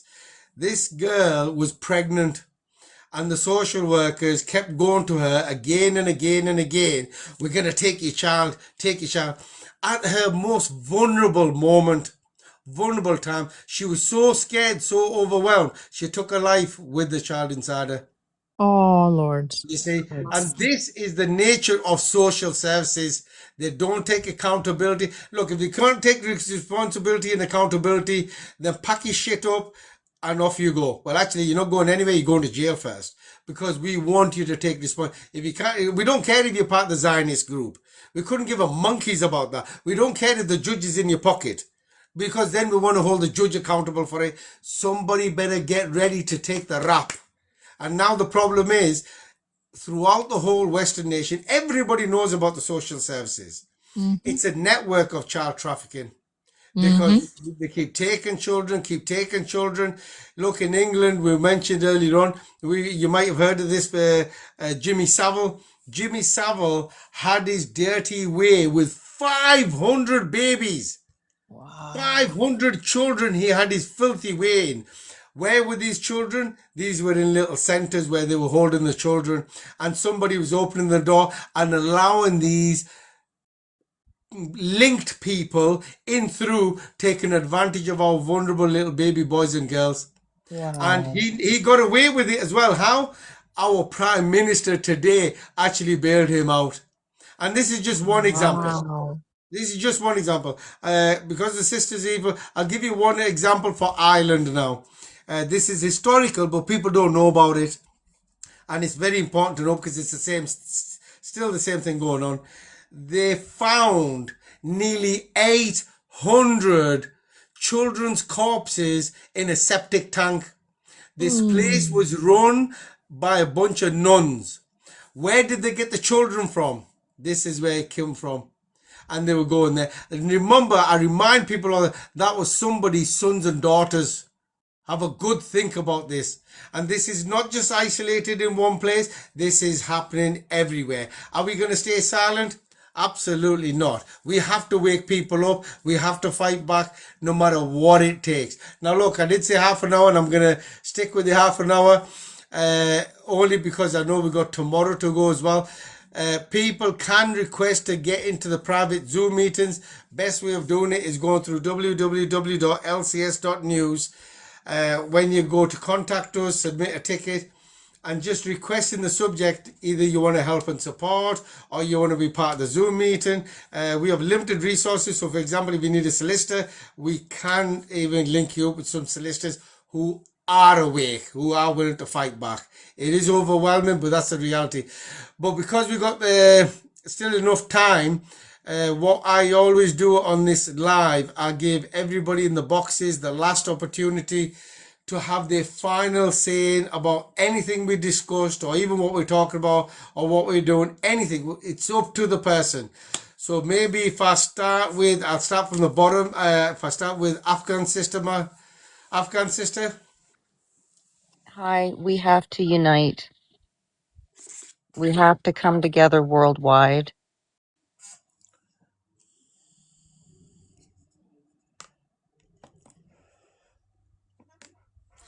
Okay, very, very simple but powerful. We need to unite, which should be everybody's mind. And this means regardless of your color, your creed, your religion, or your title, put all them away. It doesn't matter.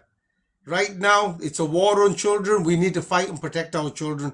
Raping is going through the roof. Grooming is going through the roof. Corruption will never stop because we're not coming together. Divide and conquer.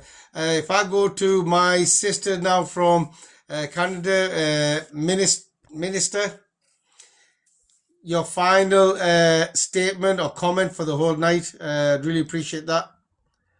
She's still muted. Minister, I'll come back to her. Avenger, do you want to have your final say, young man, for tonight?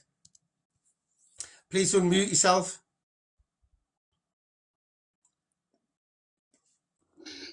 I'm sorry I had to come on to tell you my story, but No.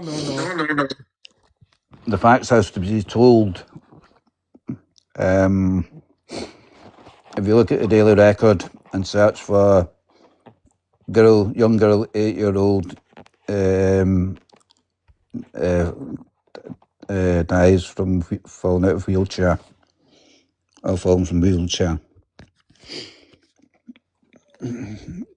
So dailyrecord.co.uk. It's a harrowing story to tell people, but it was a time to go, unfortunately, and there's many people that must be held accountable for neglect and corporate homicide, as far as I'm concerned, and alienation as well. There's so much involved. No, brother, you're 100% right. I'm hoping people pay attention to that. Once again, my condolences, and stay strong. You're not on your own. Everybody's with you, and we'll definitely be praying for you as well. Okay, my brother. Thank you, mate. Thank you. You know, I have noticed that we wonder why all this, why all that. That's because they're creating businesses for themselves. When they start at a young age, they will have to have a doctor involved. When a doctor gets involved, the criminal justice gets involved. With criminal justice, you got the psychiatrists, the psychologists, the counselors that get the business, the doctors, the pharmaceuticals, then prisons, and then you get the mental health. You got all these people. Those are business creators. That's what social services is. Business creators. They're creating businesses for people to continue having a thicker pocketbook on account of our children's pain and our pain as parents who get these children taken. And that's what it is. And I see no other way. And that thing is, my encouraging to those that are going through this, don't give up.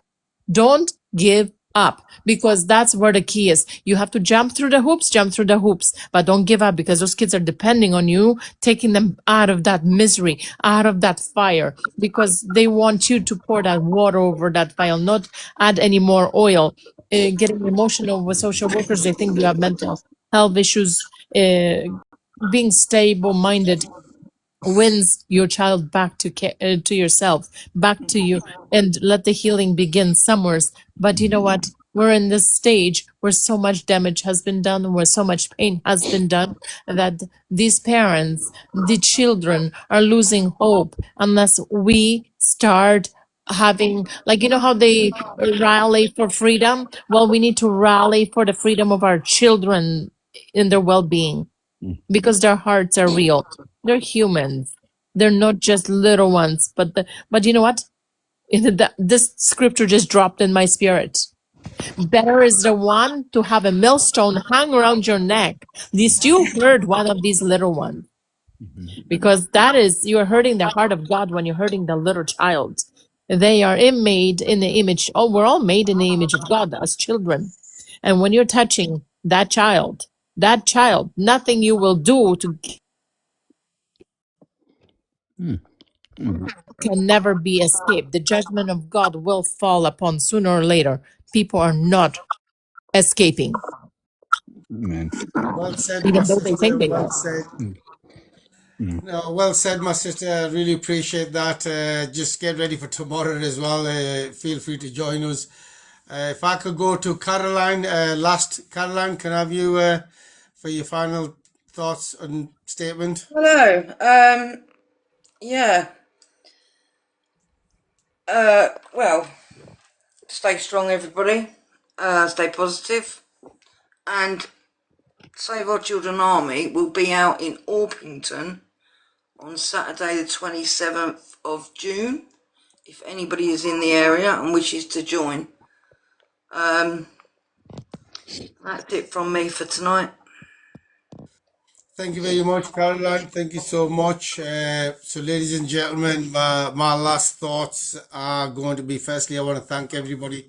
I want to thank everybody who's been in the comments the evening. I really appreciate that. I want to say a big thank you very much for everybody who's been in the boxes, because it takes a lot of courage to come in the boxes. Um, I'm really grateful that we haven't had any wrongings on you tonight, which is good. But for me, it's something very simple. Our nations are burning. Our sons and daughters are being abused and stolen. Our mothers, sisters, wives, grandmothers are suffering in every corner of the country, whether it's in Wales, Ireland, Scotland, Canada, America, Sweden, Denmark, France, Germany, and so on and so on and so on and so on. What kind of a nation have we become? What kind of people have we become? I'm urging everybody to wake up, get off your ears, put it in gear. And if anybody wants information and evidence, all you got to do is just request it, we'll give it. But the last statement, which is part of my last statement, again, I want to thank all the mods and the people in the team that have made this possible, that we could do this a lot more, a lot regular, because originally I think we were only doing 2 or 3 days. But fortunately, it's a lot worse than what we're actually saying on here, and we could only drip feed this. So from me, final, please stay safe, stay strong, get ready for tomorrow. Hopefully, make a list of questions that you might want to have answered, because that's what it's all about, questions and answers. Again, stay safe, regardless of who you are, what color, creed, religion, background. We are all one community, one family in this human race. The war is against good, against evil, and they are on the run. So let's leave it at that, ladies and gentlemen. Thank you very much. And I'll see you all tomorrow night at 8 o'clock sharp, UK time. Good night and God bless. God bless. Good night. Shalom.